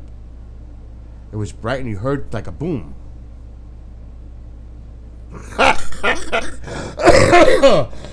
Oh my God. If that's the case, they definitely shouldn't have had a gun in his hand. If they were high, he should definitely not have had a fucking gun in his hands. Oh my gosh. But you know what I mean? I thought it was an alien and I shot it. Oh my God. That's scary in itself.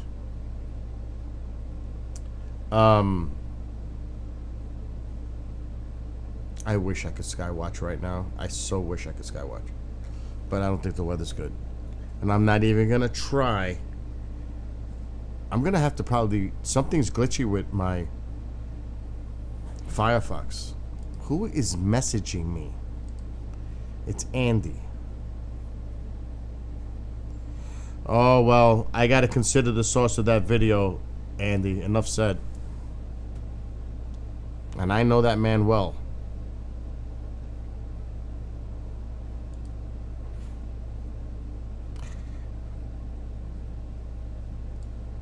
I have to start bringing people on here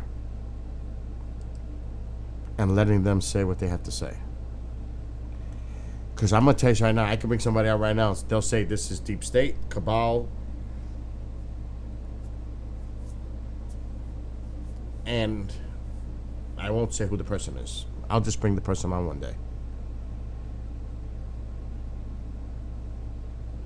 Because I have to warn them that I'm live. I just can't bring them on and say, you're live. They won't like that. Not these more prominent people. You got to give them advanced, like, okay, Bill, I'll agree to come on with you on such and such date. Like that. I'm actually going to invite the person right now, formally.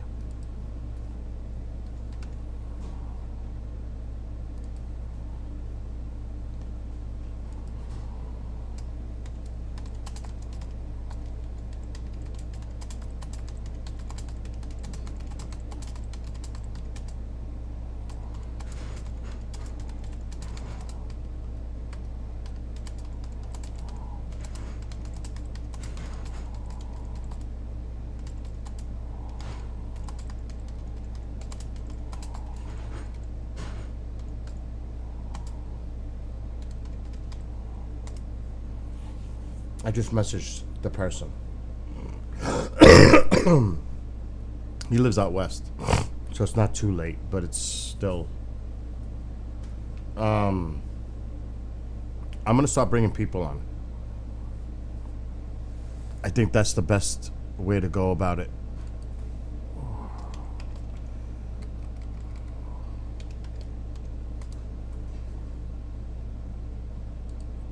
I'll even get Travis to come hang out with me one day.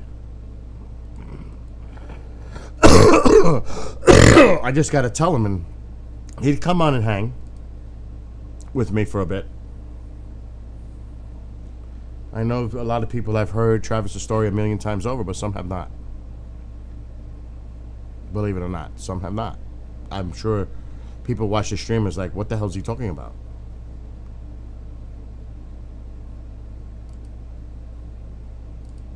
I'm seeing what the weather is right now. We're supposed to get rain, but that might have moved through already. I'm in a clear patch right now. Holy shit. Could it be? It's gonna clear up, like, really soon? There's still some storms in Jersey.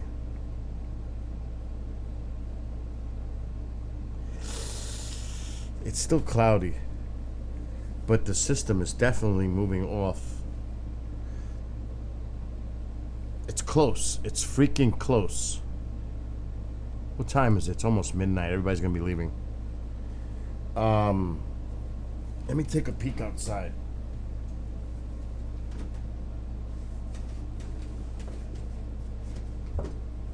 Oh, and it feels good. It's happening. Little by little. I have a lot to go, but it's happening. I'm losing the weight, and it's fucking great again. I mean, I have a lot to go, but I've lost a lot already. And I don't know if you could see it, but this fucking thing was out to here. It's already, and the shirt is, I'm not sucking it in. That would be sucking it in. If I tighten the shirt, that doesn't look bubbled, you can see how much weight I've lost already. It's a lot in a month and a half. I'm doing good on my diet. Can I give popcorn to Tycho? Yeah, but not like in clumps. Oh, it's cloudy. It rained. It's raining.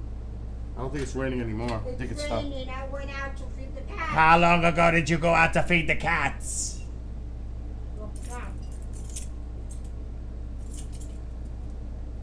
Just now? Yeah. They were getting wet.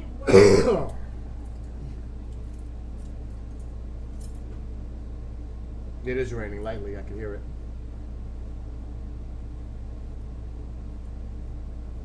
It's gonna stop really soon, but it still might be too late.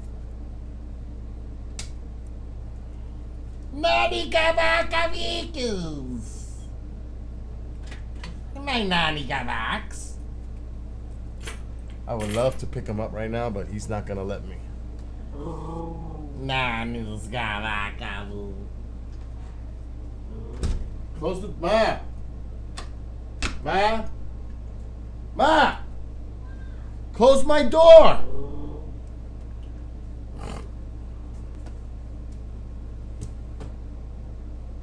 don't want it to fall. Nani Gavakas. I'll close it.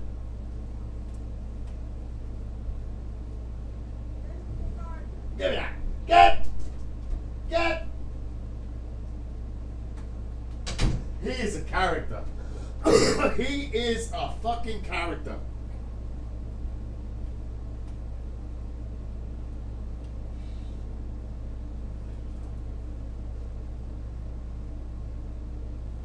Ma!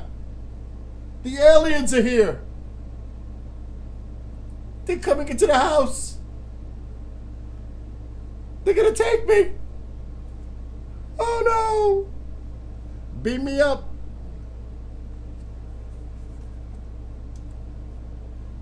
Oh my god.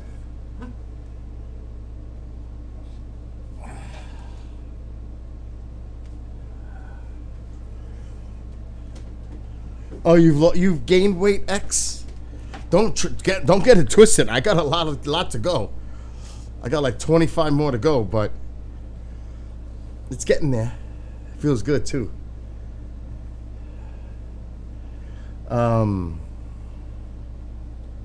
It's gonna take some time. It always does.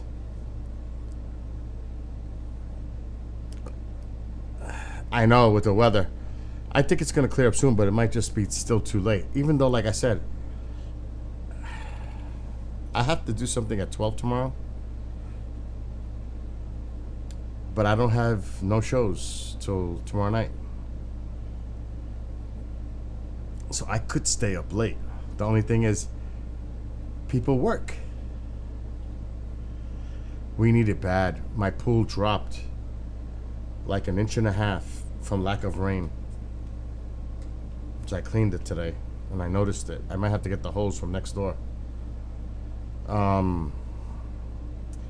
I have to start getting ready for this investigation Friday. I gotta get my equipment sorted. That's gonna be a pain in the ass because I don't know where my Mevos are. I don't know where I know where my power banks. They're all right there, but I need the adapters for them. For the Mevos. Not necessarily. If they're all charged, that's all I need because they don't take a lot of juice. So, but I still have to charge up the Mevos.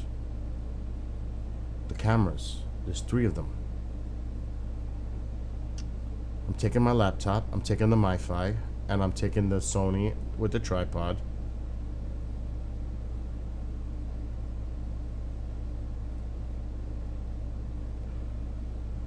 Which is a definite problem. I can only take 2 Mevos. So I need a power bank for that. There's no time to buy another power bank. It'll never get here in time. Let me check.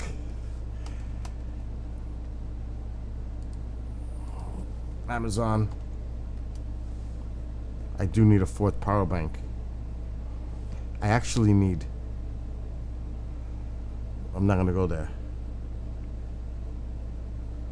Seriously, there's something wrong with my Firefox. It doesn't want to open any windows.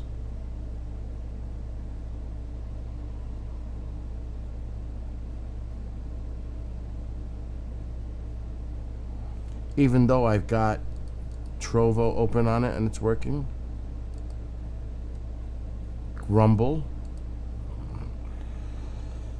And YouTube.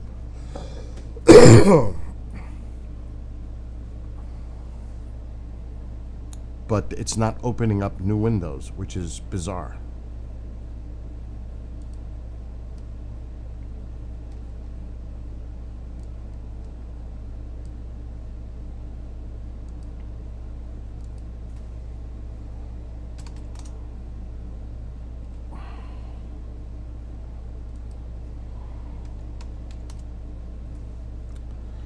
Really?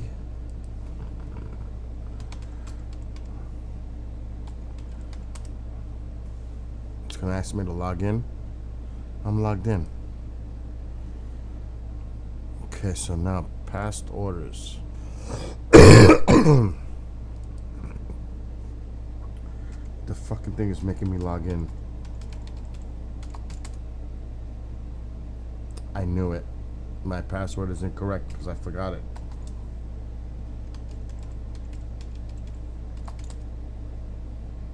In. Okay.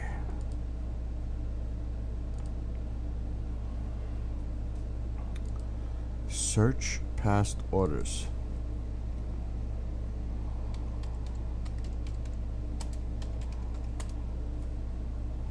There it is.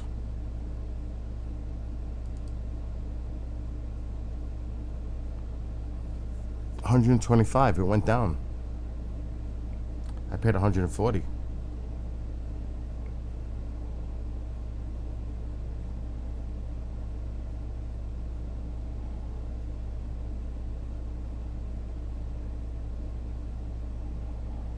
These power banks are great though.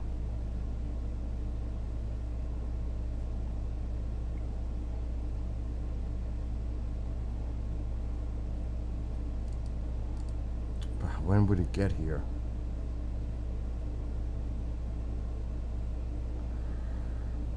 Wednesday.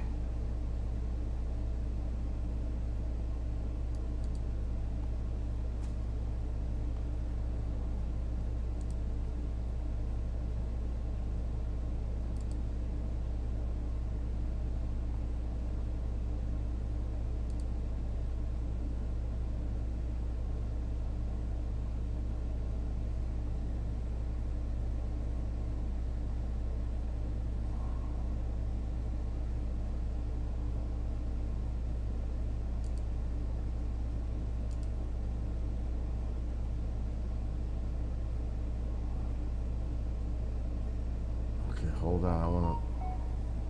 I wanna make sure.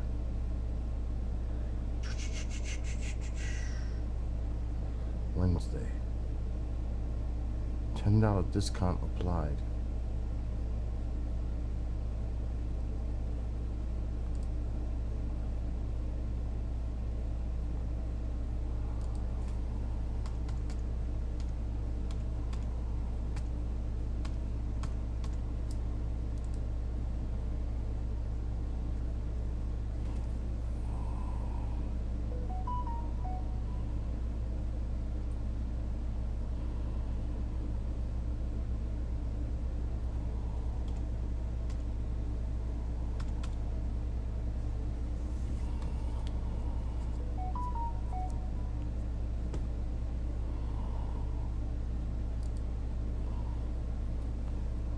Why am I getting a million messages now?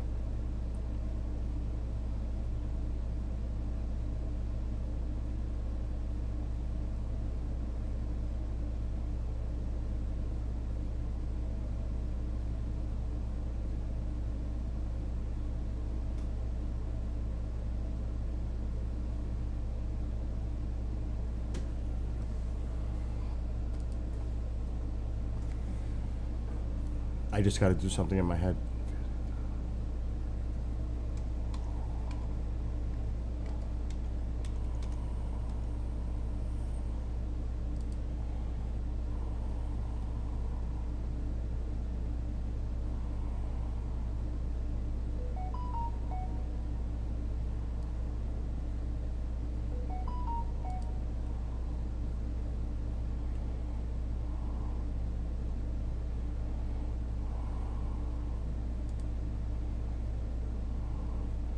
Okay, I want to use the points.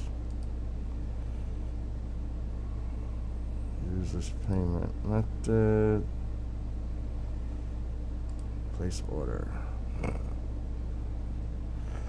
All right, I got it. I just bought another one of these power banks.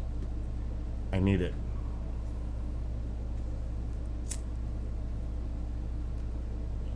Because I just figured that out. I have 3 Mevo cameras. They got to be hooked up to the power banks. Plus my Sony has to be connected to a power bank. So that's 4. I have 3. For this investigation on Friday night. What the fuck was that?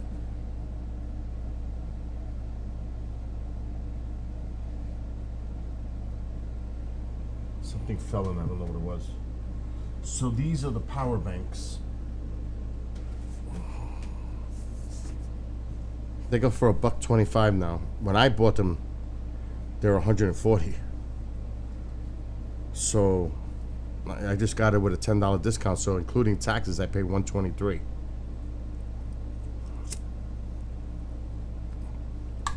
But these are badass. And right now it's 100% on this one. You can't really see it because it's so bright. But it's 100%. And it's 5 volts up to 20 volt. 5, 8.4, 9, 12, 16, 20.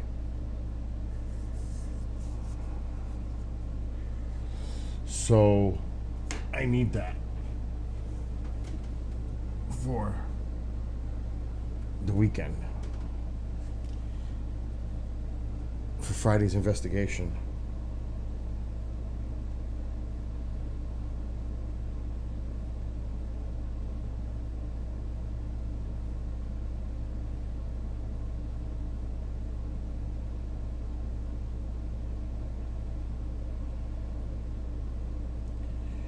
I want to just see what the hell fell down here. I don't know what that noise was.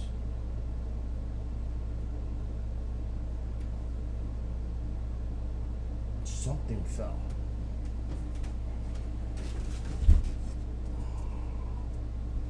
Oh, I know what it was now. Good.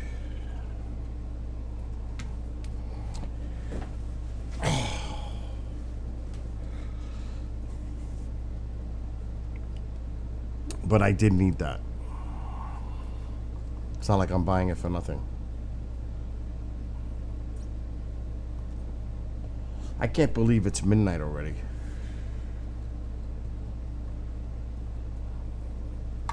How long have I been streaming?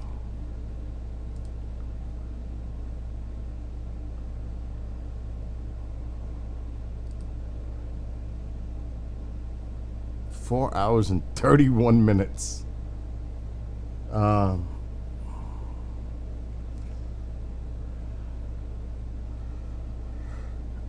Mr. Cheap, for thumbnails and all that, if I really wanted to, I can get the station to make me one. But that's pretty cool that you would do it for free. Go make dinner, Fantasy. It's right. It's already midnight. I don't understand that. Missing time. It flew 4.5 hours. I'm not ready to go yet because I don't have to get up early for work tomorrow for a change. So it's not like I'm going anywhere. I think I might have to check out another stream and see what's going on. I just can't use. This has me pissed. What's going on with Firefox?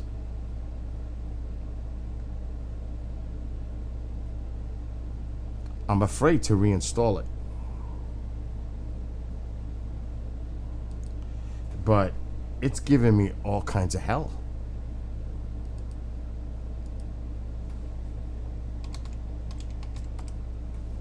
It is not opening up other windows, and I've got 4 open.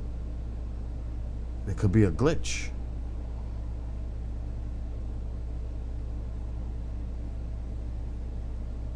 Later, Fantasy. I'm gonna have to do it. I don't even know if I could do it. All right, we're gonna close all these windows. I'm gonna open up a different browser. I'm gonna re-download Firefox. Let's see if that fixes the issue.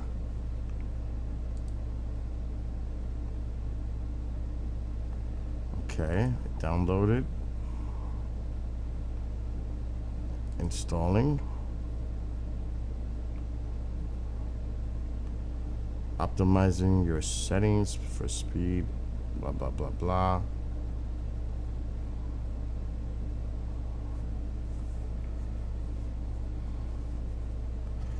Holy shit, it just reinstalled. Let's see if it works.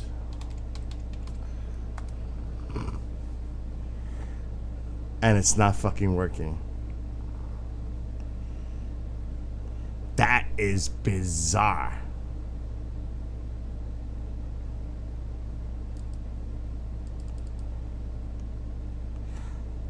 Now I can't start this computer over because the streams would die. I have Chrome, I have Brave, I have Opera, I have Firefox, I have multiple browsers. But there's accounts tied in to the Firefox. Which is not fucking good. So what I got, I can't delete it.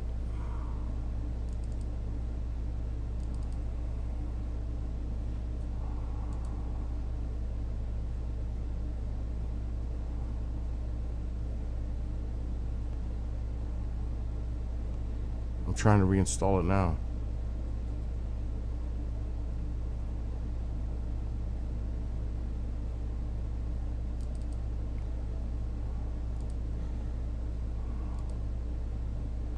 It's not working.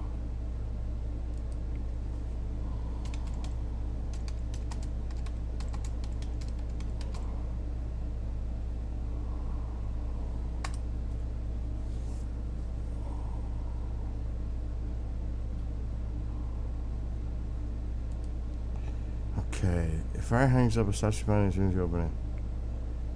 No.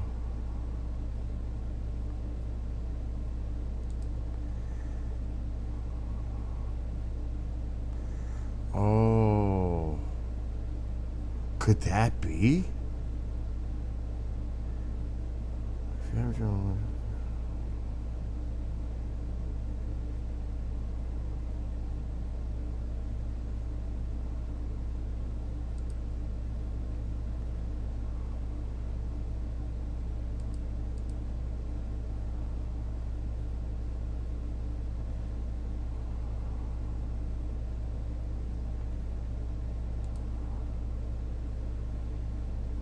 Okay, hold on.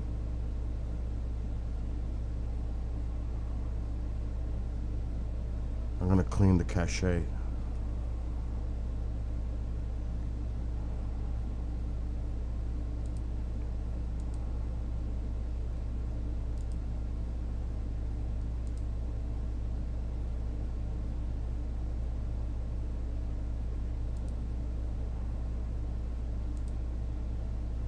Okay, now let's see what happens. Still not working. That didn't help.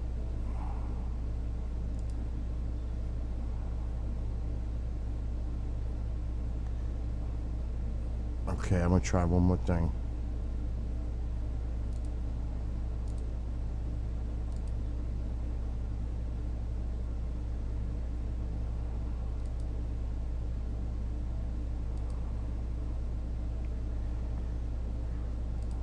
Everything.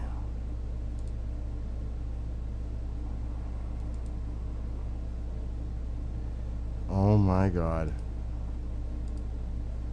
Thank God my bookmarks are there. It's still not working. I cleaned everything.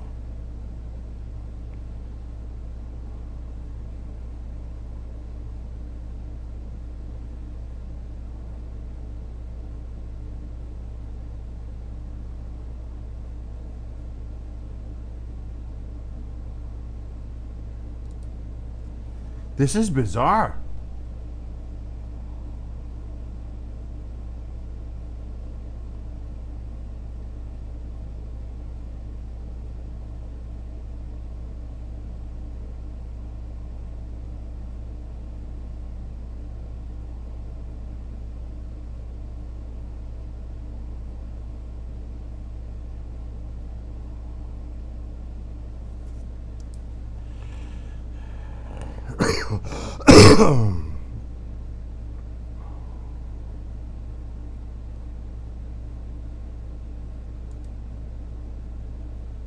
Okay. Click the menu and click settings. Let's see what the hell's going on here.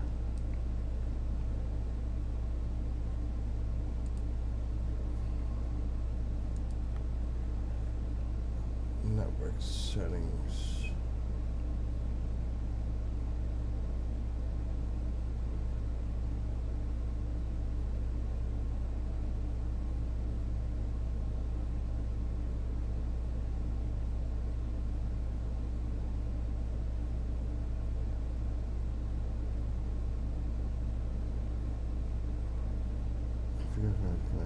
Settings.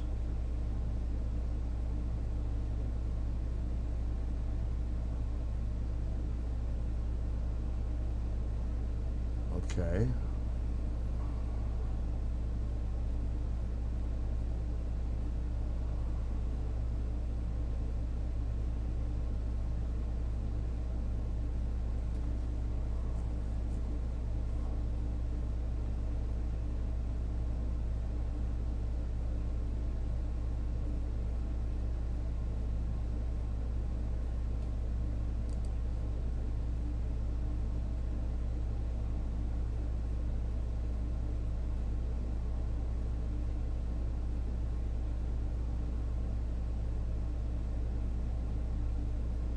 Okay.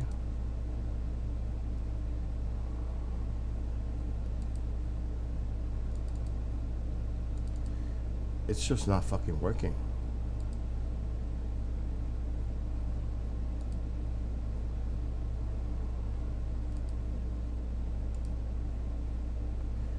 I wonder if I disabled something.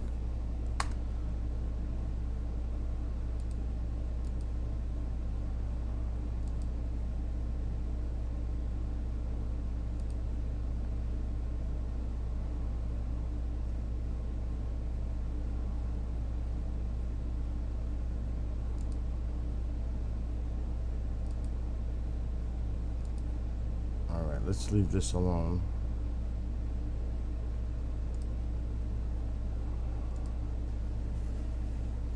This is bothering me tremendously.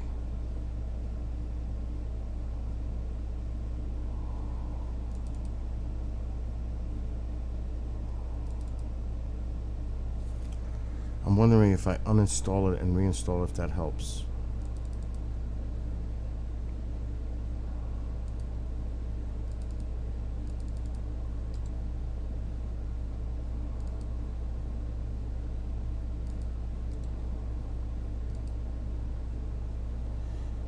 I don't want to reboot my computer. That's the thing.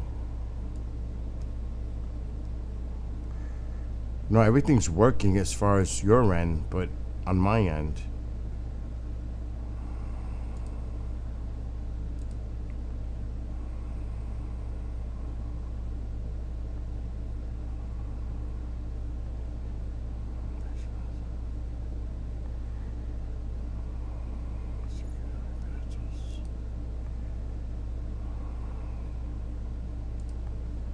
Okay.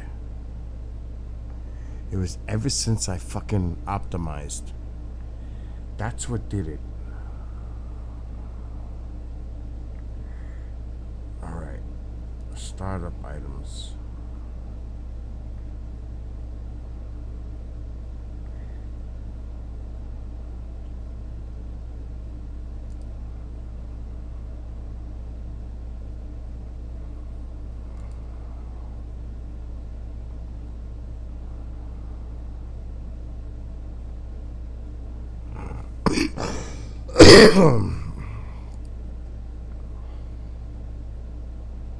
I'm not even seeing the Firefox icon in here.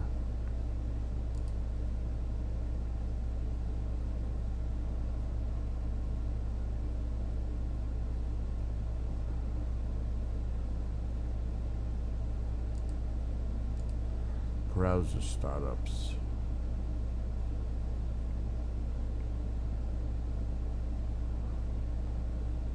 Firefox.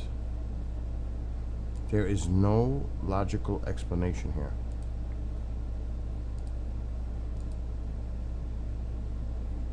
Okay, work mode. Speed up.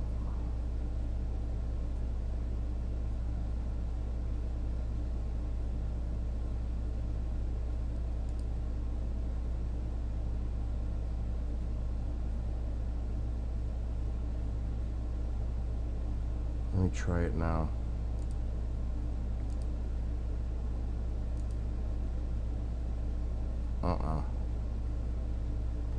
Doesn't want to work. What's up, Amol? I'm gonna have to get desperate here.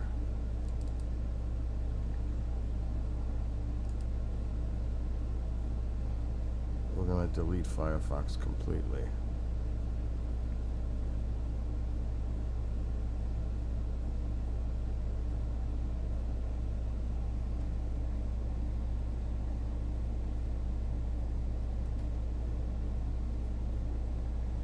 Firefox, uninstall.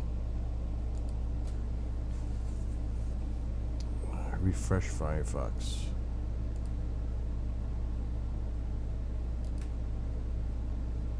Well, that didn't help. Refreshing it did not help.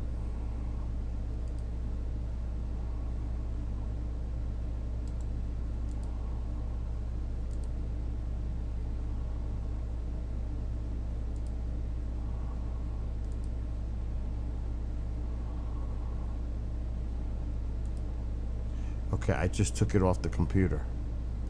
Now let's see what happens if I reinstall it.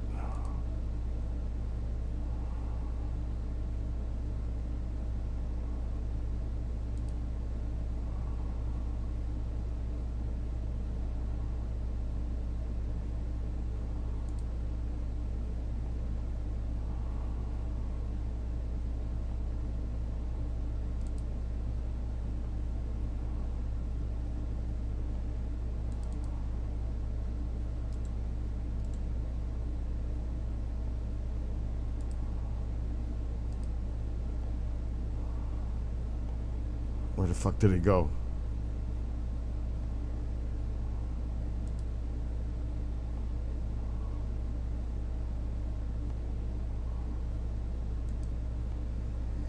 It's not even showing up.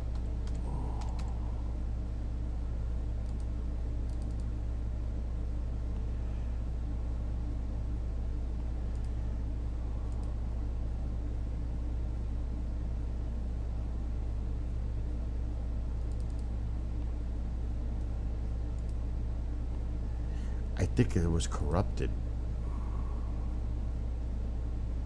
Installation. There's not even an exe file in here.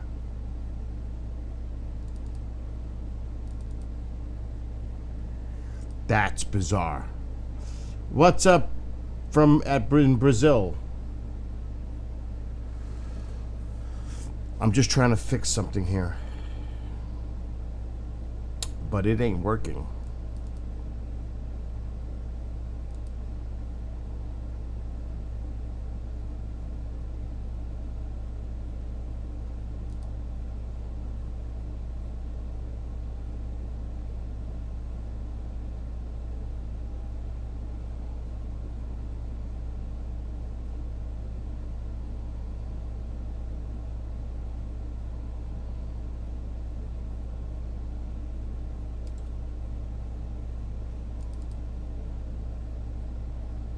I hope my bookmarks are still here. Thank God. I'll just wait till tomorrow when there's a reboot. I'll reboot my computer tomorrow. But Firefox is not working for me. But I'm not gonna worry about it right now.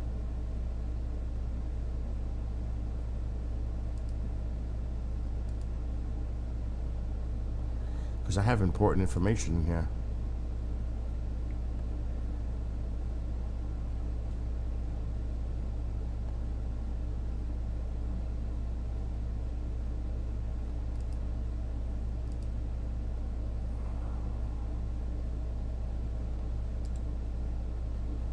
Copy.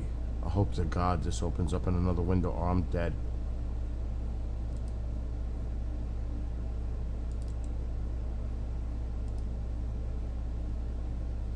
Oh, thank God.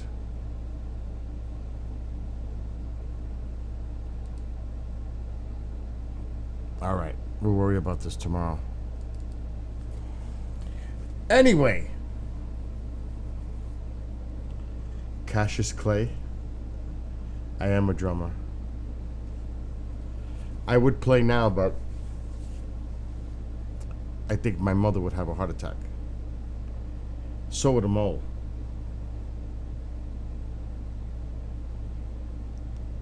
I'm just upset that this isn't working. But I'm wondering if I rebooted, but I would have to start the stream all over again. I don't have the station, the radio station right now, so it might be a good idea to reboot to see if this thing is going to work and start the stream up in 5 minutes. So I'm going to do that. I'm going to reboot my computer to see if this fixes the problem. So I'm going to end the stream and I'll be back in 5